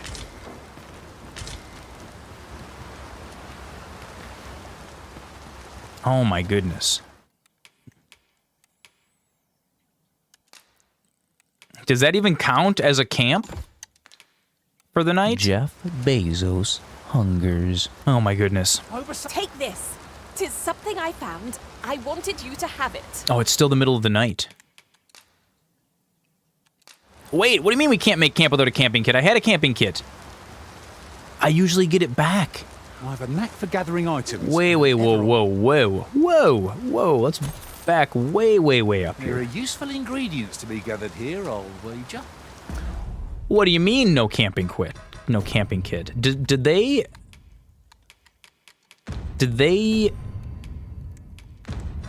Did I lose my camping kit because we got raided in the middle of the night? That is what it appears has happened. It feels good to have your identity back, dude. It feels good for me to not be like misnaming you.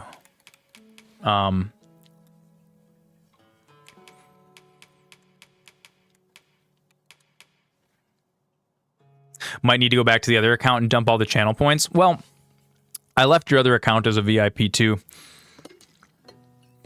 I figured then you could have options. And also, you know what else, Neelanth?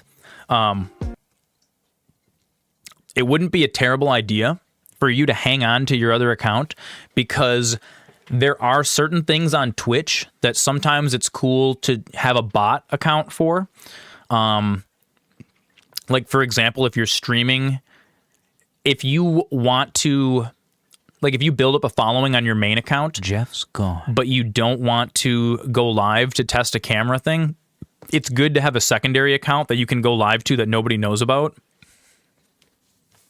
I've got like 7 or 8 different Twitch accounts. You guys don't even know what any of them are.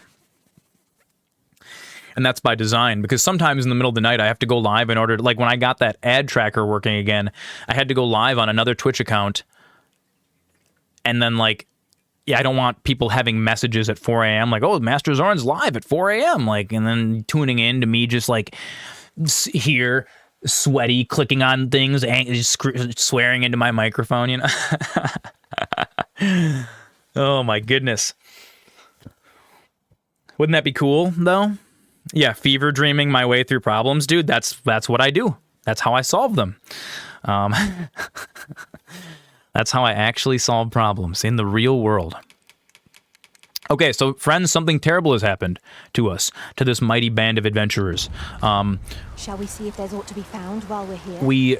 We rested, and we got ambushed by goblins in the middle of the goblin thing. I'll wager I could make that shot. We got ambushed by goblins while we were sleeping, and my camping kit appears to have vanished. Now, I don't know if that's like the camping kit only lasts a certain number of... Dude, did I just pick up 3,000 gold just floating around? So I don't know if there's like a certain number of uses you get, or You're still just standing here, huh? Good day to you. Selling stuff in the middle of the night?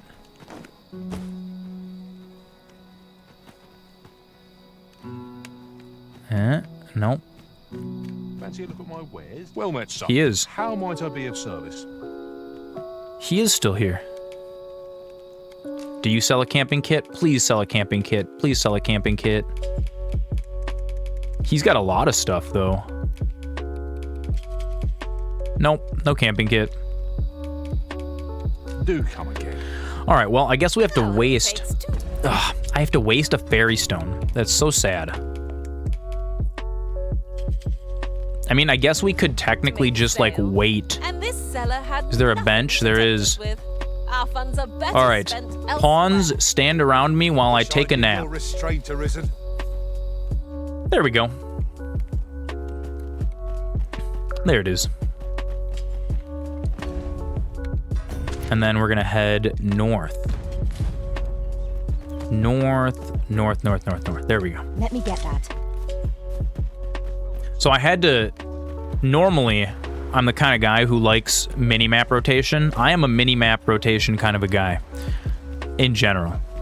For this game, I am not a mini-map rotation fan, whatsoever. While in another world, Because when the mini-map is rotating, I lose track of what is north. perhaps I could show you the way? Is that a statue I espy over yonder? From this distance, I cannot be sure. We shall have to make our way over to it. Oh, you know what? I actually gained an ability, you guys, that I forgot about. I haven't even shown it to you yet. It was one of my... It was like... It was one of these core skills. Oh, here are those augments I was talking about. Increases the amount of health recovered by curatives and augments your magic defense. These are both augments that I got from being a wizard. I'll show those to Wolf later when he stops back. Look at this, levitate. Oh wait, you can levitate while you're casting spells? Get out of here. I didn't know that. Look at this. I can do wizard float like a Sith. Dun dun dun dun dun dun. Wait, can I just levitate nearly indefinitely? Here, what happens if I like climb up something? I feel like this could be dangerous. Examine each path carefully before You saw a sick fire breath dodge with levitate?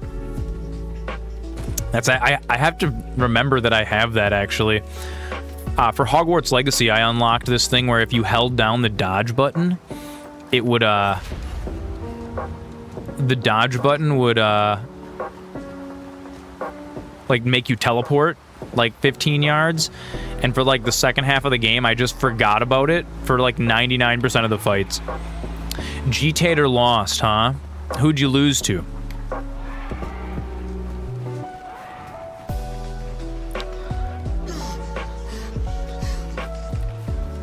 Oh, there's a big monster around here. I can hear it. It is well to be prepared. Where is he? Over-preparation will serve us not. Your ma and your sister beat you? That's okay. Everyone needs their chance on top, right? Hell yeah, G-Tater, you pop in the server. Survey the lands. Report back to me, my king.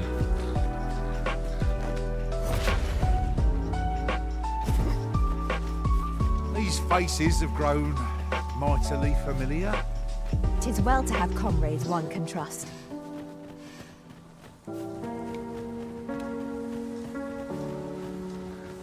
So it's kind of wacky. What do I think? A treasure chest. Shall we see if Of we spell can't make power our way hunter. into it? Spell power hunger? I don't know what that is. Is that like Hunter X Hunter? Is that like an anime? One of those Japanimes you kids are all on about these days? The creature's corpse will serve us well. Be sure to aim true.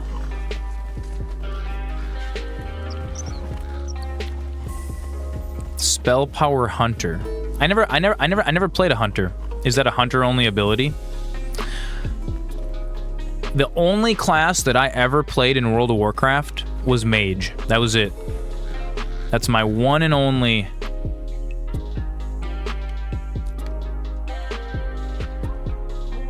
I might be misunderstanding what it is exactly that you're talking about. That's a possibility. That's not something from Season of Discovery, is it? Because I haven't actually... Imagine a mage. But melee. Yep, I'm imagining. Like, so a wizard that casts lots of up close. That's spell power. Oh, like being a spell-powered hunter. Interesting. Is that like a viable thing you can do in Season of Discovery?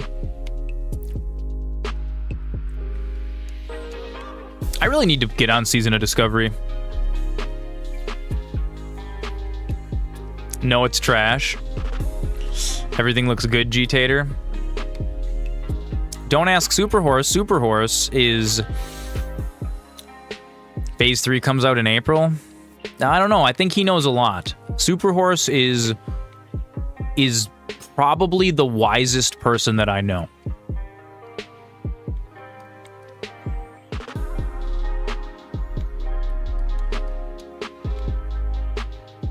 Dude, Superhorse, dude, he just rolled all of his stats real high.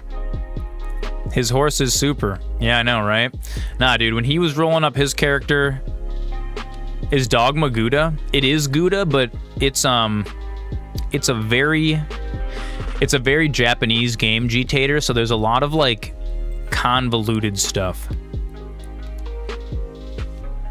I mean, I don't know. PBZ's probably stronger than I am. Like, physically? Maybe not. I don't know. None of the Zorans really focused on, like, when none of us are melee fighters, you know what I mean? You have the 3-month sub badge on this account. Oh yeah, from the before times, Neelanth.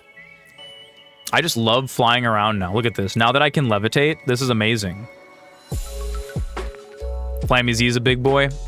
Flammy Z's probably got the most strength of any of us. Yeah.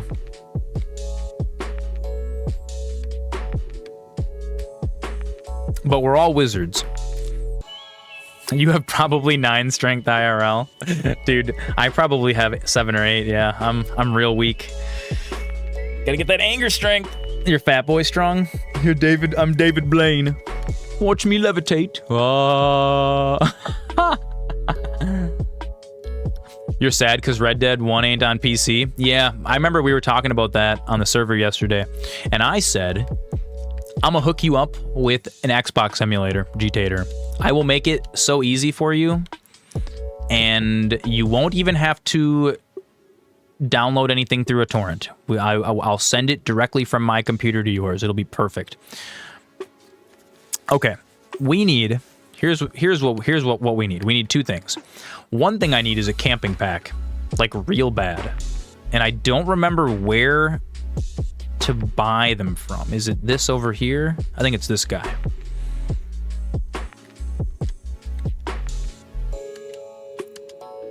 Yeah, Filbert, I need some of your sundries, dude. Wait, grass pattern camping kit? Oh, dude. You're telling me I can get a camping kit that has, like, camouflage so that I blend in and the monsters won't attack me? This kind of thing, I thumbs up for this game. I like it. Superhorse, by the way, at some point in the next 2 days, text me when you're home, like, I don't know, in the evening or something on Tuesday or Wednesday. I gotta bring you some of this non-spicy jerky. You have decent IRL strength, but far below acceptable levels of wisdom or intelligence. You know, you're selling yourself short, Sapates, because I think you're like a woodsman. You're like a wild man. You know what I mean? No, that's cool. Just text me, dude. I've still got some left over, but we're just getting down to we're like halfway through the supply of the not spicy. I made the not spicy specifically for you and for Goose, because you guys both were fans of the not spicy. Sapates. Everybody, Sapates is like a real life hunter. Dude, he goes like hot tent camping in the winter where he sets up like a legit thing, and then he brings his cat with him sometimes. What a cool guy. Did I ever try Whataburger when I was in Texas? I did. I did try Whataburger. You'll take either spicy or non-spicy. Dude, I'll give you a little bit of both. You'd say you have a semi-high intelligence but semi-low strength in real life. On a scale of 1 to 10, how was it? I'm gonna give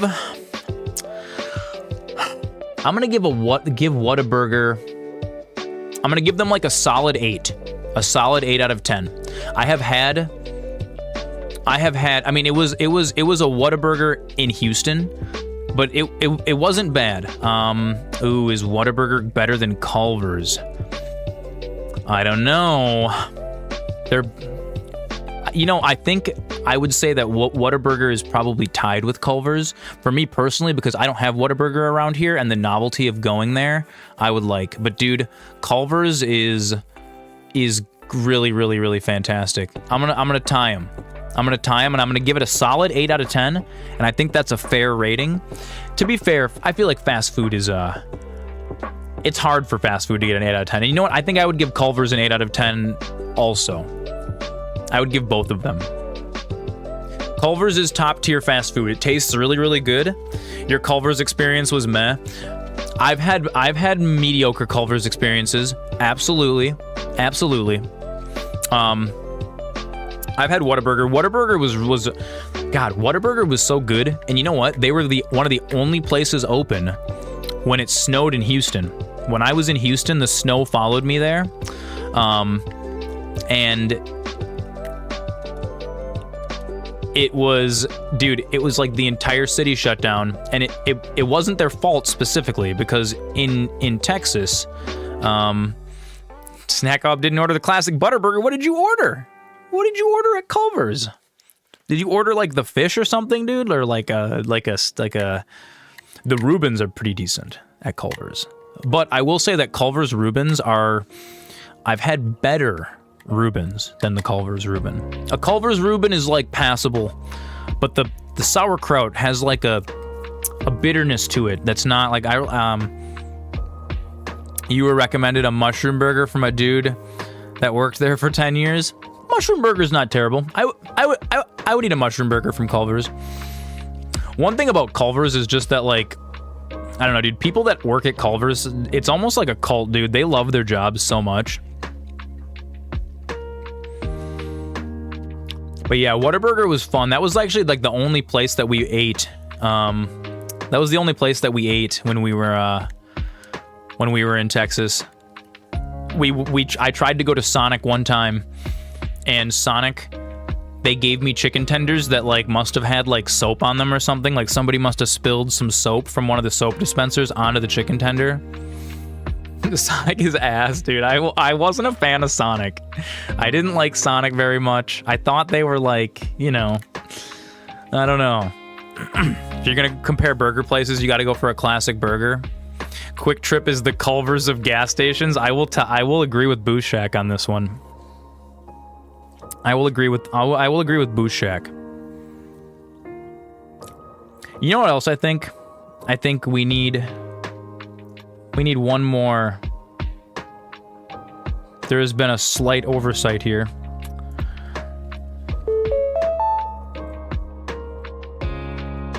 One second.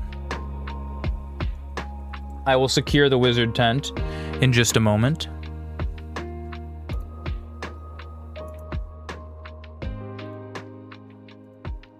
All right, there we go. And is everyone else... I gotta get all the,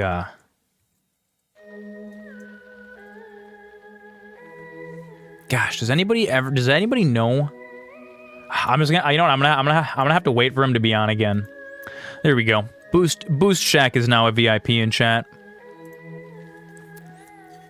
Anyone who feels that they've been hanging out here more than Boost Shack and feels that he doesn't deserve VIP, I'm going to say no.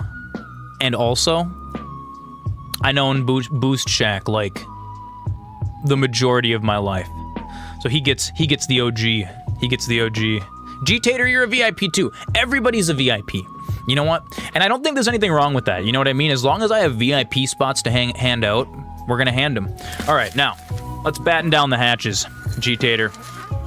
Just for the tater. We gotta batten them down.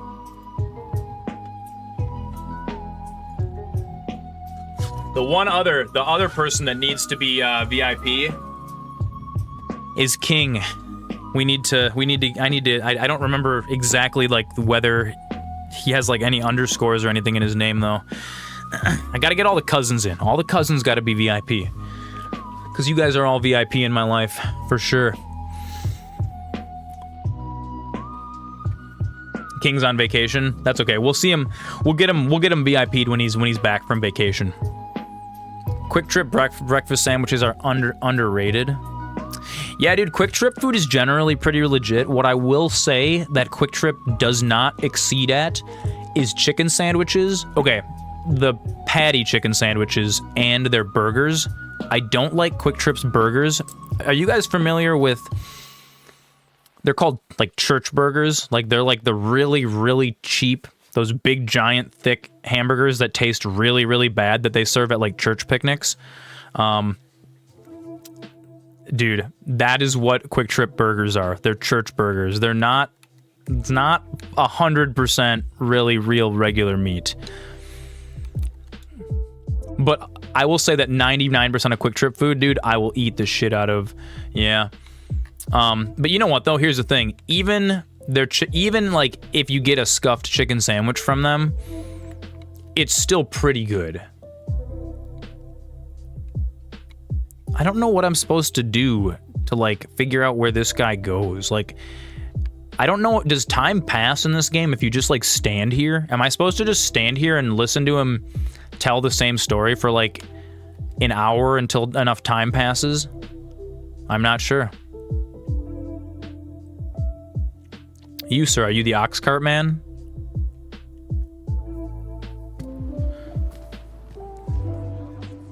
Dude, you know who has spectacular chicken sandwiches? Dude, Popeyes. Popeyes chicken.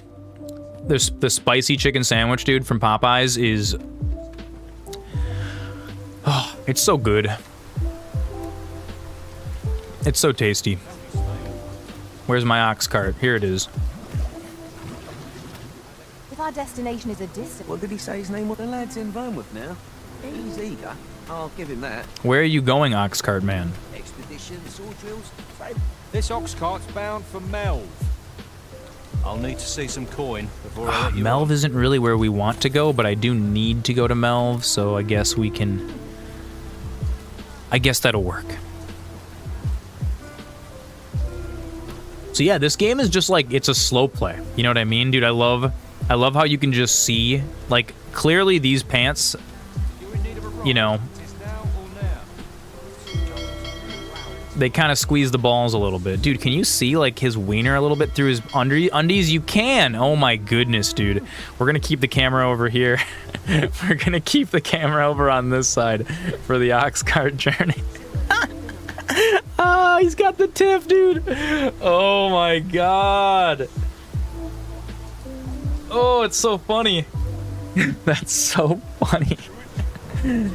Dude, we got the moose nuts in Skyrim.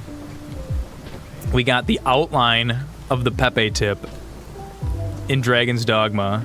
Oh, look at that. Spicy camera angle there. He looks like he's wearing nothing at all. Nothing at all. Nothing at all. Little Flanders meme. We're gonna doze off. Are we gonna get attacked on the way? Is there gonna be a dragon outside of Melv again? Is there gonna be another one? God dang it, dude. It is. Is this the same thing? Yeah, dude, the horses in Red Dead Redemption with the very incredibly intricately modeled bits and pieces. Thank you for the hydrate, Moonlight. I appreciate that. Dude, so think about this once, right? Somebody works for a game company somewhere, and they're like, yo, your job for the next 2.5 weeks, you're gonna model this horse genitalia, and it's going to be photorealistic. We want the hairs and everything. And I don't know, man. I don't know that I would want to be that guy with that job. You just gotta really be... Now you want Quick Trip chicken tenders? Dude, actually, I kind of do too. Oh, god, this guy. Oh my god, you guys know what I did? I replaced the spell that I needed. Snake Ob's like, yep, I will model the horse penis. He's ready. At least I have my fire magic back this time.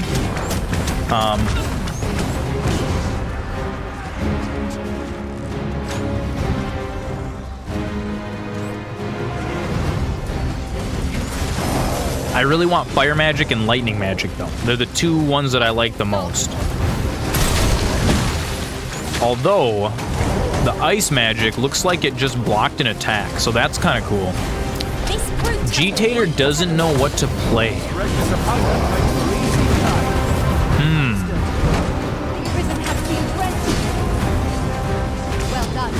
I don't know, what should G-Tater play? You already beat Red Dead Redemption?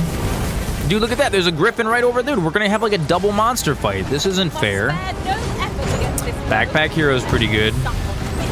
Stardew Valley with the new updates. That's one that I want to start up again. I never finished Stardew Valley. I got about 2 years into a save file, and then I kind of gave up. Oh god, he's coming at me. Cast an anodyne. We need to heal. Thank you, Master. I feel much better now.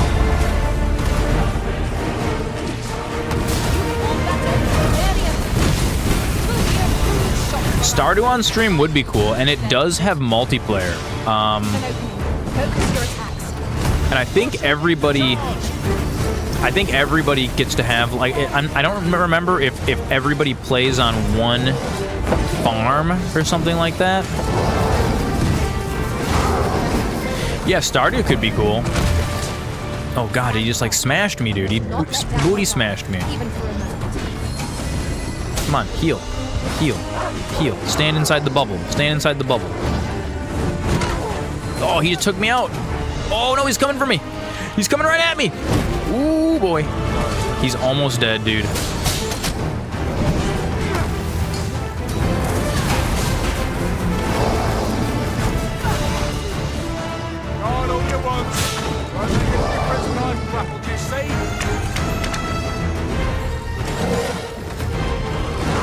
Dua Lipa with the baby. Oh yeah, we could do that. Oh god!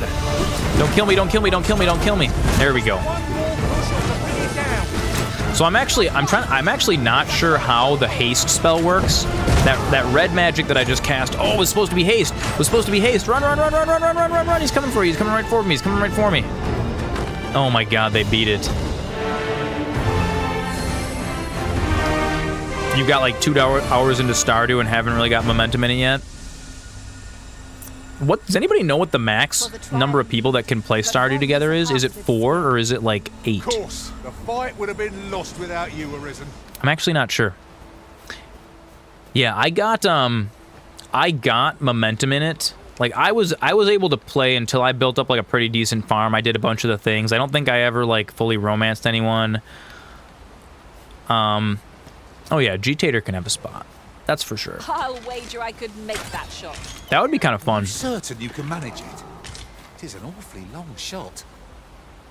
It's not like Minecraft multiplayer as far as come and go, though. That's the one thing that makes it kind of hard, is if we did a multiplayer Stardew stream, you guys would have to commit to, like, sitting here for at least, like, 4 hours straight to do it on stream. Materials such as this can be combined to craft things.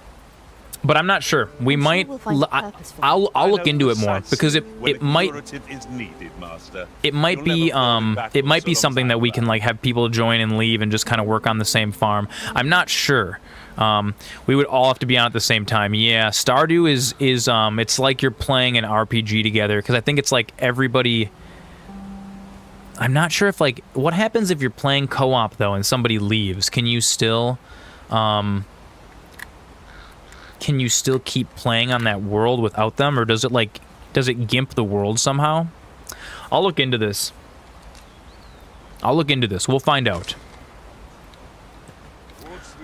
Okay, what happened to the ox cart?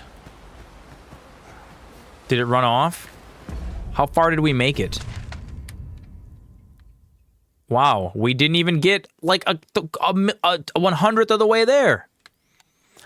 Dude, I paid 100 gold for that ox cart, and they just abandoned us. Oh, there it is. Whoa! Dude, we saved the ox cart. Eat the potatoes.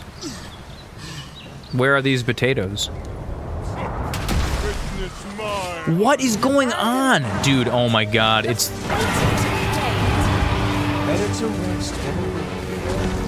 On stream for a stream snack?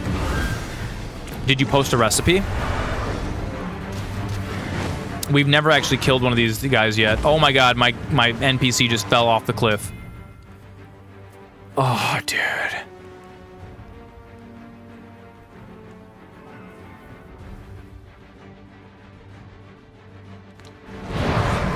Can I save her? Can I, like, jump down and levitate? Dude, she's just dead. I don't know if I can... Potato on... Dude. Alright, well... I don't think I am strong enough to kill this griffin, dude. Oh, and a pack of wolves. Okay. Brian is insta-death. So if I jump in the water, I just instantly die? Is that's how that works? I'll try. If it stops moving for a second. Oh my god, dude. Everyone's attacking us all at once. Jeff Bezos is attacking us. The hippogriffs are attacking us. Okay. Let's just change the vibe for a second really quick. We're just gonna... Hey, take it easy. G-Tater. It was great hanging with you guys. Great hanging with the Tater. We're just gonna change our vibes a little bit here. That was a lot. We're gonna deal with these mobs one at a time. The first mob we're gonna deal with is Jeff Bezos here. So, you know what's really fun? I had an idea. So, when we raided... You guys remember when we raided that stoner guy, 2 Sweet Farms? I actually, like, hang out in his channel occasionally. He's a pretty cool guy. One of the things that he has set up on his channel is in the chat, you can go on raids with each other. Like, you accrue these special points that are separate from channel points, and it's like your power level. And then when you go on raids, it'll summon a boss in the chat, and then you type like /raid, and then anyone else who types /raid can join the raid, and then it's like super simple. It doesn't have like numbers or anything. But wouldn't it be neat? Because I was thinking of something tertiarily related to like our rare goblins that we were talking about. Wouldn't it be neat if every time there was an ad break, Jeff's gone, it summoned a different boss, and then we all had to like fight the boss, whoever was in chat, and like depending on if there's enough people in chat that have enough points, like we could take the bosses down. That'd be kind of a neat idea. Just spitballing ideas here, you know. Okay, Jeff Bezos is gone.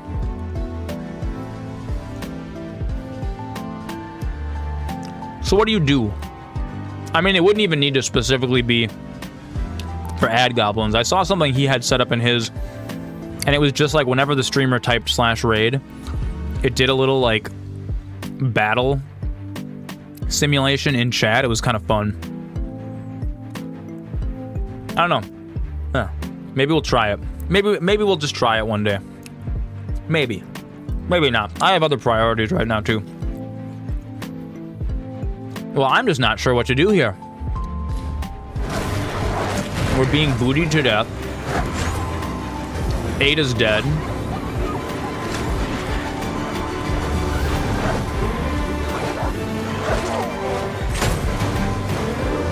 We got wolves eating me alive.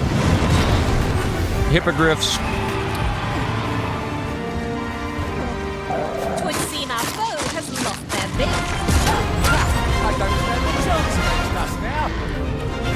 Yeah, do you like that? Do you like how the wolf can actually drag you, like, away from your party and then chew on you? Dude, this is intense. Oh, that's right. Picking up your party members and bringing them to safety is a big part of this game, too. So this game is like, the combat in it is very strategic. It's not like spammy. You don't spam the combat in this game. Just what I needed. It's very like, it's like moving pieces around a chessboard. I understand why they call them pawns.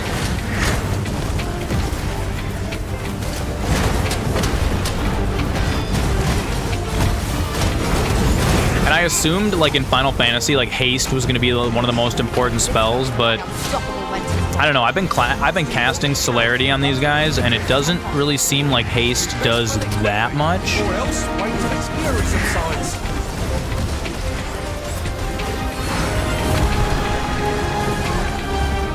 We're just gonna leave. We're just gonna leave the music. There. Just like that. Now we have none of that battle noise. You know, we're in our lane. We're hydrated. You know, this beast, he can't make us break our cool.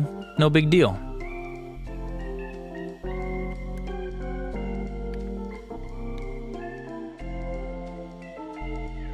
Come on, guys, attack while he's down. Hurry up. Hit him right in the face. Big booty smash. Let's go quicker. Let's go faster. Come on.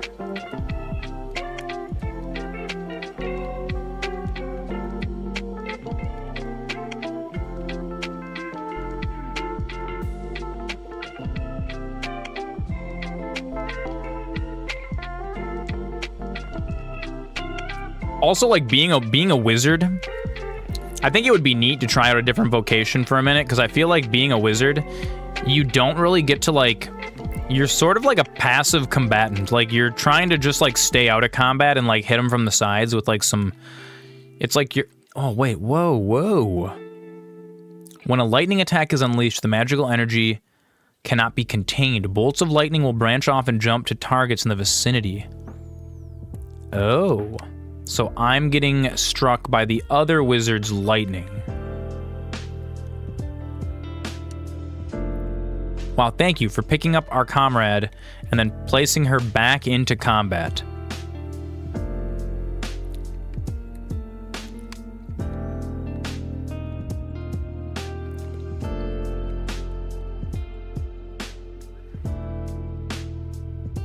Oh, come on. No, don't, come, get back into the healing. To me. Healing, heal. There we go.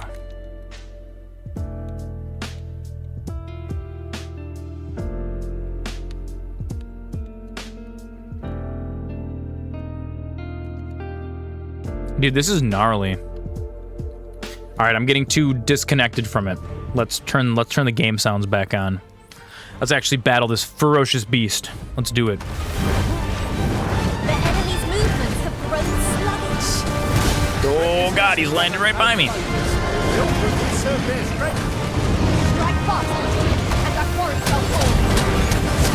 There we go, he's down.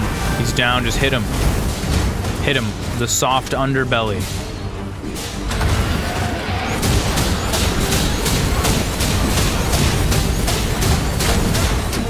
These fire spells, they do a ton of damage to him, though, that's for sure.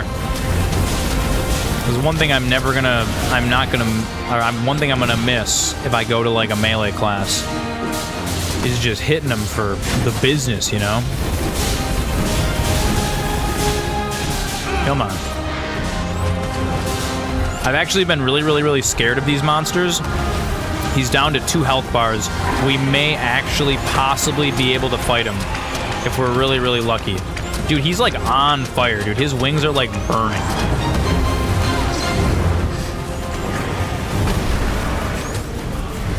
This game's pretty cinematic. You know what we should do, Flammies D? If you decide that you actually do want to play this game,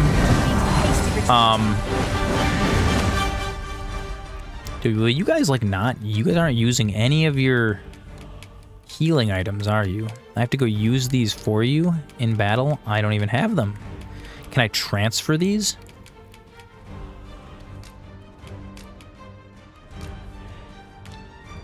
Ada, 1. Before you actually, like, if you decide you want this game, Oh, wait, she can't use them. Oh, that's so dumb. If you decide you actually want this game, before you buy it, you should... Many thanks. You should let me install it from my account on your computer, and then we can test to see if your 1070 Ti is going to be good enough.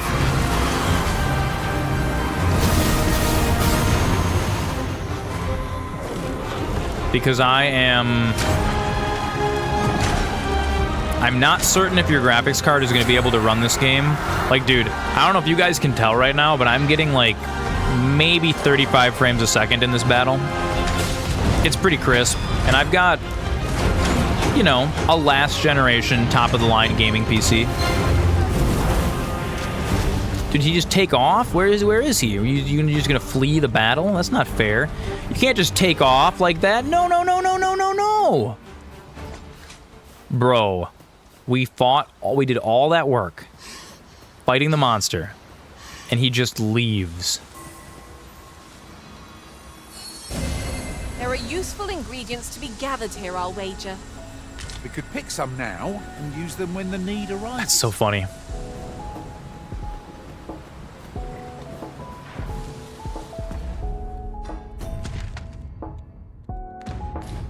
We're still in a fight.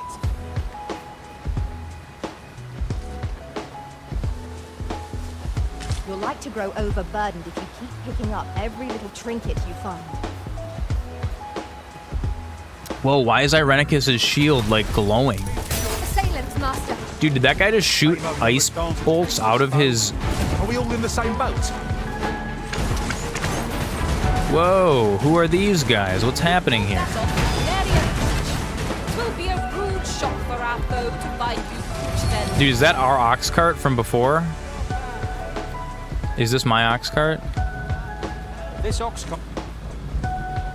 It is. This is my ox cart. He didn't make it far. This ox cart sucks.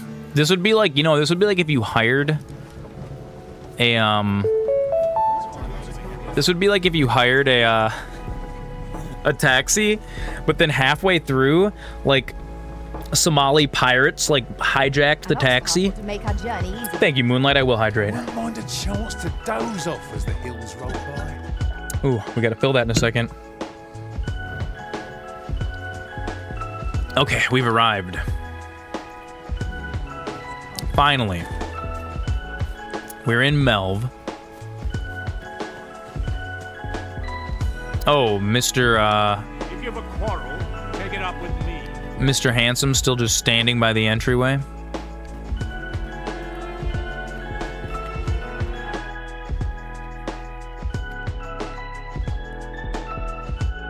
What are we even doing here? I don't even remember what we're doing here anymore.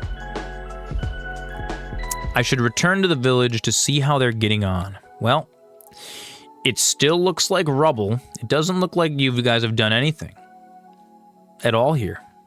What have you been doing for the last 3 or 4 days? You guys haven't rebuilt the whole village in 3 days? I'm disappointed.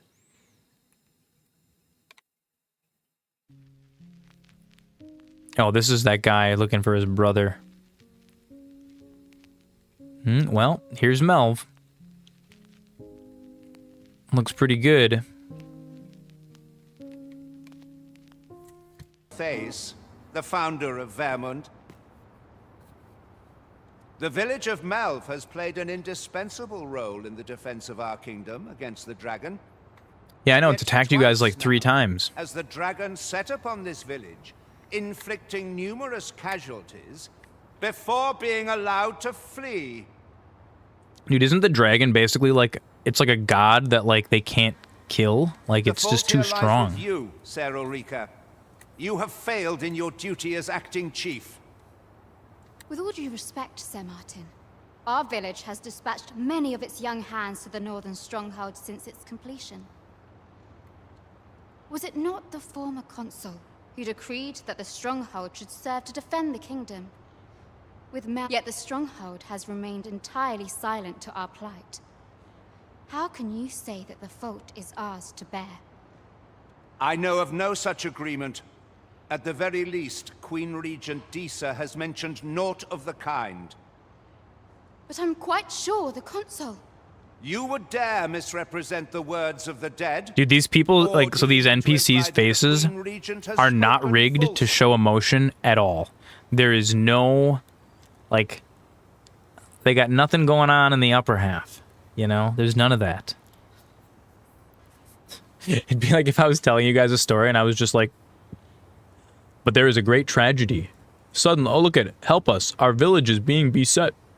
Like, If so, I can't even do that. Melv's problems Talk run without far any deeper than I had thought. Zoran 'Tis expression. not indolence that has taken root here, but treason. The village entire will answer for this. What? I intended nothing of the sort. Pray, let us... Save your honeyed words, traitor. Dude, this guy Martin, I must we inform got the we Queen got to take him Regent out. of this development.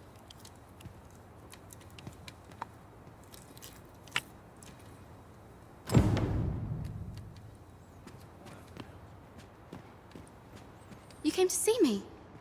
Forgive me, I've much to ponder. Still, how would you like to stay the night? I've yet to repay you for aught you've done for me.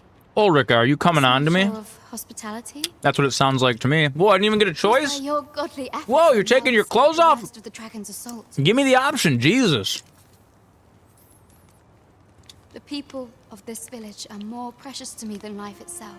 To lose them would have been the end of me. I wanted to tell you that, if naught else. Now, 'tis time we slept. There is much to be done for the village, and I shan't manage it without a good night's sleep. All right, thank God. I was a little worried there for a second. I was like, is she gonna take her top off? Am I gonna have to like quickly cut to face cam? None of that. I'm here to save the world. We have no time for funny business.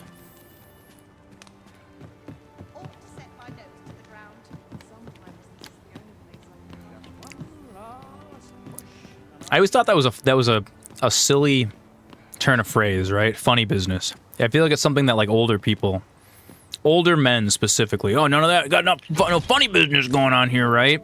Like, what is funny business specifically? Is it like specifically things that you're not supposed to be doing, or is it like, I feel like old dudes always use the term funny business when it's like adult content of some kind, pornography or drug related stuff. Where is Ulrika? Dude, look at this guy's haircut. Not the most flattering haircut, my dude. The Queen Regent has declared that Ulrika be apprehended as a traitor to the kingdom. I like how I'm just like doing the walk of shame out of her dormitory right here. All who seek to abet her will be tried in turn. Bring her before me. Dude, is that guy what? Okay, can we just appreciate this for 1 second? Look at the guy in the background right now. He is wiping down the stone walls with a cloth. In the rain, dude. What bet did you lose? Huh? Look at him. He's polishing it, dude. He's just like oh, that's so funny, dude. Do people actually like wash the outsides of buildings like that? I've never ever once washed the outside of my house. Never. You want to know when it gets washed? The rain right now is washing the building. Ulrika is gone. It's like if you see a guy washing his car in the rain, you're like, What? She stole away in the dead of night. Ask around. Several witnesses can confirm it. this guy looks like somebody. What does he look like? Why do I feel like I've seen this before? And Leonard is like recognizable from another game, and I don't know what it is. I can't say why for certain, but I imagine she took your words to heart, Overseer. Oh, Boost Shack. Boost Shack. Boost_Shack just subscribed with He looks 5. like Aaron from the Horizon series. He kind of does, yeah. Boost Shack. Thank you so much. MasterZoran loves you. I love you this much. Hell yeah. Thank you so much, dude. Thank you for the Prime. Gotta keep those ads away. Can't be falling prey to Jeff Bezos and his Realizing her his plans his advertising ways. she chose to abandon the village for our sake. You would have me believe that Ulrika was acting alone? That the rest of the villagers harbor no rebellious Dude, this guy needs some sleep. He's got some serious dark circles under his eyes. Aye, that's the long and short of it. Zeke says hi. Hi, Zeke. How's it going, Zeke? Here, wait. We'll do one just for Zeke, too. How's it going, Zeke? Uncle Spencer's here. Being really weird. Gee, that's fun. It's like I'm on the TV now. Big life on the TV. Very well. I shall take you at your word, sir. However, the absence of a leader will sow naught but chaos. Chaos will be sown. For the time being, your village will be in our hands. If 'tis as you say, I do not expect there will be any objection. There's that little click in my ears again. You guys don't hear the click, do you? You guys, I don't think you guys hear the click. There is a ground loop in my setup, and the power, the light is coming, and not scary spooky on tablet. Oh, that's so adorable. That's so adorable. The youth. You know, the youth of today are going to save the world. I truly believe it. I truly believe it. Because I'm not saving the world, dude. Our generation, we ain't saving the world. We're tired. We're too tired. And the older generation, they're not saving the world either. Nope. It's the youth. We must pour all of our energy and powers into the youth. You've heard she fled the village, aye? Yeah, dude. I stayed with her last night. She snuck away. She did the old dine and dash. The putting your socks and undies on at 3:30 in the morning and trying to sneak out. She left the village that she might fulfill her charge, protecting Vermont against the dragon. But as for where she went, I do not. I do like the raindrop effects. You can see the raindrops on his clothes. It would be unwise for me to go looking for her, lest I draw the eyes of the Overseer's troops. However, should you happen to find her, would you tell me where she is hiding? I can only pray that she does not fall into the Queen Regent's clutches. All right. Find Ulrika. That's where we gotta find her. We don't know. I wonder if I can ask around town. You know, that just occurred to me. I'm like these quests. They didn't tell me anything. Something just occurred to me. You know, we're gonna pretend like we're playing Dungeons and Dragons. I'm gonna ask around town. You, sir. Do be quick. I fear my time is in short supply. Speaking of the Horizon series, super glad Horizon Forbidden West finally dropped on PC on Steam. It's the best game you've been playing lately. I played Horizon Zero Dawn, and I had a lot of fun with it. I think I got like halfway through, and I sort of fizzled out on it a little bit, and that's really my fault. That's not a Horizon thing. Is Forbidden West? Does it directly like how much do I need to have played the first game all the way through to play Forbidden West? Because it's one that I've been looking at, and I've heard that they did a lot of things better than Zero Dawn. There's icons. She's what? Are you? Do you have a? What is this? Dehabilitations. None. Look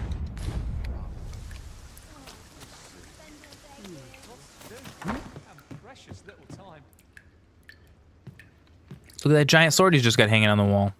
You really ought to have returned by now. Yeah, dude, Horizon Zero Dawn was fantastic. I don't see anybody in any of these houses. I'm trying to, like, ask around and find out where this... Oh, this is Leonard's house. He's never home. Leonard's never home. We're not allowed to talk. Not allowed to talk? How am I supposed to ask questions and find where this... Can't say I have any tidings to share. I follow my whims, wheresoe'er they may lead. Oh, aren't you just a box of chuckles? Here at the inn, we also offer changes of vocab. I get so few customers, you see, that I can manage both roles myself. But enough about Oh, me. dude, this inn costs something? less money.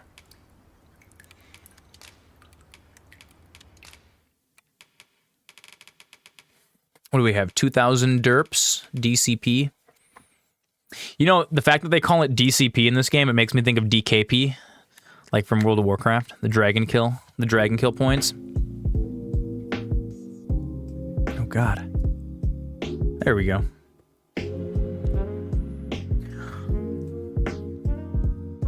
So you can have 4 weapon skills. I could acquire one of these other vocations. You don't have to have completed Zero Dawn, but it's a significant help if you did. Like some of the abilities you got in Zero Dawn carry over to Forbidden West if you played through Zero Dawn. So the player understands the mechanics of the early abilities. So in that regard, it's almost sort of like Breath of the Wild is to Tears of the Kingdom. Like you don't have to have played the first one, but if you didn't play the first one, they're going to be adding on to a lot of the mechanics, and it's going to get complicated. I can see that.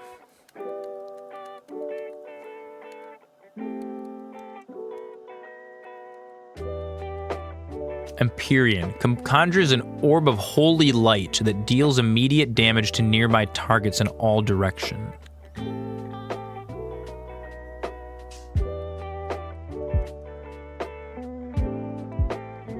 A fire affinity. Oh, this is like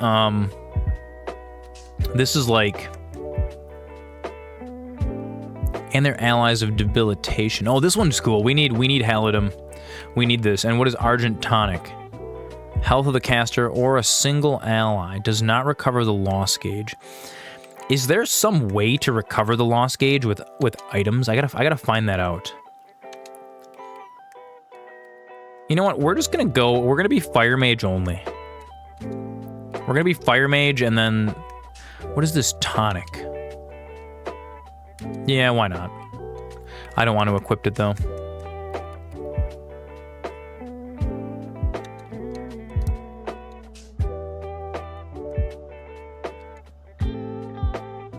You fixed your problem again. Now your phone is charging and it's not detecting water. Excellent. That is fantastic. Dude, there's no feeling as good as like fixing your technology. You know what I mean? Oh, I must have detected that stretch before it even happened. It's like I'm getting future sight. I can just tell. Yeah. We need some words of positivity. Let's do the stretch first. I'm gonna try to touch my toes. Oh God, I cannot get anywhere near close to touching my toes, you guys. Oh, this is bad. How far shouldn't like adults be able to touch their toes? Like if you're good at stretching. I got like 8 inches between my hands and my toes.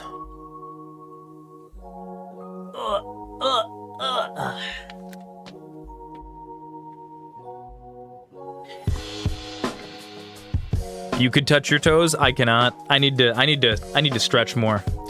I'm not a super active person. Very mentally active, not very physically active. And now, for some Zoran words of positivity. Brought to you by Moonlight's Positivity Redemption.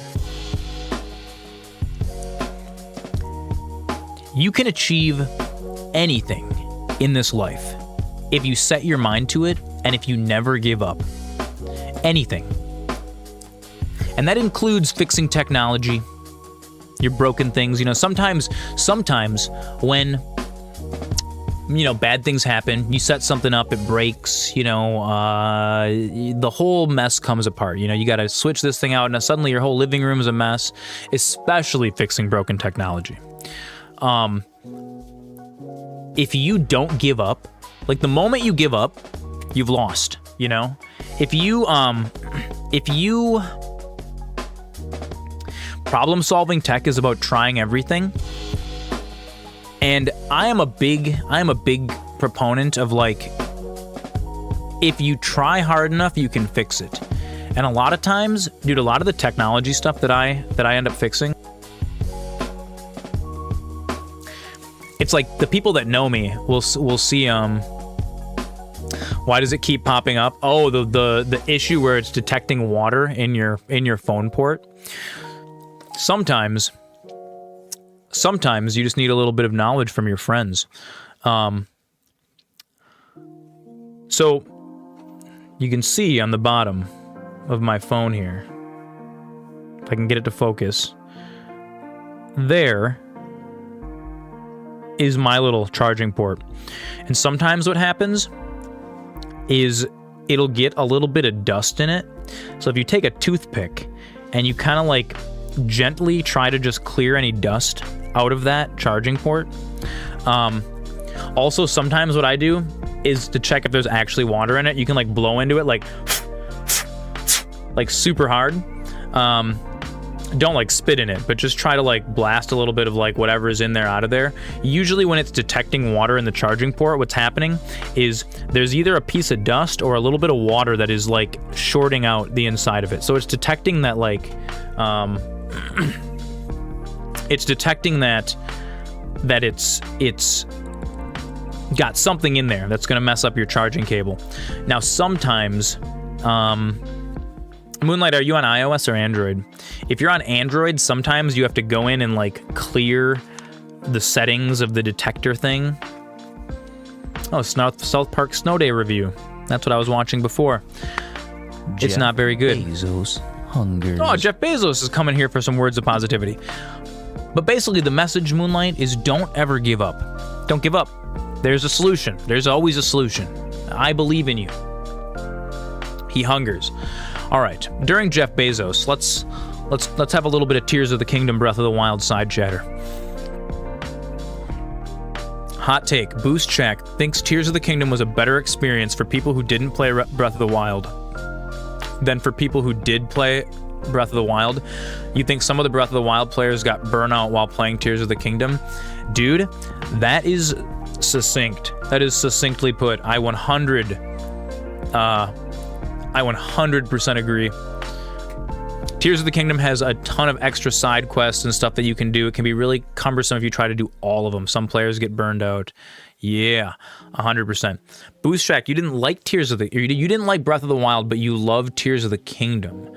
First game you played till 3 a.m. since you were a little kid. For me, I agree with Flammy Z. For me, it was the opposite. Breath of the Wild, like, captivated me. The one thing, you called in sick to work for Breath of the Wild and No Life. Dude, Breath of the Wild was fantastic. I didn't quite finish Breath of the Wild. I got to the end. I got all the way to like Ganon's castle and like the final thing. And I've watched the end of the game, so like I experienced it. Breath of the Wild was really, really good though. We can all agree Ocarina of Time was the greatest of all time. It was. It was. Now, what I specifically got... So, for me, I liked... you got to Ganon, basically, and then stopped. We do have a curse. We have a curse, Flammy Z. What I liked about Breath of the Wild... what I didn't like about Breath of the Wild was... I didn't like that all of the items broke all the time and you had to constantly find new items, and I know that was like baked into like the game design philosophy for that game, and it was exactly like what you were supposed to be doing, but that annoyed me. So I waited, like there's spoiler alert, you get to the point in the game where you get some items that you can repair and like restore without having to get new ones. Tears of the Kingdom kind of fixed that, and that's what I've heard, and I didn't play far enough into Tears of the Kingdom. I only tried it a little bit. And I'm going to give, you think the item breaking mechanic works better in Tears of the Kingdom? The one thing that put me off of it was the big thing that they like sold Tears of the Kingdom for was the ability to like combine items into different things. And that does not appeal to me at all in a Zelda game, personally. The whole like, we attached a propeller and then some things to this minecart. I hate that so much. I don't want to do that. I do not want to have to do that kind of puzzle solving in a Zelda game. I feel like a little bit it takes the onus of storytelling away from the devs. Tears of the Kingdom is the whole sky versus ground versus underground maps. Oh, I suppose because you can fly. It was because you can fly around. Wood stick plus diamond is a solid weapon. See, for me, I'm not personally like a I'm not really like a buildy kind of a guy. Like, I like to figure out a couple things at the beginning of the game. Like even in like this in Dragon's Dogma, right? The whole combining things to make different potions and stuff, for me, that is my ADHD brain. I forget recipes and stuff like that. Although, to be fair, despite me naysaying Tears of the Kingdom, I haven't actually given it like a fair shake yet. And so, you know what? Maybe we'll do that on stream. That would actually be kind of cool. Flammy Z, do you have Tears of the Kingdom? Do you have like a copy of the game cart, or do you have it on like one of your Switches? Maybe I could borrow it for a night or two, and we'll do Zoran reviews. Zoran reviews Tears of the Kingdom. Oh no, I mean that's what I'm saying. I would stream it. I would do it on stream, 100%. Absolutely, I would 100% do that. They did not defeat the ogre. It's a little more polarizing because it's strayed a little further from the traditional Zelda core. I agree with that. And I think what else pissed off a lot of fans is that they kind of dug their heels in after that game a little bit, and because the fans were like clamoring for another linear Zelda game like Ocarina of Time or like Majora's Mask was. And all of the people in charge of Nintendo, basically, in way more words than this, they said no. They said they weren't going to be making any more Zelda games like that, and I think it pissed off a lot of the fans. And what was even worse than that is one of the I don't remember which dev or one of the people in charge of like Zelda. He said in an interview in like a magazine or something that he thinks he's like the fans don't know what they want. He's like, they're saying they want linear games, but I think that's just nostalgia talking. Like, he kind of insulted the Zelda fans a little bit, and is like, oh no, you don't know what you want. The new Zelda is so much better. And it's like, dude, if the new Zelda is so much better, then why do I load up Ocarina of Time once a year to just play through it? Like, I would give anything to be able to take the memories of Ocarina out of my brain and play through it fresh. Oh my god, it'd be so fun. Don't you guys have phones? Oh my god, it's a Blizzard moment. It's a Blizzard moment. When they're just like, oh, Diablo Immortal, the newest phone game, and crickets, everybody's like, what? Is this an out-of-season April Fool joke? Oh, dude, it was so cringy. But I think that's one thing that sucks. Salt your fan base. You know what I mean? If your fan base is like, hey, we would all like it if you guys would make maybe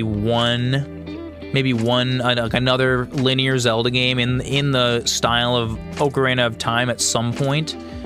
And they're just like, nah, we're not gonna do that. We're never gonna make like this. The new Zelda style is better, and this is what we're gonna be doing from now on. It's like, that's cool, that's all good and well, but there's some people that are just not gonna be as excited about new Zelda games. Like when Tears of the Kingdom came out, and I was like, okay, so it's just another Breath of the Wild with sprinkles. I didn't even buy it, and I loved Breath of the Wild. Dude, Final Fantasy VII, Ocarina of Time is legendary. Final Fantasy VII is another legendary game, and the remake is not, dude, it's not just real good, dude. It's spectacular. It's so good. You think you overhyped the new Final Fantasy VII for yourself? Or Tears of the Kingdom? Tears of the Kingdom. You overhyped it, and it wasn't enough. Well, see, I knew what I was getting into with it. Are we all the way up here in Melve now? We are. Final Fantasy VII Remake, you only played for like 8 hours and stopped. I played through almost the entirety of the first chunk, and then I was nearing the end of the game for part 1 of Final Fantasy VII, whatever the... It's not called Remake, it's got another name now, because they like added some DLC into it when they re-released it on PC or whatever.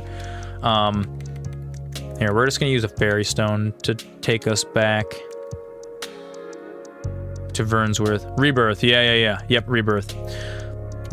I got all the way to the end of it, and like, I'm one of those people where like, dude, if you're gonna release a game in 3 parts, I don't even want to start it until I have all 3 parts in hand. Like, I don't want to get to the end of Final Fantasy VII Remake or Rebirth or whatever, and then have to like, okay, well, they just released part 2, but now I have to wait 2 more years for Square Enix to gift us a PC port, which I think is, it's really, it's a dumb argument, because they're like, oh, we have to spend all this time porting it to PC. It's like, no, you don't. You made the game using PC, and then you, in your dev software, you exported it to PlayStation, and it doesn't take that much. It does not. It's not like it used to be, where you have to rebuild the entire project from the ground up so that it runs on PC. And so that's just some marketing speak for, we're going to keep this console exclusive to force you to buy a PS5. And that I wasn't the hugest of fan of. So like, when I get to the end, I got to the end of the game, and I like didn't want to beat it, because I as soon as I beat a game, it stops existing in my mind for a little while. And if I beat it and then I have to wait 2 years, I'm gonna have to go play through the first game again before I play through the second one. And then at that point, what's the point of playing through the first game now? Like, I'll just wait for all 3 parts to come out in like 15 years, and then I'll play through them all, honestly. Especially if Square is gonna keep doing this thing where they're doing their console exclusive whatever. Like, I paid for Final Fantasy VII Remake. I don't know that I can justify giving them money for the rest of it. And what I'm probably going to do is I'm probably going to wait for all 3 parts to come out, and then I'm just going to torrent them for PC and play them without giving them money. I'm going to steal them, because I really, really, truly disagree with how how Square does business, dude. How Sony does business. They're terrible. They stole hundreds of millions of dollars worth of content from their constituents, from their customers. They ripped movies and TV shows that people paid for off of their PlayStations with no refund. And for me, it's so unforgivable that I don't think Square or Sony deserve anyone's money ever again. Welcome back, G-Tater. I'm just talking shit about Sony.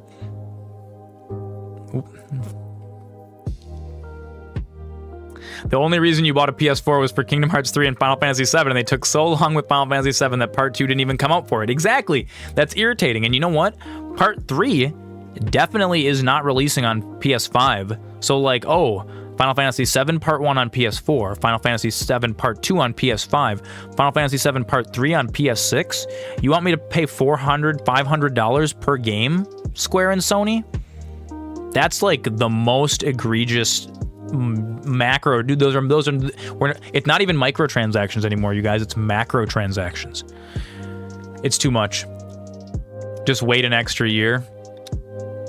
Nah, it's too much. I don't want it. I don't want to wait an extra year, because by then everybody else has already played it 5 million times. It's been all over the internet. I've already heard all the drama about how they changed the end of the game and blah blah blah. And I can't avoid spoilers for. I mean, I already know the storyline of Final Fantasy, but I don't know. The fact that they're gimmick releasing it like that, like if they were just like a good, honest game company where they're like, hey, we made this cool game, we're releasing it all the platforms, play it, I would play it as it came out.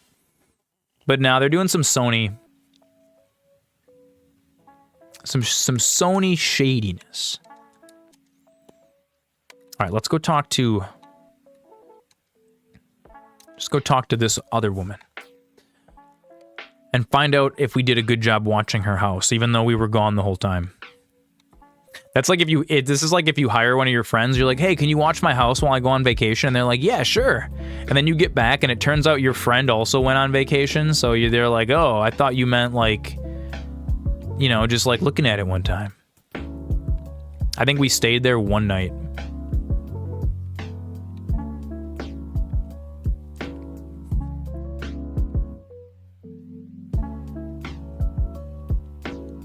Do you guys want to know something super duper crazy? Check this out. Let me show you guys something. Dragon's Dogma. Is this actually gonna work? Oh, it is.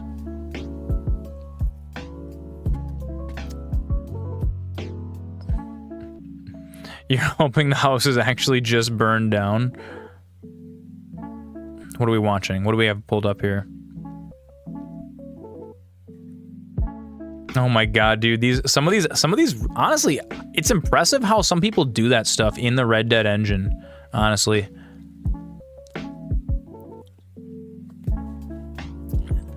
So, check this out. This is super crazy. Can I still play the game while this is happening? Look at my CPU. You guys notice how, oh wait, yes, we're behind the screen. Look at this. When I am rendering this game, 71%. My processor is spiking. It's not even spiking. It's running at 71%, like 74%, 78%. You guys, I have a 5800 X3D. I have an incredibly beefy processor. Like, it's so beefy. I cannot believe that Dragon's Dogma is taking 70 up to 75% sustained of my processing power. This is insane. This is absolutely wacky. 80%. It's so crazy. Like, this should never be happening. Dude, this computer can render out dude, you love your boy and my boy loves you. Dude, this processor can render out, like, I don't know, 20 minutes of 4K video in, like, a minute. Like, this, dude, I absolutely annihilate rendering, and, like, there is no reason that a single game... This is, I don't know if this is bad programming, or... Because, I don't know, I don't see enough NPC AI in this game to be justifying this level of CPU usage. Hang on, is it across all 4 cores? Can we analyze really quick? How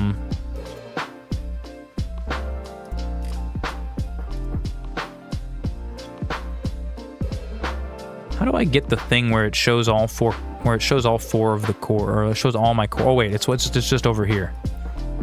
Oh no, it's not.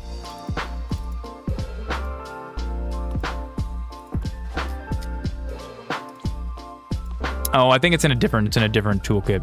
Anyways, tangent over, but this is ridiculous. This is absolutely insanity, dude.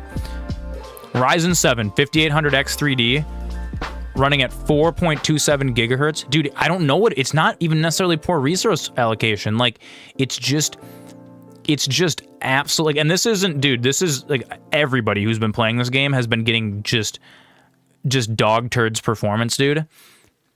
My processor is almost, it's being hit, dude, like, my CPU doesn't spike to 80% when I'm rendering video out. If I'm rendering, like, 3D animations out, it doesn't do this. Dude, this is almost like Intel's burn test, where it just loads all of your cores, like, 100%, and just sees if your cooling can keep up. Dude, you know what's gonna happen? This game is gonna break people's computers, because when you buy, like, a regular, like, an i7, right? They come with the little disk coolers. I'm sure you guys have seen those. Any of you who have built computers, you guys have seen it's like a cookie. It's super duper tiny. Those do not work good enough. They will keep your processor cool, but the moment you start doing some really CPU intensive stuff, like rendering video or whatever, your computer's going to just reboot itself because it's going to go over 100 degrees. Now, I happen to have like 16 Noctua fans in my computer, and I have like that super beefy Noctua heatsink that's got 2 Noctua fans strapped to it. So my the temperature I'm not worried about here, but the fact that this is a game, a not even that good looking game, and the fact that it's just chewing up so much CPU resources, I'm like, what did you do wrong? What did they mess up, dude? And like, look at this. My GPU is not even, it's like 65, 50 to 60%. These should be switched. This GPU should be being hit 99. Sounds like a plan, Moonlight. Take it easy. Moonlight's gonna lurk. Thermal paste plus a fan isn't enough if you have an older processor. Like, it is, but you just might need a bigger heatsink. Like the stock one that comes with. What I'm concerned about is a lot of people are running gaming PCs with those standard wafer cookie heatsinks, dude. And I bet you, I bet you, somebody's gonna load up Dragon's Dogma 2, and it's going to break their computer permanently, because this is just... A lot of people do not burn test their computer for 100% load. I do. I am one of the weird ones that I make sure that my computer doesn't go over like 74 degrees under max load. It blew my mind. When I opened up, I was expecting to see something. I was not expecting to see that when I opened up the task manager. I was like, whoa, dude. Something's going on with this game. I don't know if the entire game world is if like they're keeping track of the NPCs in the whole game all the time. Is that what they're doing? Because if that's what they're doing, that's really kind of unnecessary. There's other ways to do that. Okay, we gotta go this way.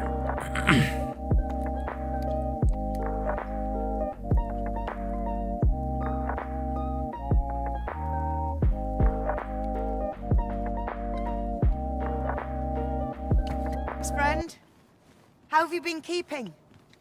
As for me, I made the most of You know what's so funny? This lady asked us to watch her house after meeting us for like 2 seconds. Imagine you're like standing on your porch, like smoking a cigarette or something, or just like, I don't know, getting the newspaper, and someone's like walking their dog past your house, someone you've never met before. And then you're just like, oh, hey, come over here for a second. And they're like, oh yeah, what's going on? And you're like, hey, I'm going out of town for a week. Would you be willing to watch my house while I'm gone? A dude saw you murdering a woman with an axe and now you're wanted. Imagine that, G-Tater. That's generally the kind of thing people don't like you doing, even in Red Dead Redemption. You see, I grew so fond of the destination my feet carried me off to, methinks I should like to live there. Oh, are you giving me a house? Don't shred the tater into tots. No. And that's when I thought... I mean, tater tots are pretty good. Mayhap you've grown... What does someone do when watching a house? have to purchase it from me? You hang out there and make sure... It's basically like to make sure that nobody robs the person while they're gone. Like, if you're house sitting for someone, you just hang out in their house. That's it. Or like, even if like, sometimes house sitting just involves stopping by like once a day just to like get the mail and, you know, because when thieves are gonna like, you know, like people that like are like professional burglars, this is a thing that people do. It's a job that some people have. It's not a very good one, not a very nice one, but some people do it. And one way that thieves will determine whether a house has nobody there. Who's watching their house then? Well, that's true, but you don't need to be there the whole entire time. It's like if you're driving through a neighborhood and you see a mailbox that is overflowing, there's like 100 letters in there, right? You're like, oh man, that guy's in the Bahamas or something. He's been out of town for 3 weeks, right? So then what do you do? You park your car across the street or like down the street from the house and you watch it for like a day. And you're like, wow, well, nobody came home last night. Nobody left. Nobody's entering, nobody's leaving. And the mail keeps piling up. So now you know that there's nobody there at all. And now it's super simple to just like I don't know, you just stroll into the backyard, break a window, climb in, steal a bunch of stuff, boom, and they don't find out for 2 more weeks when they get back from the Bahamas. How many houses have I robbed? 0. I've robbed 0 houses. I am not a steely kind of a man. However, that being said, I will show you guys something cool. One of my hobbies is lockpicking. I have a full lockpick set. Let in a little breeze. Preparing to open the pod bay doors. Prepare yourselves for whatever lies beyond the tent. I think I'm going to tie some additional animations to that. So that way there's like some mobs outside the tent or something. You want me to teach you how to pick locks? We could totally do that. At some point, we could actually do like a proper lock-picking class.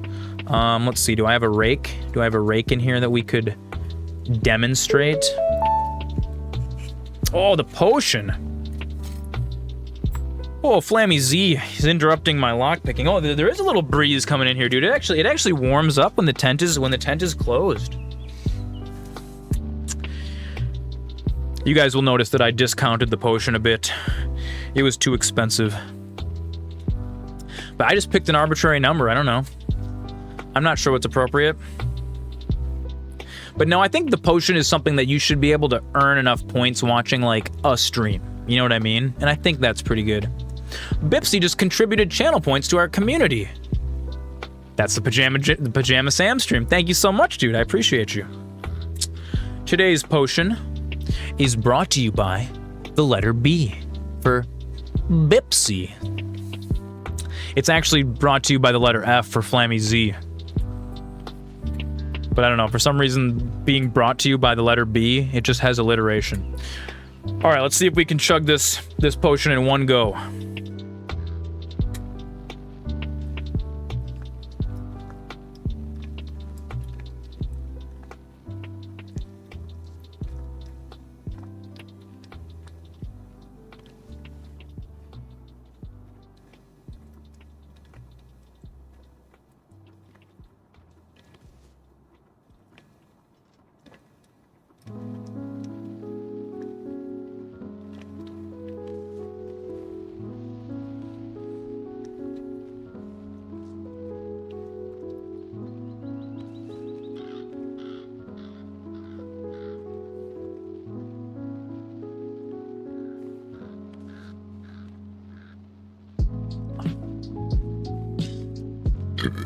You know what, Pete Boss?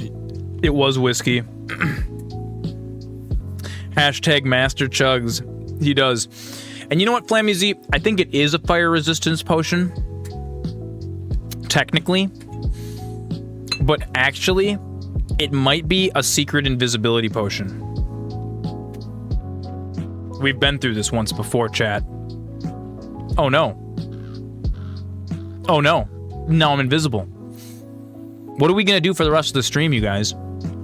What are we gonna do? What are we gonna do for the rest of the stream? Considering that I'm invisible, I mean, people are gonna join, and they're just not gonna think that. Oh yeah, G-Tater hasn't seen this yet, has he? The potion was real the whole time. It was. How are we going to? People are gonna just think there's nobody here. How did I do this, G-Tater? I will teach you. I will teach you. You have a question? Possibly. But wait, hang on. The potion's wearing... It's not a green screen suit. The potion's wearing off. Just wait. I'm coming back. I'm coming back into the real world. Here we are. Here we are. We're back, everybody. We're back.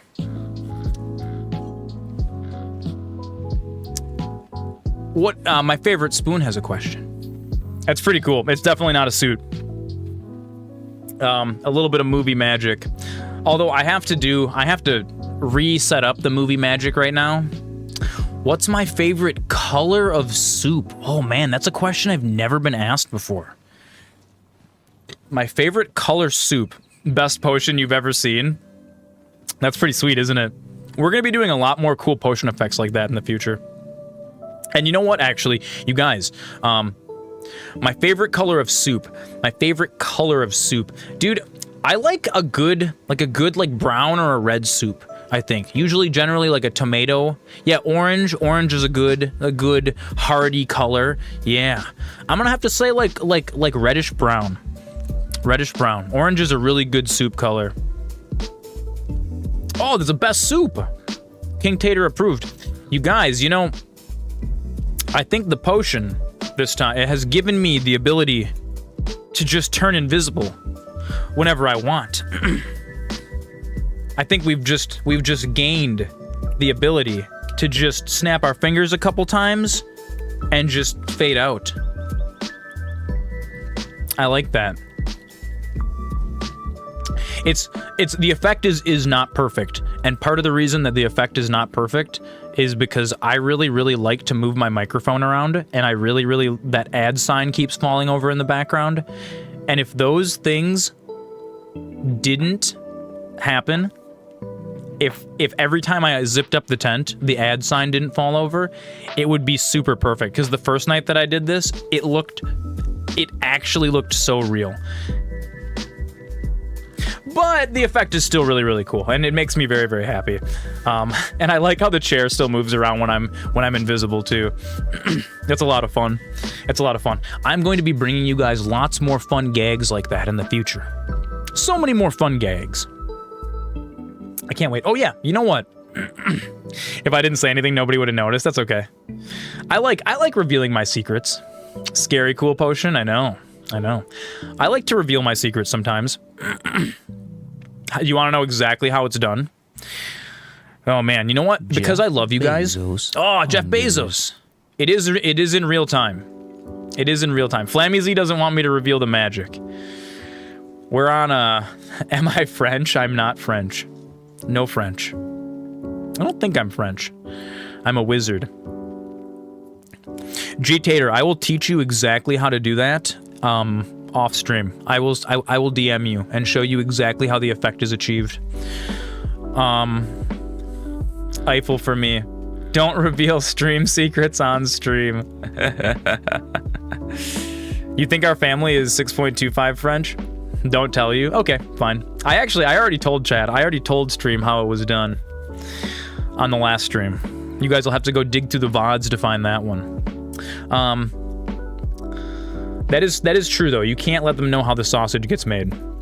I will DM you. So what's super cool, just real quick while we're on ads, I'll show you guys how lockpicking is kind of done. So you can see this is a practice lock. And so this, wait a second. Am I French? Are you French? Because I Eiffel for you. Because I fell for you. Oh!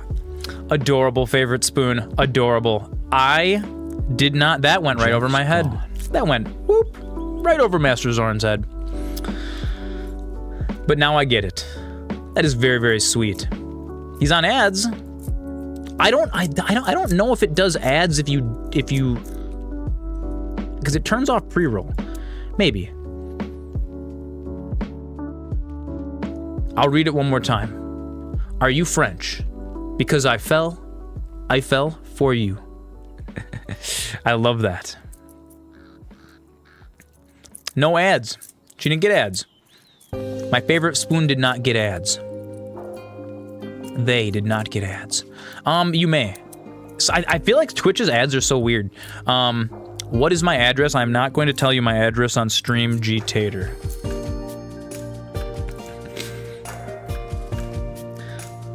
For obvious reasons.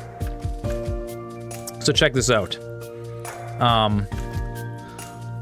Lockpicking. I'm not necessarily good enough right now to always be able to pick the lock within a reasonable amount of time. But if you guys take a look inside that little lock, this is a lock with a key that locks it. Okay? You can unlock the lock, and you can see, I hold my hand on there so you guys can actually see it in the light. when you pull the key out of the lock, all those pins like line up inside the lock, right? You can see how they're shifting around right there. My dexterity score is too low. So what's super neat, right now the lock is locked, and you can see that all of the pins are sitting at a different height.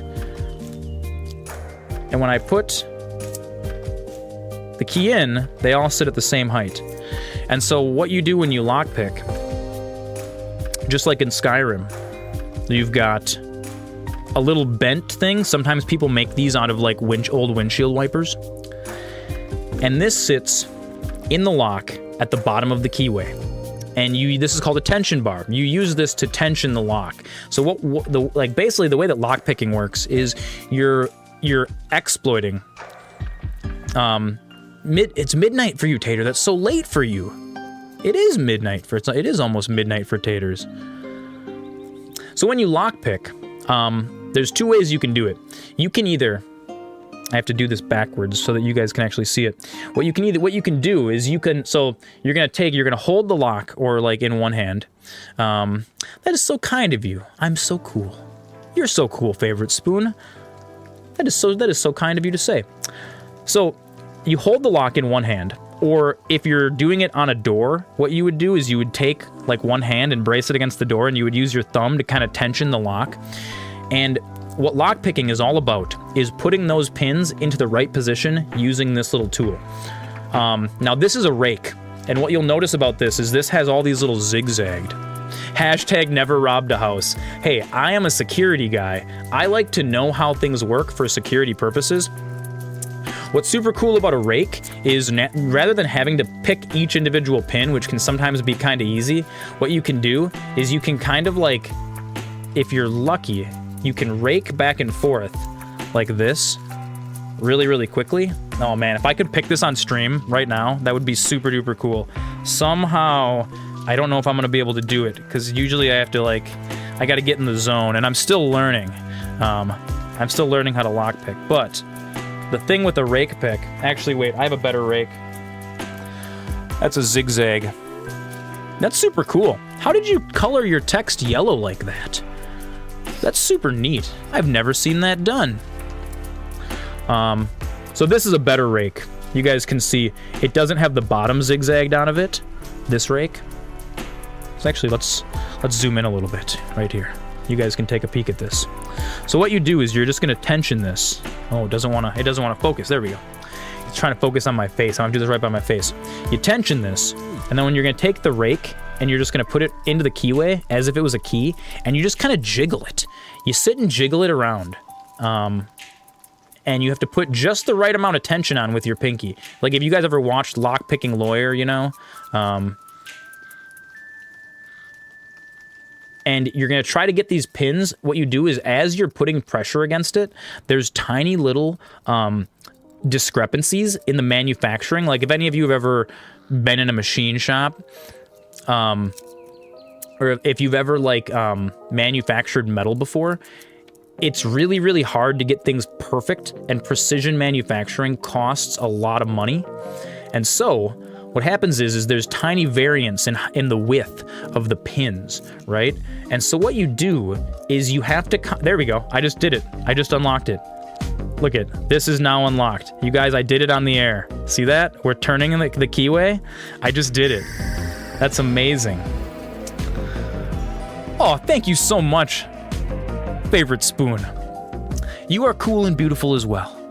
I love that. That was super cool. I'm super, super happy that I was able to pick that here for you guys. So this is now open. This lock is now open, and I now just opened. This is a standard, this is the exact same kind of lock that is on your front door right now. If you bought your lock from Lowe's, you can open it with 2 little bent pieces of metal. That's it, and a little bit of knowledge. It's not that hard. And so this is why, thank you so much for the follow, favorite spoon. I really, really appreciate that. Welcome to the wizard tent. Welcome to my tently lair. Time to upgrade your locks, I know, right? Here, I'm gonna go ahead and drop socials in the social media. We have a Discord. You can join our Discord. If you read the rules, and you click on the potato and take the potato oath, you can become a student of magic and hang out with us in the Discord. Super cool. We got a little Minecraft server in there, all kinds of fun stuff. So this, we're just gonna lock that back up. Boom. Yeah, you can just, oh, can it just be this and no games? You guys want to just learn how to pick locks and stuff all night? It can be. We were actually talking about, what we were actually just talking about, like, on stream a little while ago. Yeah, this is the stream most of the time. So I do play games. Like, we have a game going on in the background right now. I think we've been chatting for like a half an hour.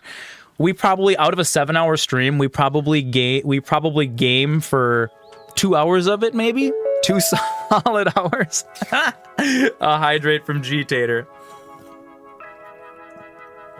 Take it easy, G-Tater. It was great having you on tonight, man. Later, Tater. Yeah, so we, oh, Flowcat's gone right now. But I will give Flowcat some pets for you. As soon as she's back. So, yeah, so I was actually, we were just talking earlier about our community we are on the cusp of being just big enough. My hair is so flippy. Oh, it's so flippy floppy. It's so floopy. My hair is super long. We're gonna grow it. I'm gonna grow my hair out the whole time I stream. And so hopefully for years, we're just never gonna cut it. As long as I am full-time on Twitch, we are never gonna cut our hair. We do Thursday through Monday, 5 p.m. to midnight Central Time. It's about 10:30 for those of you in different time zones. Going back to the John Wick look, yeah, probably. I'm gonna grow it out. Well, I'll probably grow it out longer than that, actually. But yeah, we'll end up having to do slick back. Last week we made beef jerky on stream for 5 hours. Yeah, it did take a good 5 hours. Yeah. But even when we're gaming, I like to talk. I'm a talker. It's what I do, you know. We're going to be doing a lot more non-gaming content in the future because we actually just had a bunch of friends in chat earlier wanted me to teach them how to cook. I'm actually a really good cook, and I would love to set up a hot plate in here and try really, really hard to not burn this tent down. I think that'd be really fun. We can actually use this dehydrator a little more. We got the dehydrator going on back here. We can use it to make some more spices and ingredients for when we do the cooking stream. Dude, I'll teach you guys how to make General Tso's chicken. Like, real General Tso's chicken like you get from the Chinese restaurant. Because it's all soy sauce and hoisin sauce and MSG and ketchup. It's mostly ketchup. They love their ketchup in Asian cooking. Yeah. Oh yeah. So much fun. So much fun. All right. We've been chatting so long that my controller has turned itself off. Yeah. You have to go out in the rain. Bring an umbrella. Make sure you bring an umbrella. So, this Mildred is gonna give me... May made some homemade orange chicken yesterday? Hell yeah. Wizard cooking simulator. Actually, we should do that. We'll do that in real life. Yeah, I think, you know, because I didn't want to do too much like just chatting content when we first started the stream, because like, you know, it's fun to sit for like an hour or two and like converse if it's just like me and Flammy Z and a couple of the cousins.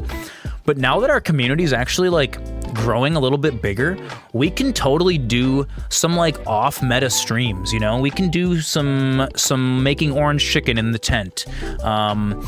We can do art stream I want to do. If I made the most complex, oh yeah, bartending stream. I forgot about bartending stream. Yeah, I forgot about that actually. I am a master mixologist. That's actually like one of my probably best skills that I have.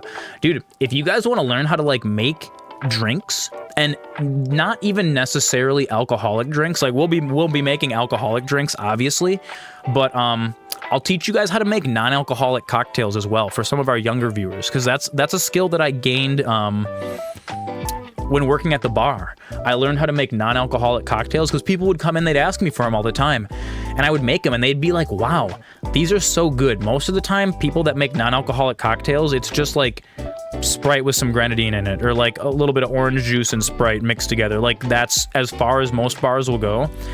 I used to make non-alcoholic creations, you know what I mean? I would muddle some rosemary and some cucumber and put a little bit of tonic syrup and some bubbles and some citrus and like, I got a fire extinguisher on hand. Boy, you think I'm building up this whole stream tent and all this shit without having a fire extinguisher on hand? I got one. I got one right here for real. Oh, and guess what? Check this out. I'm gonna show you guys a little something. It's not even expired. It's good. Look at that. It's pressurized too. It's a modern, recent one. Durek Cromwell got me this because I am the kind of person I would totally like put a hot plate in this tent and then like have it turned on. I'd be like, oh, I gotta run upstairs for something really quick, and I would run upstairs and the tent would totally burn down live on stream. That would 100% happen. 100%. This, I have this fire extinguisher, you guys, because I really, really need it a lot. Like, so much. You don't even know. I'm gonna tell you guys something really, really funny. Something that I do all the time accidentally.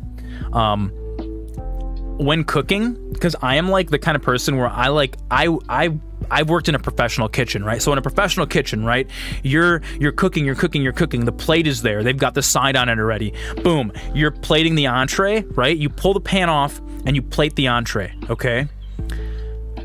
You do not turn the stove off in a professional kitchen. You don't do that. And when I'm cooking in my own kitchen, I treat it like a professional kitchen. Imagine chat just screaming, watching the tent burn. Yeah. And the funny thing is how long would the stream stay live? Like, it would stay live for a bit. You would be able to see the tent burn down from the inside while I stand right out there, freaking out, not wanting to come into the burning tent. I'd be like grabbing my mic and some of my stuff, like, oh, my computer. I'd jump in there to save my computer, rip it out. Oh my God, dude. Here's the real question. Would I save the stream PC or would I save the gaming PC? Probably the stream PC, actually. The gaming PC cost a lot more money, but the stream PC, I did a lot of work setting up this OBS install, and if I lost that, it would be way more catastrophic. Money can't buy 300 hours of setting up OBS. It just can't. Yeah, Jen thought I was going to burn the tent down when we made jerky in the tent, but I did not. I did not burn the tent down. Is there a way to back up your settings? There is, sort of, but kind of, but not really. So I'm using a ton of plugins in OBS. So many plugins, and those plugins are all interacting with one another. And so there is another plugin you can install that will dump all of your settings exactly as they are from OBS, but it would not work for me because a lot of my settings are set up in the plugins, and those plugins can't be backed up. Like, basically, in order for me to back up my OBS, it would just require me filling a notebook by hand with like everything that I did. No, realistically, I've learned enough about OBS that if I lost this computer, it would probably take me maybe like 3 days to get everything back to normal. Like, I could just remake all of this. The thing is like, it's the learning, you guys, that took me the most time to get there. Once you've learned it, it's in there. It's cooked in. You know what I mean? Like, it's like making a sauce. You know, if you want to make a good sauce, you want to make a good soup, you want to know what you can't do? I'm going to tell you guys something that's not possible. You cannot take raw ingredients and turn them into a soup in an hour. You can't do that. Or you know what? Try it. Try it and bring me some of that soup. It's gonna taste like watery garbage. You want to make a good soup? You gotta let her cook for a while. And working on OBS, it's been cooking up here in my brain for a really, really long time. Now I could set the stream up from naked within a week. I think it would just be a nightmare week. I wouldn't like my life. I wouldn't sleep much. I wouldn't eat anything or shower at all. You know, I'd be just sitting here for, cause like, dude, when I get projects, I can't just give it to you, mind. I've my relocation costs to consider. When I get into projects and I'm like, oh, there's 12 tasks to do, dude, I just go one at a time. Boom, boom, boom, boom, boom, and like, I don't eat, I don't sleep, I don't drink water, I don't breathe, I don't do any of that stuff until it's done. And then I collapse in an exhausted pile at the end of, 18, 19 hours. So if the whole stream went down, dude, in my brain, I would be like, oh my god, I've got 1,000 things that need to get done before the stream can come back online, dude. I may perish, actually, from just, like, going too hard. Which, you know what, to be fair, that's a good problem for this community to have. MasterZoran is too dedicated. And that's good, that's perfect. You can't overboil it and you can't undercook the ingredients. It requires a fine line if you want to do it right. You were able to perfect the time and temp needed for the soups you've made. You know, Pete Boss, that is true. Well, friend, what say you? She's gonna sell me her house. 20,000. Oh, you know what? Yeah. Let's buy it. Much obliged, friend. Sweet. Look at that. We just purchased our own, dude. Look at. This little dwelling's all. Look at this, you guys. We just bought a house. Master Zoran, Uncle Master Wizard Zoran. Dude, I swear to God, this looks just like Beezy and Randy like mixed together. It's so funny. It's like if all three of the Elder Zoran boys, Beezy, Randy, and my dad, blended together equally, it would be my protagonist. Well, pawns, welcome to our new house. Irenicus, me and you get to share this single bed. We're gonna have to get real cozy. The other two pawns, I guess, can sleep on the floor. Ladies, you coming in? Come on in. Now, Pete Boss, that's correct. You can't overcook it and you can't undercook it, but it depends on what ingredients you're using. And also, the order you add ingredients is very important. So, for example, bones, dude, you can boil the bones, rolling boil, for like 8 to 10 hours. If you can dissolve the bones when you're making a soup that has bones in it, dude, the longer and harder you cook those, the better. But effervescent or like vegetable ingredients, you cannot cook too much because you'll lose all of the aromatics, you know what I mean? So you want to add your aromatics, like onions, you can add an hour and a half before they're finished. Honestly, Pete Boss, me and you should have a soup off, dude. I would love to have a soup battle. That would be amazing. We're gonna have a soup battle, and chat is gonna be the judge. That's what it's gonna be. Oh, what do we got here? I'm heavy. Why am I so heavy? This regalia sword we don't need in our inventory. Onyx we don't need. It's all just like materials. All these materials just, they pile up in your inventory. Dude, these wake stones are huge. They weigh a bunch. Put these shards in here. You know what we don't need? We don't need 3 fairy stones. We really only need 1, don't we? Oh no, wait. Give me that back. That's our camp thing. Super Smash Bros is not as good as Super Soup Bros, you know. I would agree with that. Super Soup Brothers? Or would it be Super Salad Brothers? Is it soup or salad, or is it a super salad, you know? Gotta ask yourself the scary questions, you know? Some veggies absorb the broth at a faster rate than others, so it becomes tricky. You know what's funny, Pete Boss? When I do soups, the same way that I make jerky, I layer the flavors. So I'll add onions to the soup multiple times. I generally like to make the broth first, and then I make the soup afterwards. So like, I will boil the bones, I'll boil the meat, and then I'll add the veggies, and I'll boil them until they're just dead, right? And then I pull all the solids out with a strainer, throw them away. And then what I do is I cut up new meat, new veggies, and then you add your meat, and then you add your veggies, and then you do like the noodle. I usually cook the noodles separately and then add noodles if I'm gonna do noodles in with the soup. Yeah, Pete Boss, it sounds like you really know your stuff. I would be honored to have a soup duel with you, you know? We can do it right here in my kitchen. It's gonna be super cool. We're gonna put all of my disguise in there because we don't need that. Look at that. Now we're good. What is this? Silver ore. We already gave that. Gold ore. She's got six rotten beast haunches.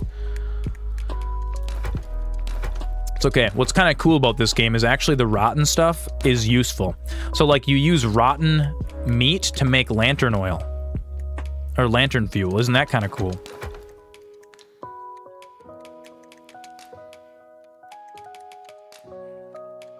So this is what I found out about this game, is you just literally just chuck everything you have in there, and you just take what you need, really. Fruit wine. I don't know what we're gonna use this fruit wine for. I guess we're just gonna get lit. Can I just get drunk? Can I get drunk in this game? Oh, I can. It gave me a boost. Do I get a screen effect? Dude, do you guys remember in games when you used to, like, you would drink some mead and then it would make your screen all, like, woobly? You guys remember, like, in World of Warcraft that would happen? You'd drink some alcohol? They don't do that in games anymore. Even in, like, Morrowind, when you would use, it was awful. Dude, we actually enjoyed doing that. Like, when we were younger, we would sit in the tavern in Stormwind, and we would just, like, get the screen effect, and then we would sit around and chat for, like, hours. Like, back in the day. I kind of miss that, the screen effect. Like, back in, like, in Morrowind, when you would use skooma, your screen would get all woobly. And then in Skyrim, they took that effect out. And I don't know why. I don't know why. We gotta go to this nameless village. We have to go and find... It's all the way up here. Look at this. I'm super duper terrified to make this adventure. It's slightly past the cave. There is a campsite right here, though. Yeah, honestly, I feel like my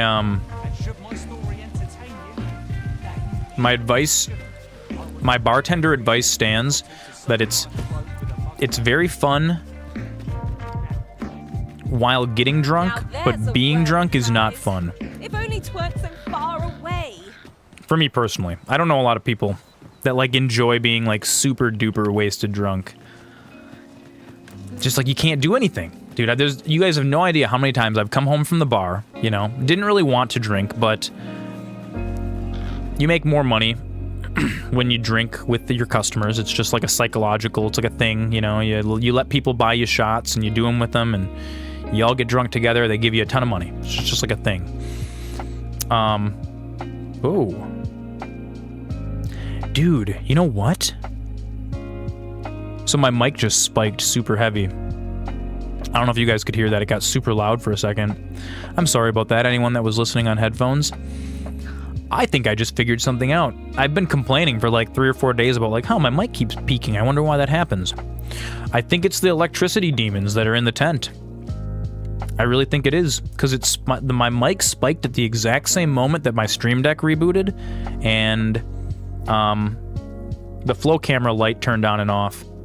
Oh, what is that thing? Are you, like, fighting that beast, dude? What are you guys... Oh, they're goblins. Okay. Ignore them. Ignore them. Pawns, ignore them. You didn't hear anything? Okay. Well, that's good. That's good. If you guys don't notice it, then that's fine. It's just every once in a while, like, my mic has a limiter set on it. It should be, like, 2 decibels, right? It shouldn't be able to go over 2 decibels. And every once in a while, it's spiking to, like, a couple decibels higher than that, like, so that the mic actually clips. But it shouldn't be possible. So I'm like, no biggie. That's just it's one of those things that I notice, you know, out of the corner of my eye. I've got all my levels.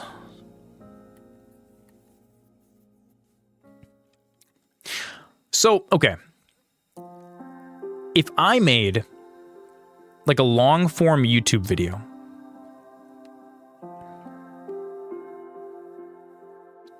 you think you swapped from gotta buy this to you'll pass watching this today? Honestly, that's good. Like, I'm glad that me streaming this is adding Seems like this is the whole game kind of on loop. It is. It is, yeah. It's preparing for things. It's doing the preparation and then going and fighting stronger and stronger monsters.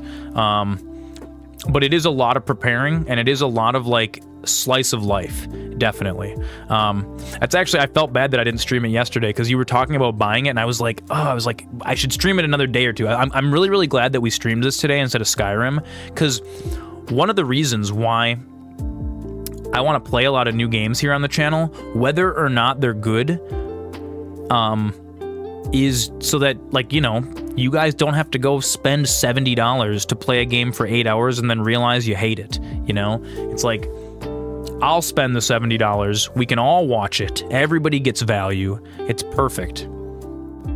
You do this thing where you get right up to the last second of Resistance, then buy it and regret it, like Diablo 4, you waited a week and then you bought it. Well, the first week was the best week. You bought it right as it, like, everyone was like, hype, hype, hype, hype, hype, we're playing through the main storyline, and then everybody finished the main storyline all at once, and it went beep, boop, beep, boop, beep, boop. And then Dylan bought it, like, right there. It's like, dude, I bet you do the same thing with, like, stocks or, like, crypto or whatever, where it's just like you gotta wait till the end, because I do that. Oh my god. Dogecoin, yeah, I know, right? It's like you did now it's too little too late. Are you guys up here fighting this thing? No, you guys are back here. What are you guys fighting over here? Dude, I actually made money off of Dogecoin and GameStop and all that stuff. It wasn't a lot, but I feel like the way that I did cryptocurrency, because, like, let's be real, I'm gonna be, because, like, crypto it's pumping right now, and I'm gonna you know, make your money, make some money when you can, but I'm also gonna tell you guys, be careful, because cryptocurrency, at one point in time,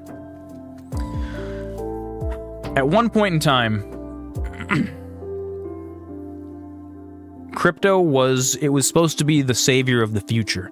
It was supposed to be the secure, decentralized thing that was going to save the world. It was going to save capitalism. It was going to save the economy.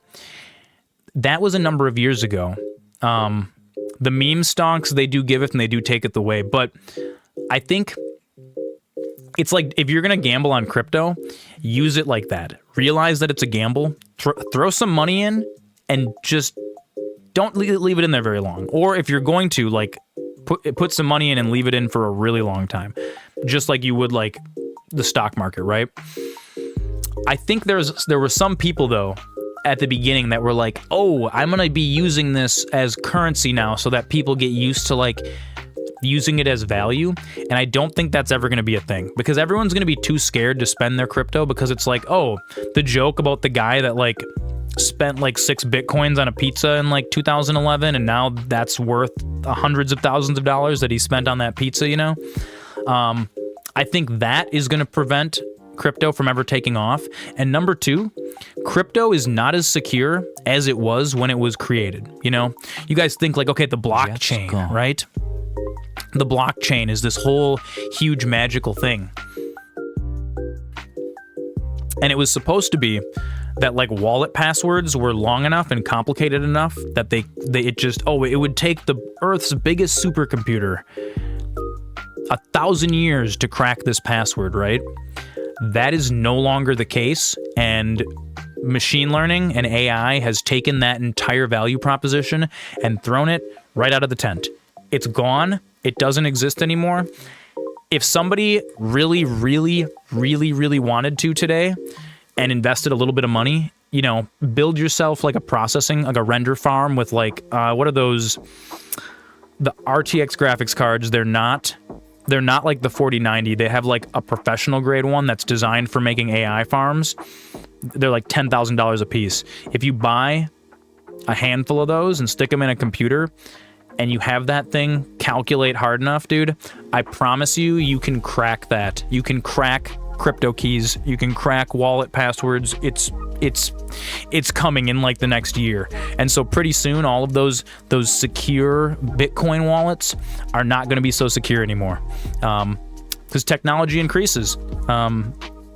And there may be some new cryptos that come out. Maybe they're gonna upgrade, like how, like when they like ported the Ethereum blockchain to ETH whatever, and it was supposed to like fix all this stuff. I don't know. I think it's just gambling, personally.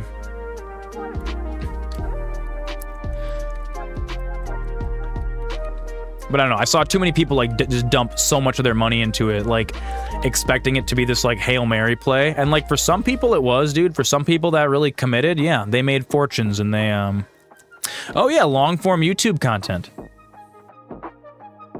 Thank you, Flammy Z, for keeping me on track. I was gonna ask, for long form YouTube content, what kind of stuff would you guys rather see? Oh god, another one of these boys, huh?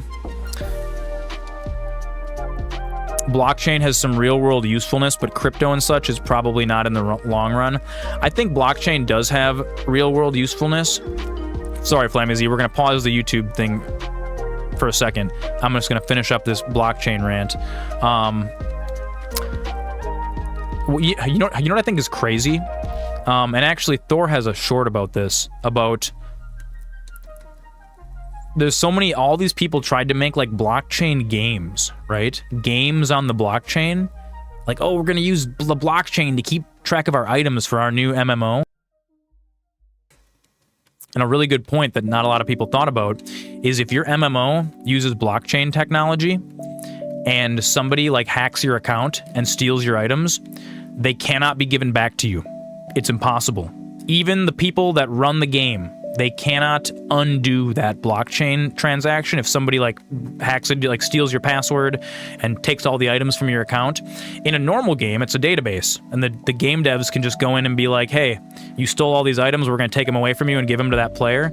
If your game uses blockchain, you cannot do that. You're stuck. Your players are at the mercy of hackers, and there's nothing you can do. So blockchain games are bad. It's a dumb idea.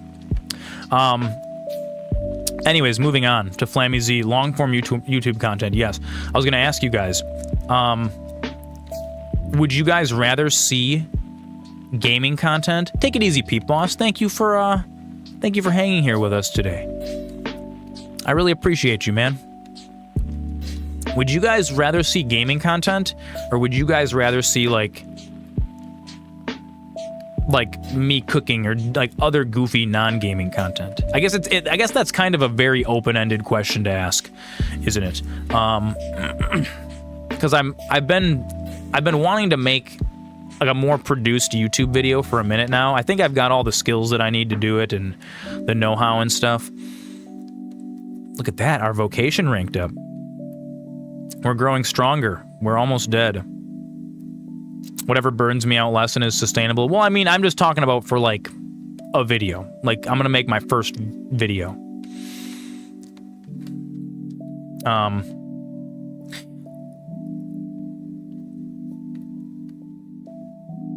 I don't know.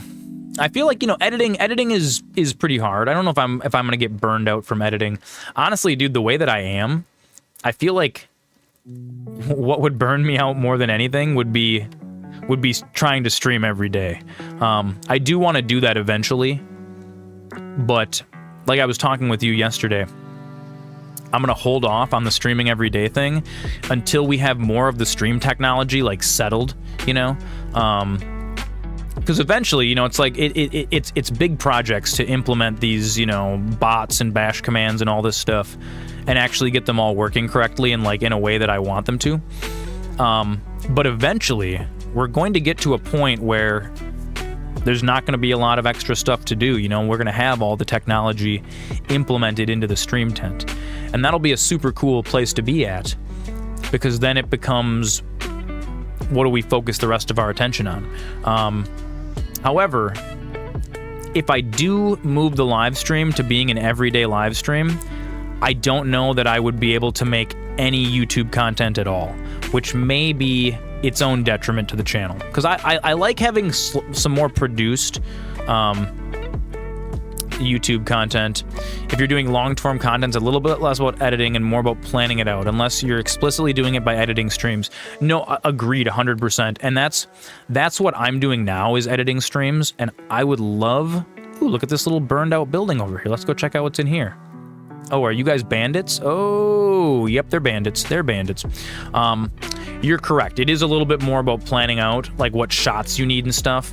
And I dealt with a little bit of that when editing, the Twitch content for YouTube.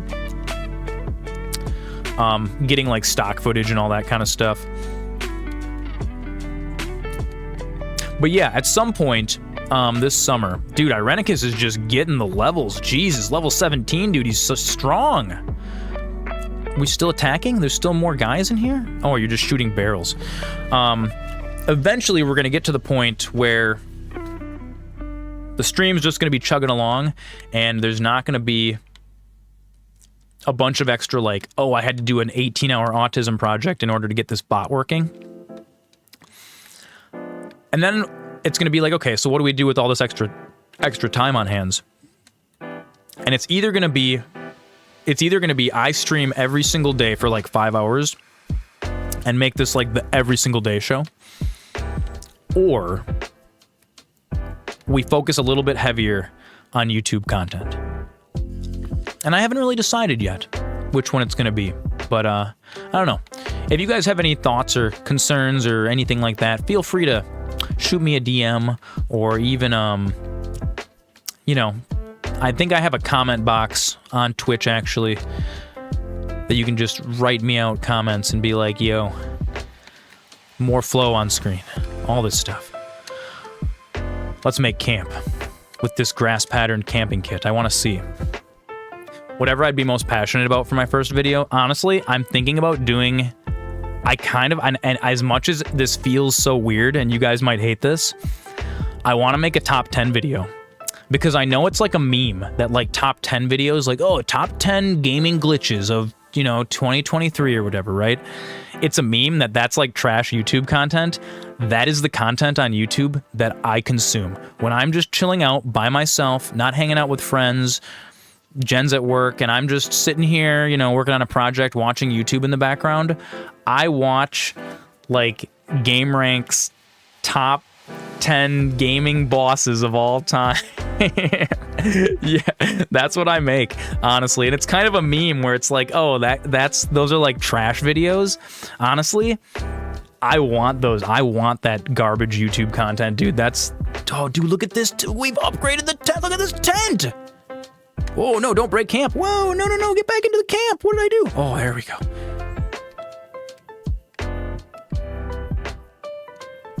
Yeah, we're gonna be doing some cool stuff. Friends, I'll be back in 2 seconds.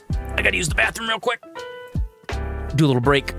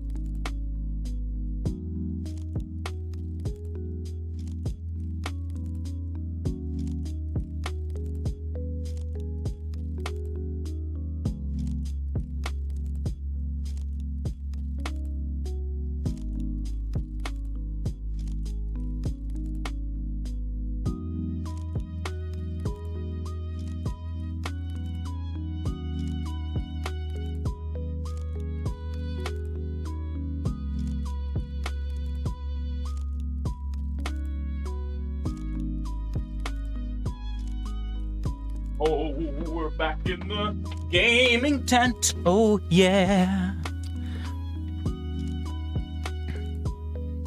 We're back. Yeah, I think I'm gonna do that. I like You've, Flamizy, your words of encouragement are the right words. They were the right, you spoke the magic spell to inspire Zoran. It's perfect.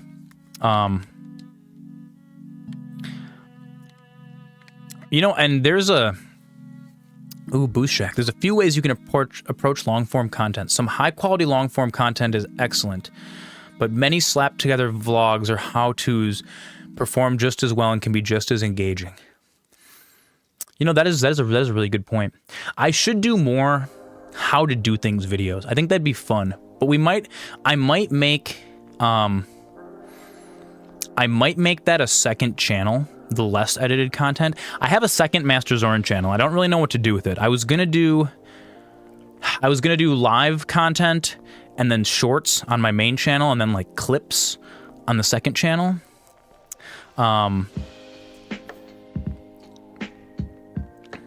Yeah.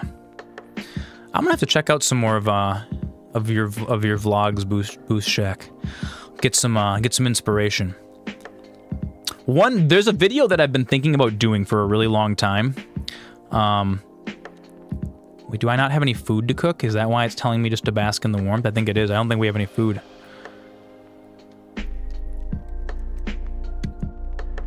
So, one of the, a video that I've been bouncing around in my head for a long time that I want to make, it would take so much editing, but I feel like it's something I have to do just because, like, it's something that I want to do, and I want to make Zoran's top 10, like, wizard games, or like, dude, are there people just having a battle in the trees right over there? What is going on with this?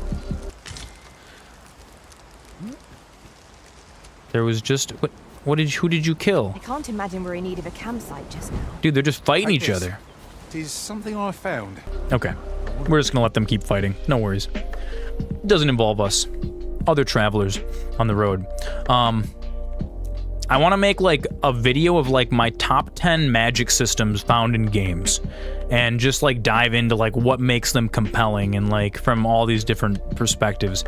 It seems like such a generic video that there's probably 1,000 of them on YouTube already. Top 10 wizard games. Like I'm sure that's already a thing a million times. But I just like, I don't know. I feel like I want to make that video for some reason.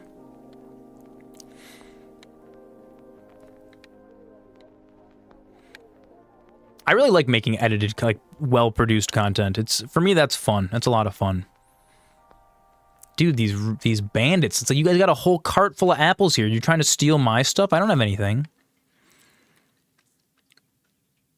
Oh, God. No. Come back out.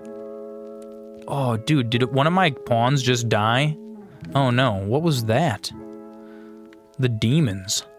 Sucking people into the water. We gotta get out of here. There's too much aggro going on over here. Trying to have a chill little wizard adventure here. Next time there's a big stream, off-stream project, a stream vlog would be pretty sick. You prefer relatable and realistic content creators. The top YouTubers that can just throw money at a problem tend to lose your interest. Real people doing real things is what made YouTube special. Yeah, I agree with that. You know, I should have really filmed, like, putting together the stream tent and all that stuff. The reason I haven't is because my process is... God, dude, it would make for such good content, too. My process is madness, you guys. Anyone who has ever been a part or has witnessed, like, any of my personal friends or family, if you've ever witnessed me putting together a project, it is uncouth. Like, I do not...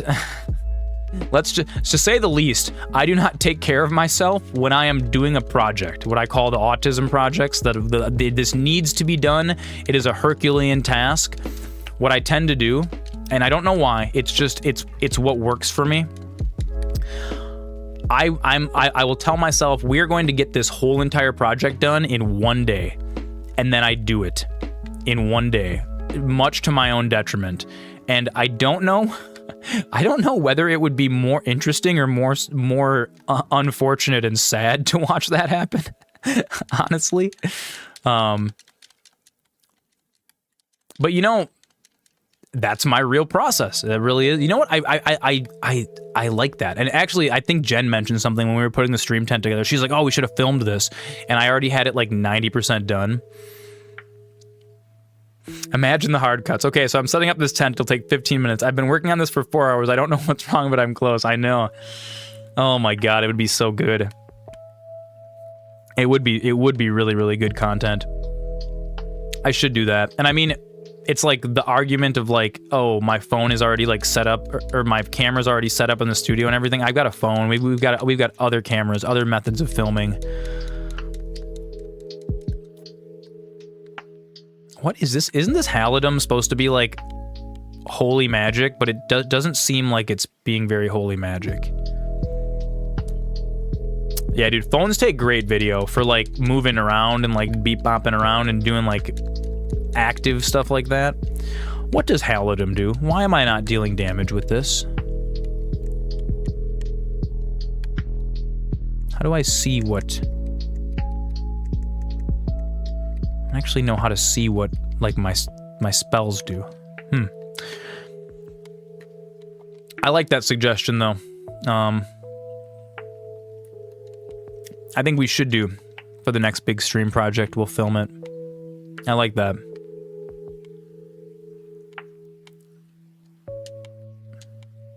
Yeah, a lot of the big projects that I think I just didn't film because I didn't have time to. Like all the stream projects so far have been like on an incredible time crunch. Come to me. I'm being waylaid by enemies. Once again. Like the stream tent, dude, I set this up in, it was 48 hours, and realistically, dude, I needed way longer than 48 hours to set this thing up. That's how you feel about a lot of what goes on in your garage. Filming adds a lot of time and effort to a project. Yeah, I feel like now, though, I have a little bit more, leeway. Because, like, when I was setting up the stream tent, that would have been the best video. I only had 2 days to set it up, and then Thursday was when the stream came back, and then that actually was like one of the most poppinest weekends that we had, was that weekend. And so Flammy Z remembers, I almost didn't stream that weekend. I called him and I was like, yo, this project is huge. we're gonna cancel the stream for a whole week. I'm gonna set up the new studio. And he's just like, don't do that. He's like, don't do that. Even if it's scuffed, just go live. And it was the right call. That was when we were using the ROG Ally as like the temporary computer. And I pissed and moaned about it the entire time. I complained the whole entire time about it lagging, the whole time. But it was fun. That was good. But now that, where is this? Is it up on that cliff we have to go? How do I get here? Now that we actually, oh, dude, we're going the wrong way. We have to go down. We have to go south. Okay. Now that the stream is actually like set up and like, you know, we're chugging along, I can just come down here and turn on every day. Dude, honestly, like at this point, if my main computer broke, dude, you know what we would just do? We would do just chatting. We wouldn't do, if my main computer broke and for whatever reason, like the Ally just couldn't play crazy good games, then this would just be the stream. We would do what we do anyways. We would just sit here and I would talk. I would just talk and chat with you guys for hours. Some duos with me and Jen reacting to stuff for YouTube. I would love that too. It's so hard to do without a third filmer. Like if me and Jen are both, one reason that I haven't done more content is because like Jen doesn't really. I don't want to ask her to like, hey, I need you to be my cameraman. Like we're gonna go like She really likes like when we're doing stuff outside of here, outside of like work or like whatever. She likes us like and I do too. I'm usually like if we go to dinner, dude, I'm like a phones down kind of guy. I don't even bring my phone in, you know? I like to experience like life for what it is.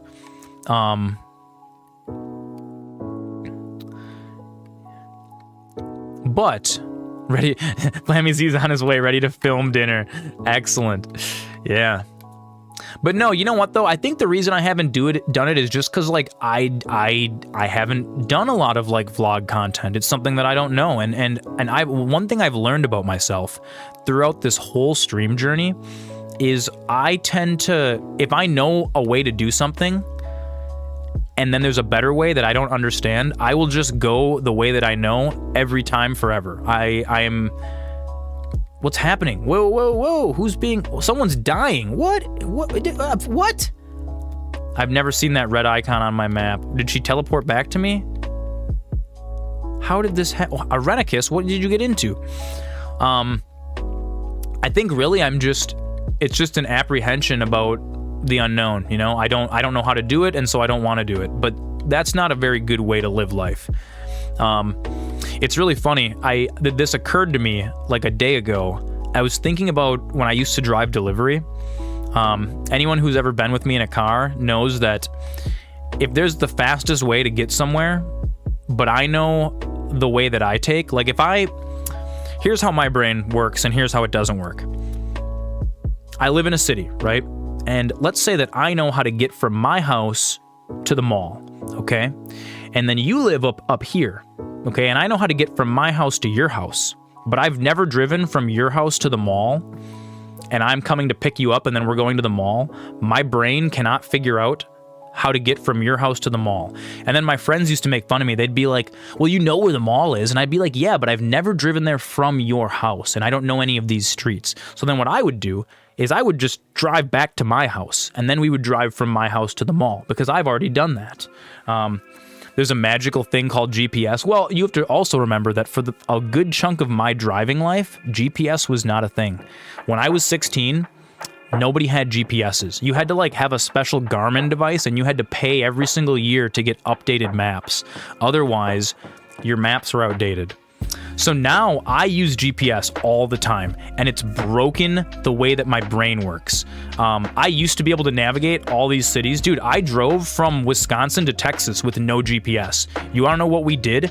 We printed out maps, and me and my mom navigated like human beings with no technology. We just figured out the way there by reading street signs and stuff. So yeah, now this isn't that big of a problem for me, because obviously, like you said, GPS. But back in the day, dude, when I was younger, it was a quest. A quest like navigate from Wisconsin to Texas with no GPS. Honestly, it would be really fun to do. Yes, quest maps. Yes, map quest. Yes, that is what we did. We map quested, and you know what? The map quest wasn't right. We hit a couple times where the road that we were supposed to be on wasn't there, and we found ourselves driving through somebody's field, and like, dude, that totally happened, and we had to turn around, and we had to drive to the nearest town, and we had to go to the gas station and be like, hey, do you know how to get to this highway? We're supposed to be on 114. They're like, oh yeah, they changed the intersection for 114. It used to go straight, but now you have to take a right because it exits onto the causeway or whatever, you know? That used to be a part of navigating across the country. Honestly, for all you youngsters out there, if you ever want to go on a really, really fun road trip with your friends, don't use GPS. Just like make that a hard rule. No GPS, even if we're lost. Print out a map. Navigate the way that they used to do back in Christ's time, back when Jesus was around. Dude, you know what? They had a guy that knew the way, and they followed him. It sounds like torture. Nah, dude, it's a team building exercise. So something that I used to do when I was younger, me and my friends, we would just like get in our car and this was when I lived in Madison, right? So we had phones and we had GPSs at this point. One thing that we used to do specifically I love how, dude, this is such a great game to play on stream because I can just be half paying attention to it and my party is just going and like collecting stuff for me, fighting monsters. This is great, dude. I'm just like Zoran the wizard leader. Do-do-do-do-do. How am I supposed to get up here? How do I get up there? Here, we'll levitate. Wizard levitate the whole way up. Oh, you can't. Oh no, my breeches are showing. Oh, we can't get up this rock face. One thing that we used to really enjoy doing, we would get in our car, okay? And just with the intention of going on like a 4-hour drive, okay?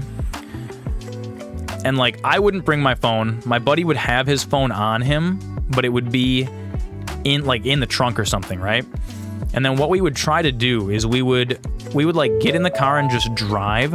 Oh, thank you, Moonlight. Actually, you know what? I'm out. I'll be right back. I gotta go run to the sink and get some more. We've hydrated all of our hydration.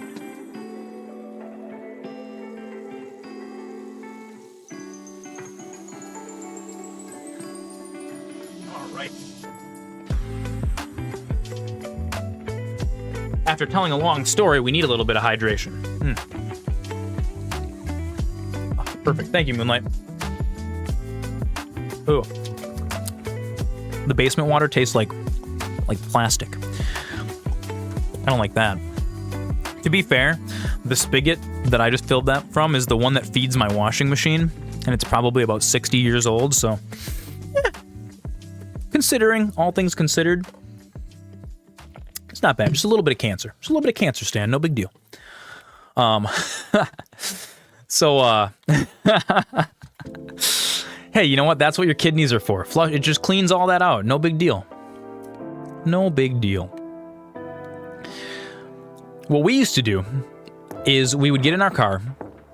My buddy would throw his phone in the trunk, and then we would just drive with no idea where we were going. Like, completely 100% randomly. Just get in the car and just driving around.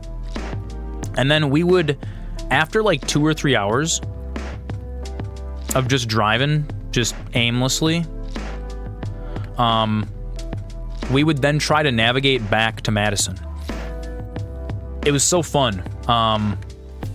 And sometimes we had to stop and ask directions, and sometimes we ended up in like Bezos. wild places. Hungers. Halfway across the state. And sometimes we would drive up to like the native reservations, and we would lose cell phone signal. So that's actually happened a couple times where we drove so far out that the phone we got lost, and then we went to get the phone out of the trunk, and the phone didn't have GPS signal.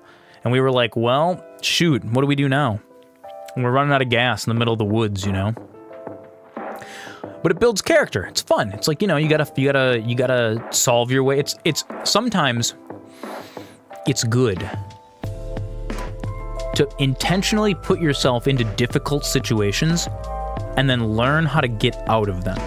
Because at some point in your life, you may find yourself lost and your phone might be dead. And what are you gonna do then? You know? I know what I'm gonna do. I'm gonna fall back on my old navigating skills from when I was 17, 18, 19 years old. I'm gonna go ask directions. We're gonna go drive up a spooky long driveway and knock on some guy's door at 11:30 at night, wake him and his wife up and be like, dude, super sorry. Need to borrow your phone. Like, that's a thing that people used to do, you know? It's like, how often do you hear, it's like, you guys remember, like, it used to be a big movie hook, remember? It was like, oh, my car broke down just down the road. Could I please use your phone? God. That was like a whole plot point from the movie Clue. It was a whole plot point. And nowadays, that never happens anymore. Do you know why? Because everyone's got a phone on them. Oh, I'm just gonna call AAA. I'm just gonna call my mom to come pick us up. Like, but back in the day, you didn't have a phone in your car. And so what happened when you got lost? What happened when your car broke down? You couldn't call anyone. Dude, that used to be the reality for lots of people. Your car breaks down in the middle of the woods. Take it easy, Flamizzy. Thank you for the lurk. Your car breaks down in the middle of the woods, and and you're just out there in the woods with a piece of metal, a broken car that ran out of gas or the whatever. Back in the day, you had to start a new life in a new town when you got lost. Yeah, dude, like way back in the day, sure. If you got lost enough, you're like, oh, and you stumble through the woods for days and weeks, and you finally come upon a settlement, and you're like, oh my gosh, have you guys ever heard of the town of like Vilmore? And they're like, we've never heard of that town. No, nobody here knows where that is. That was so far away. Like, oh, I guess this is my life now. 20 years later, one of your children from the other town like found, like, Dad, it's like, oh my God, son, I've been living here the whole time. But you went to get milk 10 years ago and you never came back from the gas station. Dude, I just don't actually know how to get up here. We're supposed to go up here. All of the roads don't lead there. I wonder if I have to go like wilderness exploring now.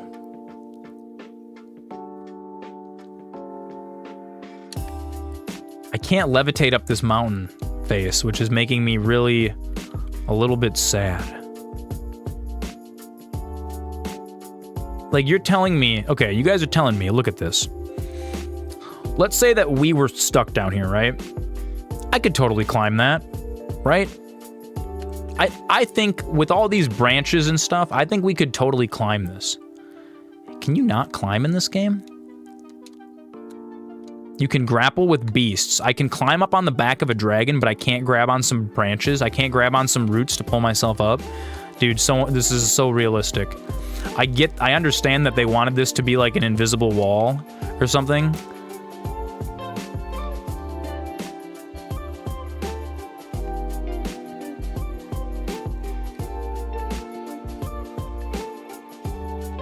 Dude, I remember there was one time. I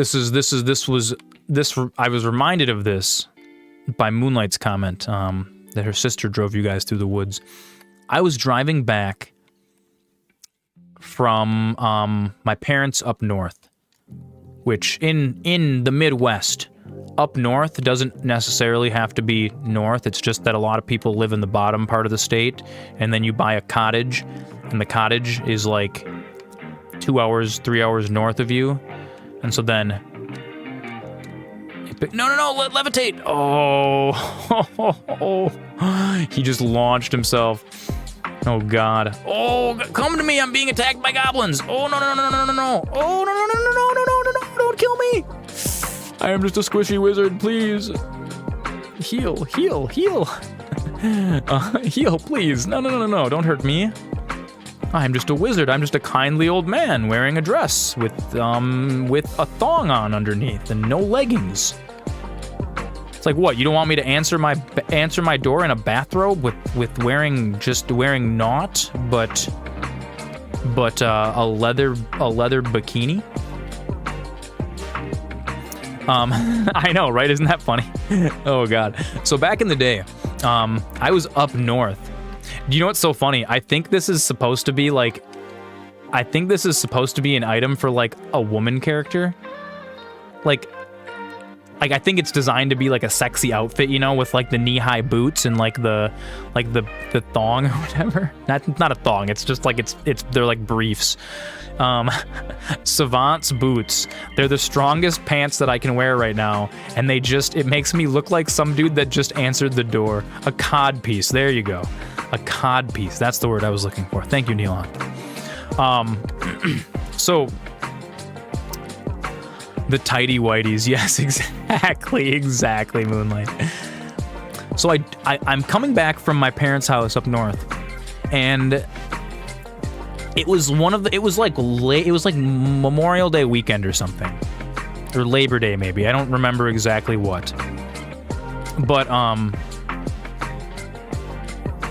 the highway on the way back home was just packed. It was crawling, right?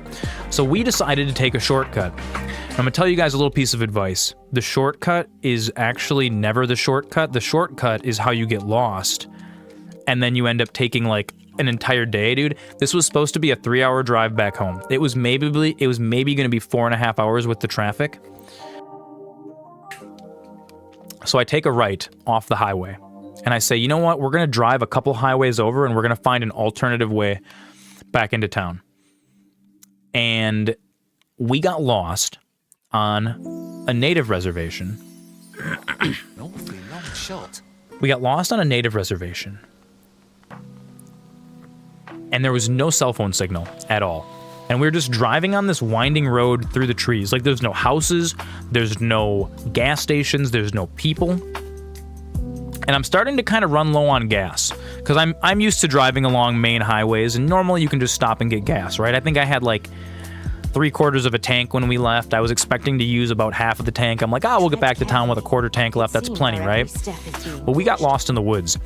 And suddenly I'm driving... Suddenly I'm driving through the woods, and we're running low on gas. We're running out of gas. Here, I'm going to mute this music for a second, because what's happening in the game? The Nameless Village, a mysterious settlement.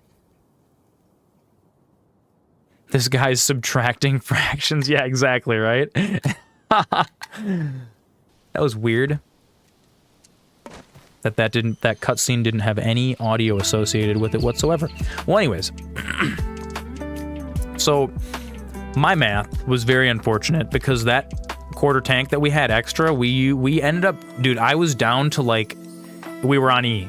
We were on E, we hit empty, and we had not seen a single sign of human life. And I was like... Suddenly and here's the other thing. At the time, it was a long time ago when people had cell phones, but they didn't rely on them. So my phone ran out of batteries, and I did not have a charger in my car. And my charger charged my phone super slowly, so if we ran out of gas, the car was gonna lose battery before it even charged my phone.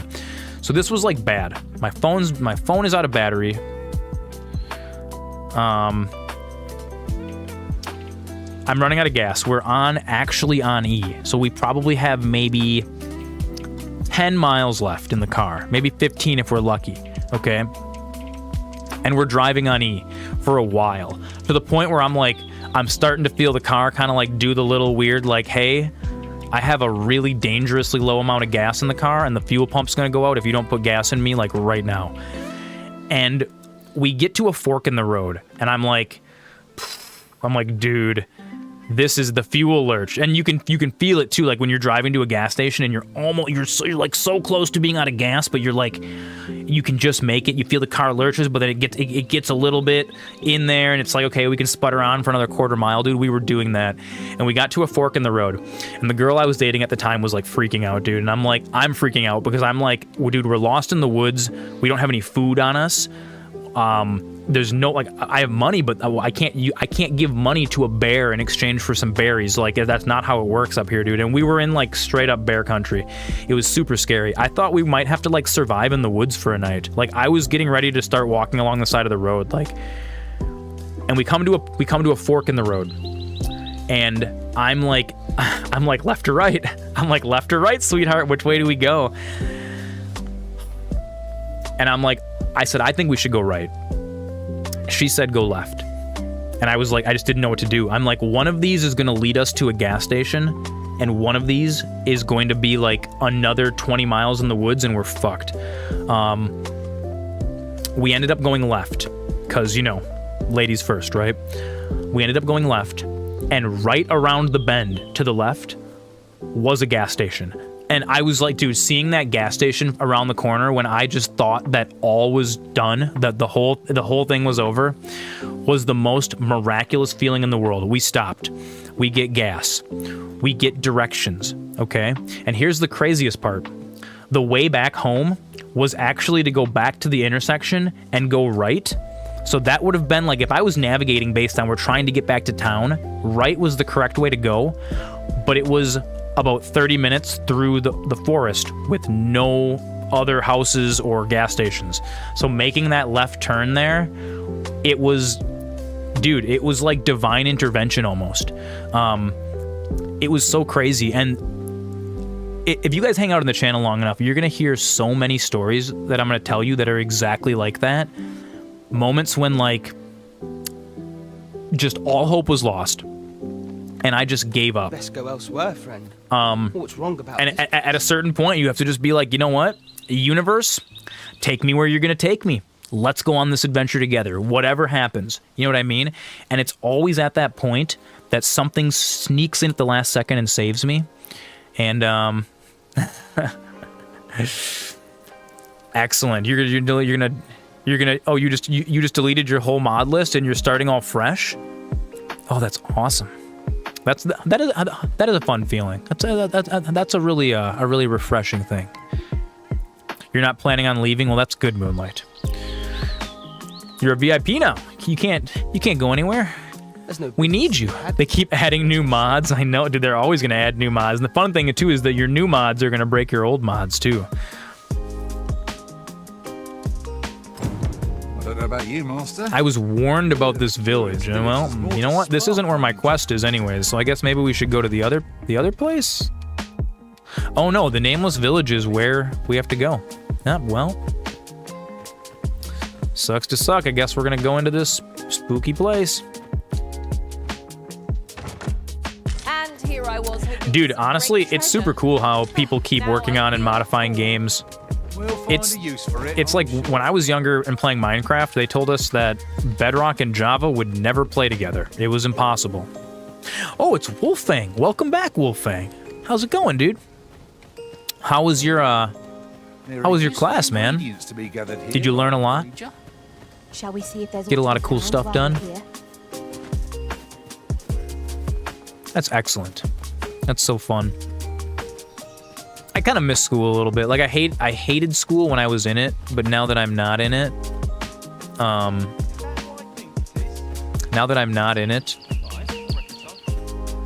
it's like it was kind of nice having. Oh, there's a rift stone here. Whoa, dude, are we in like a major settlement?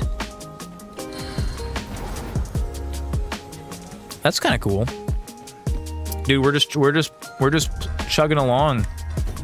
We're in a different city now. We were in this city before, and we've made our way up to the Nameless Village. You were not a fan of school growing up? You got bullied in middle school and high school? Me too, Moonlight. I got bullied a lot. Kids are super duper duper cruel. They can be so mean. And it's not their fault. There's, you know, when you're a child, you're still learning how to interact with other human beings. So I don't like have any ill will towards anyone who bullied me when I was younger, but I got bullied a lot. I was the awkward kid, you know? I was the smallest. I was one of the youngest in my class. I had a July birthday, so I was one of the youngest in my class. It's the kids pick it up from their parents. Yeah, it does happen that way. And sometimes it's not until you're an adult that you have that sense of realization, and then you have to like try to fix the damage that's done, you know? I was lucky I had really, really good parents. But the best parents in the world, they can't You must be the they can't stop the other kids from picking on you when it's like just a bunch of kids in school. You were the kid that would respond with something super out of pocket. Neelanth, I was too. When I was in middle school, dude, I was, because I had no way to defend myself. Like, I was so small, like, the bully kids would come up and they would, like, start fights with me and they would just be like, come on, punch me as hard as you can, dude. And I would, like, wind up a big Popeye punch and, like, boom, deliver them my most strongest Saiyan punch, right? We've reached the inn. We've reached the inn. So we're gonna just chill here for a minute. I would wind up my strongest punch, and it would be like it wouldn't even, dude, the kid wouldn't even move. You got bullied all the time too, and then you joined football. Well, that's cool. So that's dude, I wish I would have been into sports more when I was a kid. I didn't like sports, and I think it was because a lot of please tell me. I would love to see your funny story. I wasn't really into sports because a lot of the kids that bullied me were like on the football team and stuff. And so I was just like an outcast, dude. I was fully outcast. I didn't do any extracurriculars. I didn't go on any trips. I was super small. I was super young. And kids made fun of me. They were super cruel, dude. I remember like, my mom bought me like a brand new baseball cap. It was super cool. And I was like, oh, I put my baseball cap on, and I was like, I'm just gonna wear my hat to school and show everyone how cool it was. And dude, this kid like walked by me in the hallway, and I remember he grabbed my baseball cap off my head and threw it into the garbage. And like that kind of stuff just happened to me all the time. And of course, if you fought back, then you would get in trouble instead. And like what Neilonth said is he would respond to something super out of pocket, dude. When I was super young, dude, I would threaten people and stuff because I didn't know what else to do. Like I tried to be as crazy as I could so people would leave me alone. And let me tell you something right now. That is not a very good strategy to not getting bullied. And also it's not very nice. You kind of wish you didn't join sports because you wish you had a tutor after school because you could have learned more about how to read. Dude, reading's hard. I've gotten worse at reading now. But, you know, don't give up, Wolfang. It's not like... So, I'm gonna relate to you real quick, and then I'm gonna get to Moonlight's story. Here, you know what? We're just chatting. Game's in the background. I'm not worried about that right now. One thing that I should have done when I was younger, and I didn't, is I should have learned how to program computers better. Because I've always been like a tech guy. I've always been a nerd, but I never really sat down and learned like a programming language, and it's held me back a lot. And as an adult, I let that get to me. I was like, you know, I didn't actually know how any of that stuff worked. And I felt like I had like missed my chance. Like, oh, it's so much easier to learn things when you're younger because your brain is like more malleable or whatever. And I'm gonna tell you something. It is never, ever too late to learn how to do something that you would like to get better at. It's human nature. You can always improve.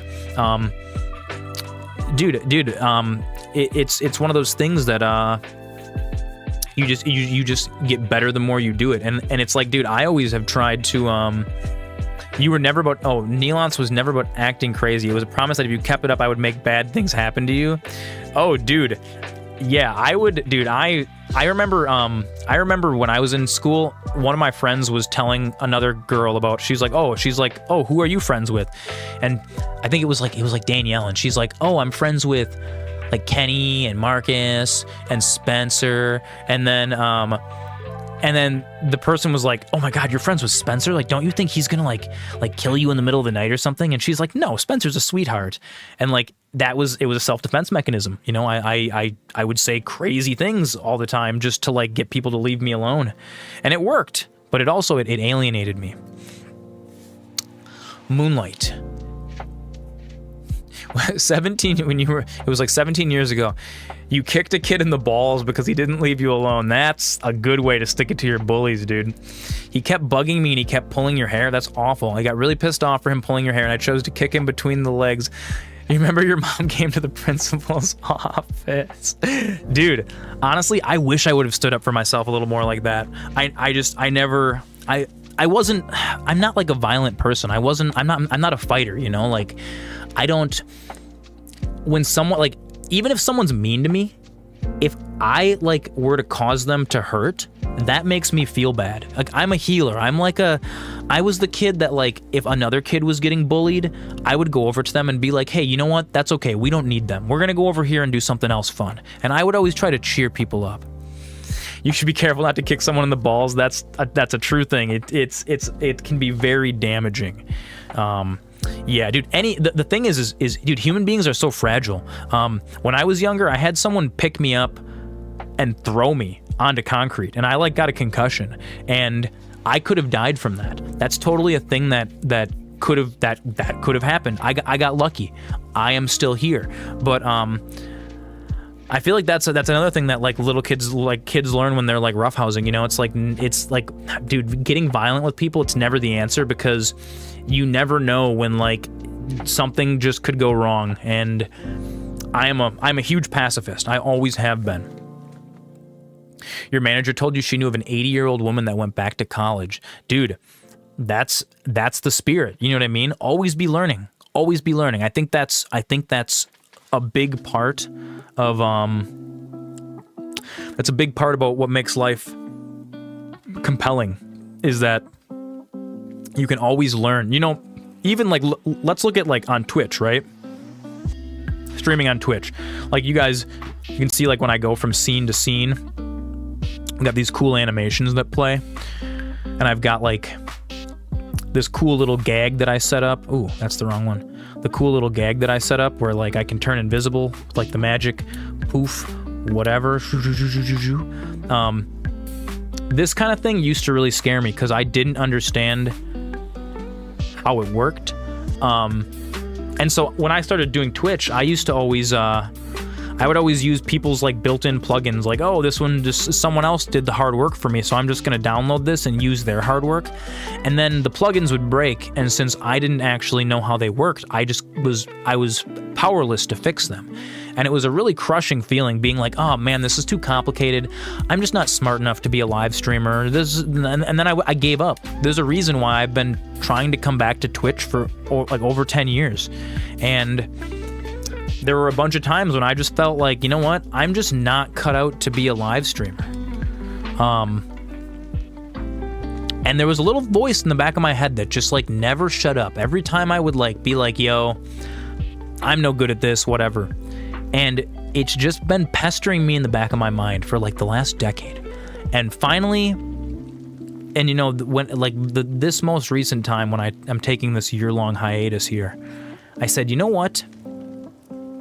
I'm gonna just stop making excuses, you know? Making excuses is just, it's just doing that. You're just making excuses. Your mom wanted you to stay in school to learn a little bit more reading. But if you would have stayed in school, you would have been a super senior. Dude, I was almost a super senior. I was almost a super senior because I did not take enough. I failed all of my electives. Like, I did all my gen eds pretty good. But all my elective classes, I just like would slack off and not show up and stuff, and I almost didn't have enough credits to graduate. A very, very kind instructor by the name of Seipel. He was our sage, and he was the one that he gave me like 600 extra credit points on the very last day of school. So he's like, look at that, you graduated. And I was like, wow, thank you. Like, I didn't deserve this for sure. I think he was just sick of me, honestly. Take it easy. Snake Gob, I appreciate you. I appreciate you for the lurk. I think I'm gonna turn off Jeff Bezos. Your art teacher did the same thing and let you pass his class. That's super cool. I think sometimes teachers have to recognize that, like,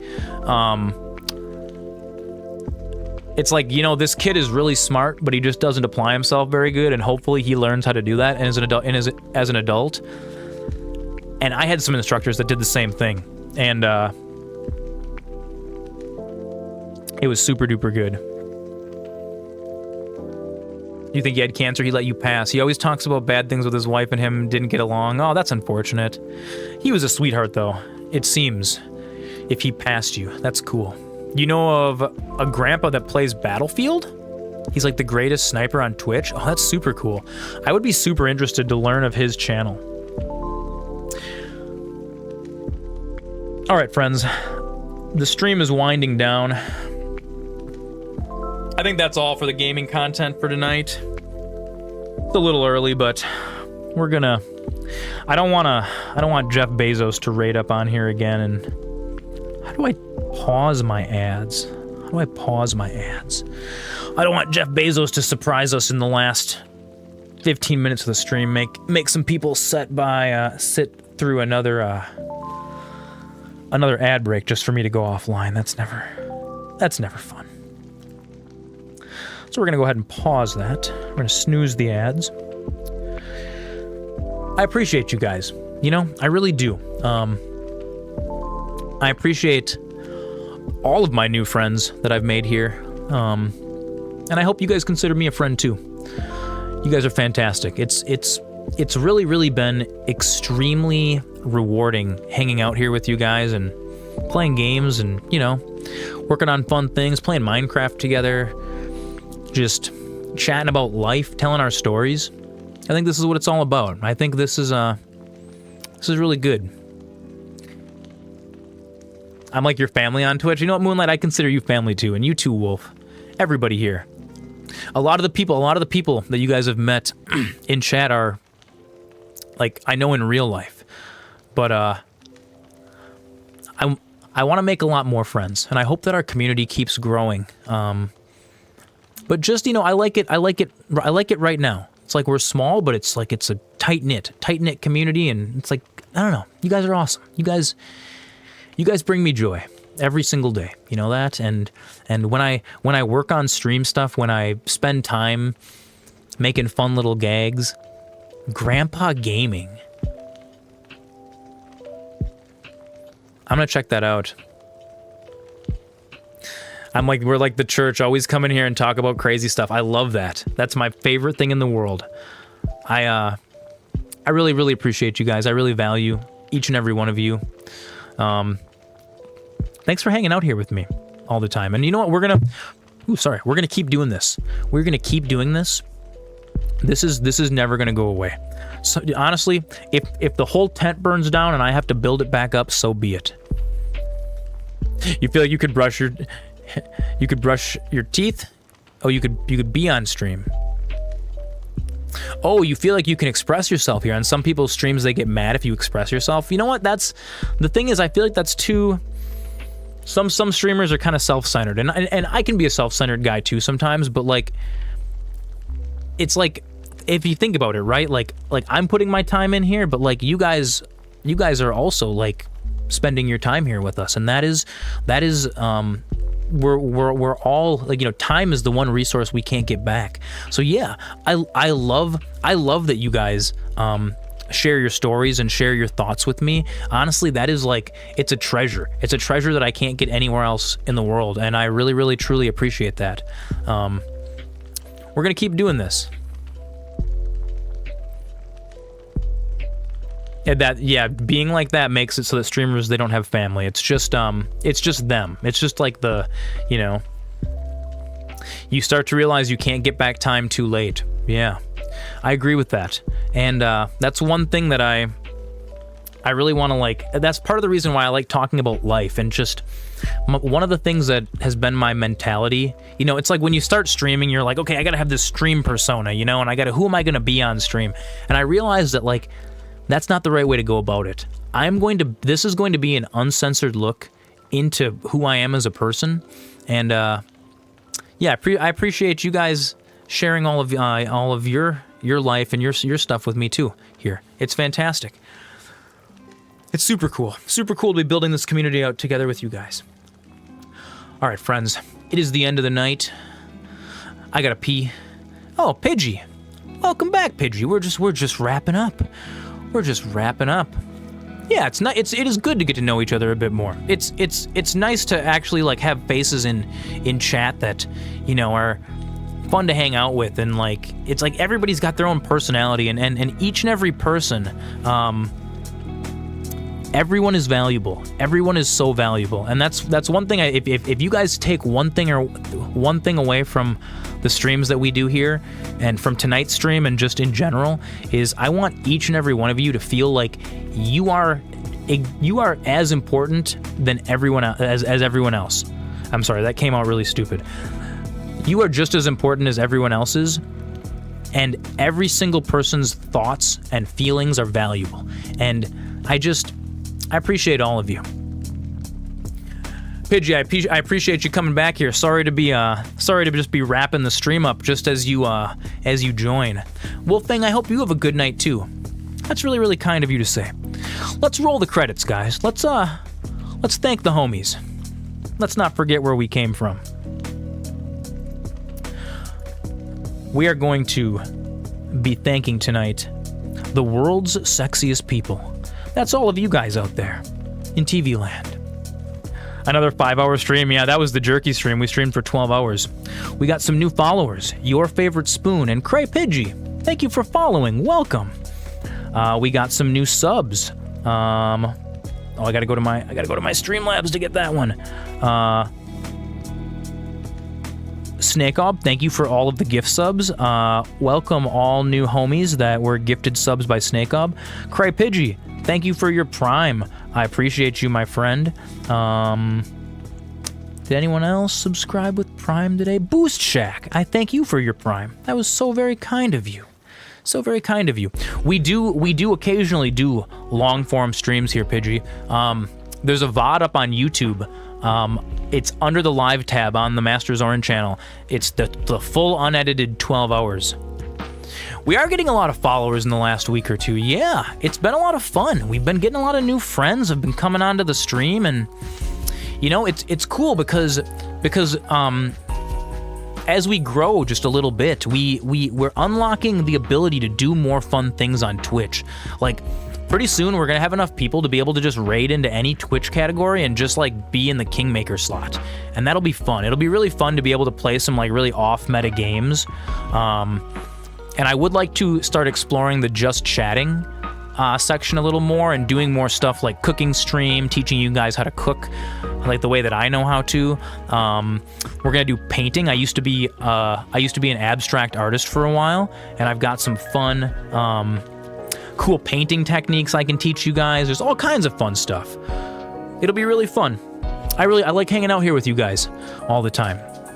So, thank you so much. Can I make my wizard staff on stream? Absolutely. ASMR in a bikini? Possibly. Possibly, Pidgey. Nothing is off the table, you know? It feels like a safe place to be here. I hope so. I hope that, I hope when you guys join me on stream, we're all in the tent. We're all in the tent together, and it's cozy and it's locked in, and there's nothing here that can hurt us. Would I really wear a bikini though? You like my sense of humor? Thank you. You know, for the lulz, I would do just about anything. I'm kind of a zany, wacky guy. There's a clip of me on stream promising to get a full back tattoo if we get enough followers and subs, and it was like a crazy high amount, like as a joke. But you know what? If we ever get there, I will get that full back tattoo, and I actually know a tattoo artist who would tattoo me live on stream. So for those of you who aren't squeamish, you could watch me suffer for 6 or 7 hours to get a big tattoo of something silly that you guys vote on or something. But that's a long ways off. That's years from now, maybe. No, the tattoo. What I agreed to in the clip was I would get a full back tattoo of anything that's voted on by the Twitch chat. So what we would do is that would be cool, honestly, dude. That would be so cool. Like, when we get big enough, just to have like everybody's name that like had followed or subbed up to that point, all of the supporters. That might be kind of neat. You have a back tattoo? It would be painful. Oh, I know. I've got a couple smaller tattoos. With the tattoo, it has to be something wizard-like. I think that would be cool. We'll probably come up with a couple ideas for everybody to vote on, you know? But you know what? If I am one thing, I am dedicated to my community. I appreciate you guys so much, and I want to keep doing fun things here with you guys, you know? And it gives me a reason, too, to continue to do... Jeff Bezos. All right, well, now we got to keep the stream going for at least another 5 minutes, so I will be back in 2 seconds. I've had to pee so bad, but we're gonna do a little 5-minute wrap-up after Jeff Bezos.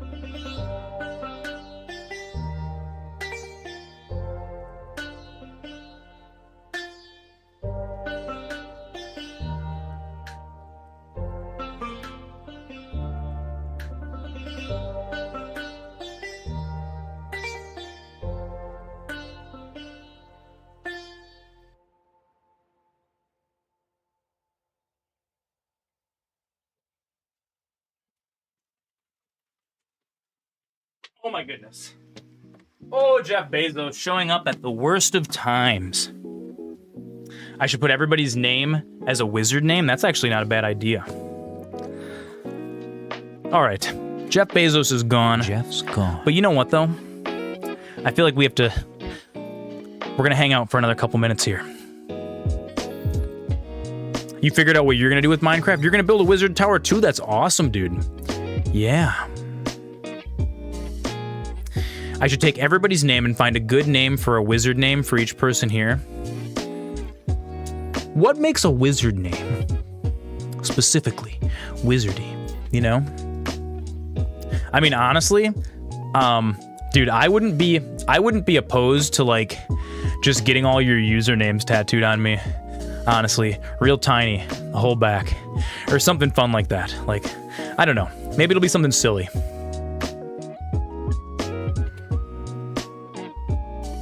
You're gonna build it where you built the mine? Ah, Wolffang. So the mine is right underneath the giant Tater Castle. But you know what? Would you be willing to work your tower, your wizard tower, into the castle? Because we plopped that whole top of the hill is like this gigantic castle that Tater's working on right now. But if you would be willing to like also occupy that space, I think the castle also needs its own wizard tower. And then we can kind of figure out, you know, some way to link our wizard towers together. Yeah. Dude, excellent. That's amazing. Yeah. We'll figure all that out. That's awesome, dude. That's going to be a super fun build. So let's see. Where was I? What was I talking about? Oh yeah. More fun things that are going to be coming up on the stream. I got all sorts of ideas, you know. The cooking stream was one that's going to come up at some point in the near future. From the way it looks, it's going to take years, dude. Honestly, the way there's a 60 megabyte up. Really? Oh, there's an update for Dragon's Dogma. Oh, ooh, what could they have fixed? Now you got me. Now you got me curious. Let's look at it. Let's look at it together. I want to see. Are there patch notes? Are there patch notes?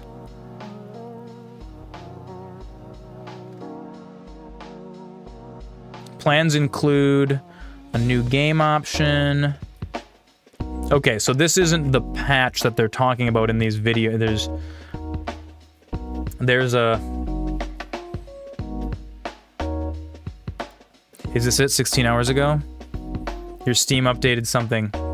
First patch lets players start a new game. Oh my gosh, I'm so happy they did that. Dude, Dragon's Dogma 1, you could start a new game and erase your save file. In Dragon's Dogma 2, there was no option. So I wonder if this... Adding the option to start a new game when save data already exists. Oh, these are planned updates. Okay, let's look at these. Let's look at these. Here, let me spook my little wizard face out of the way so we can read this together. This is not patch notes. This is what their planned patches are. Updates for all platforms. Adding the option to start a new game when save data already exists. Changing the number of Art of Metamorphosis items available at pawn guilds in the game to 99. That still seems like a low number, but okay, I'll take it. Making the quest that allows players to acquire their own dwelling available earlier in the game.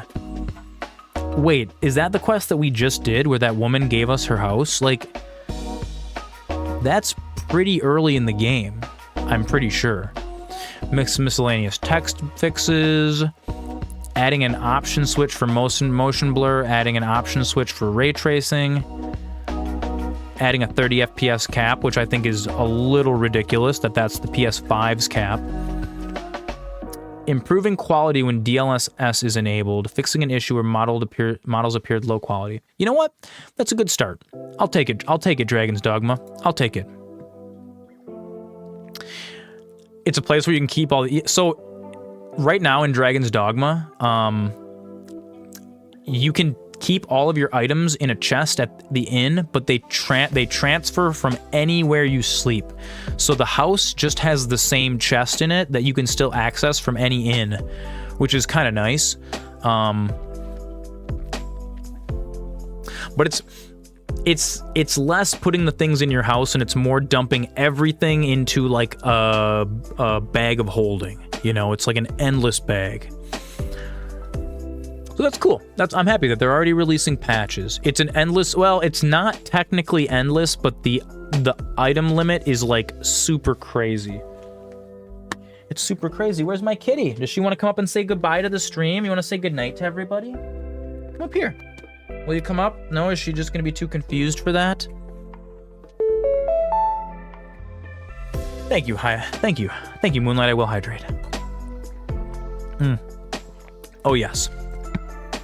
So yeah, we have lots of plans for fun stuff in the future. I want to do a painting stream, maybe multiple painting streams.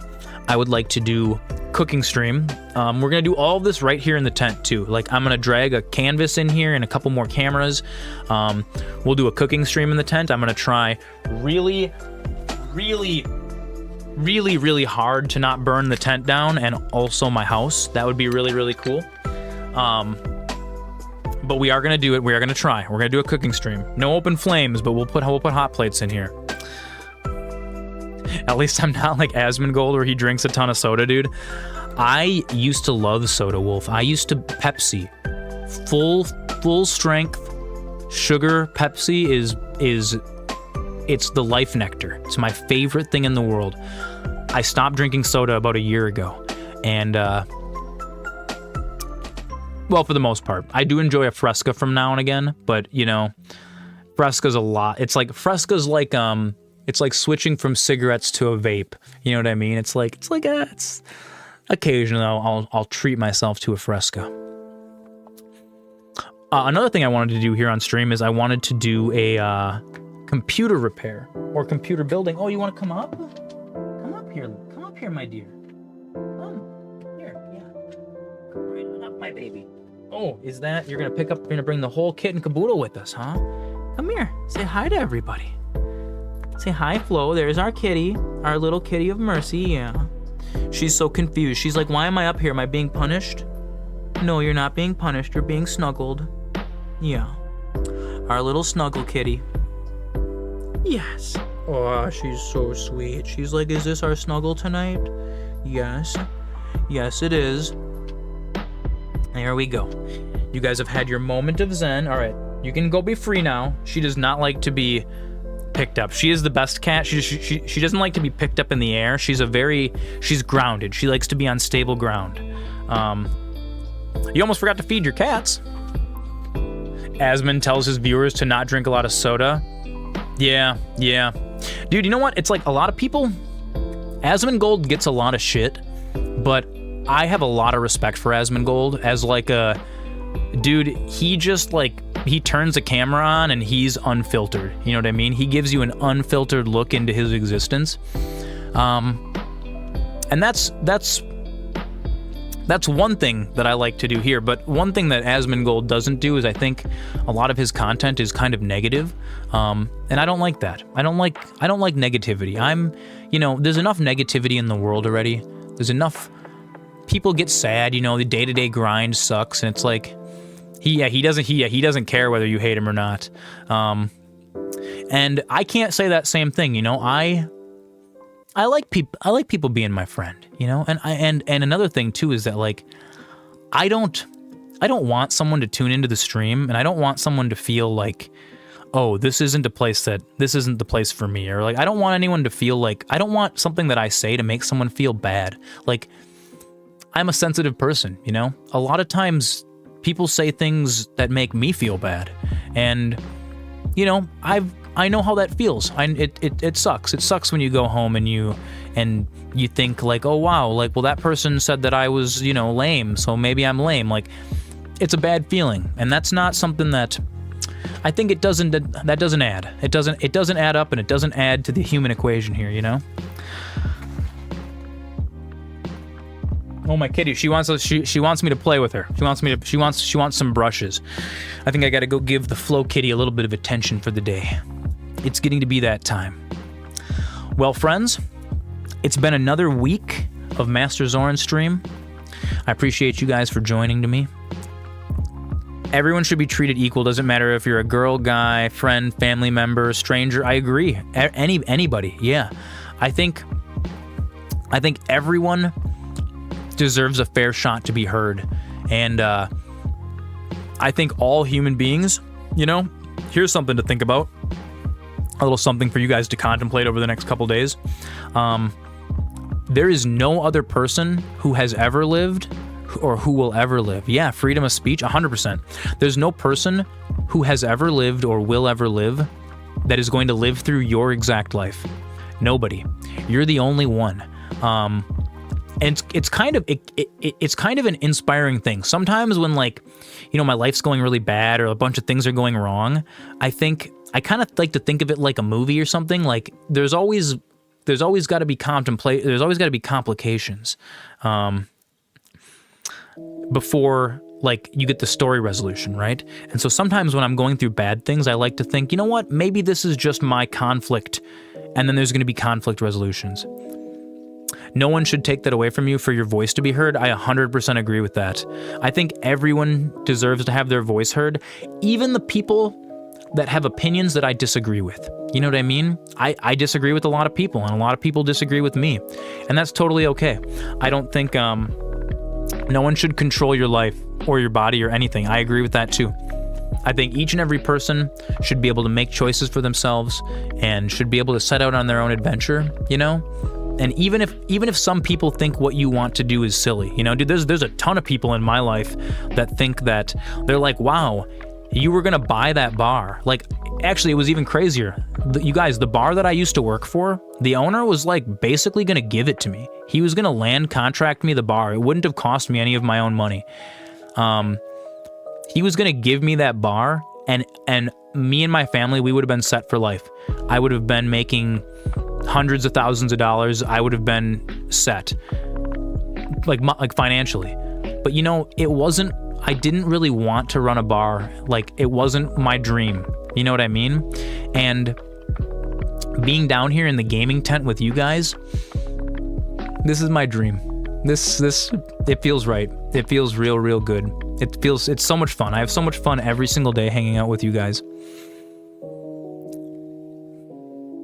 Yeah, don't let anyone tell you what to do. Don't let anyone tell you that your dream is silly. Even if your dream is to play games in a video game tent in your basement. Even if that's your dream, you know what?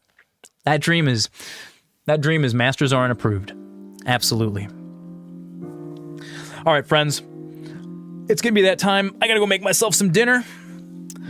It's been a fun stream. We will be back on Thursday. I don't know what the game is for Thursday yet. I'm going to post a schedule sometime tomorrow in the Discord, and I will also update my schedule here on Twitch. So if you guys want to know what we're doing this weekend, pop by the Discord. Let's go ahead and dump those socials one more time for everybody. Follow my YouTube, Twitter, and Facebook. I don't use quite as often. The Facebook is mostly just like an announcement platform for me to go live. I would like to start posting more content on those, so go toss them a follow if you feel like, and maybe you'll see some fun stuff from me. The YouTube channel is about to blow up. We got a bunch of fun stuff planned for YouTube, so I appreciate you guys. Thank you for hanging out with me for another night, and I hope each and every one of you have a lovely night. I hope all of your hopes and dreams come true, and I hope you can achieve true happiness, just like I have. Take it easy, guys. Thank you so much for slapping with me. I'll see you guys on Thursday. Peace out.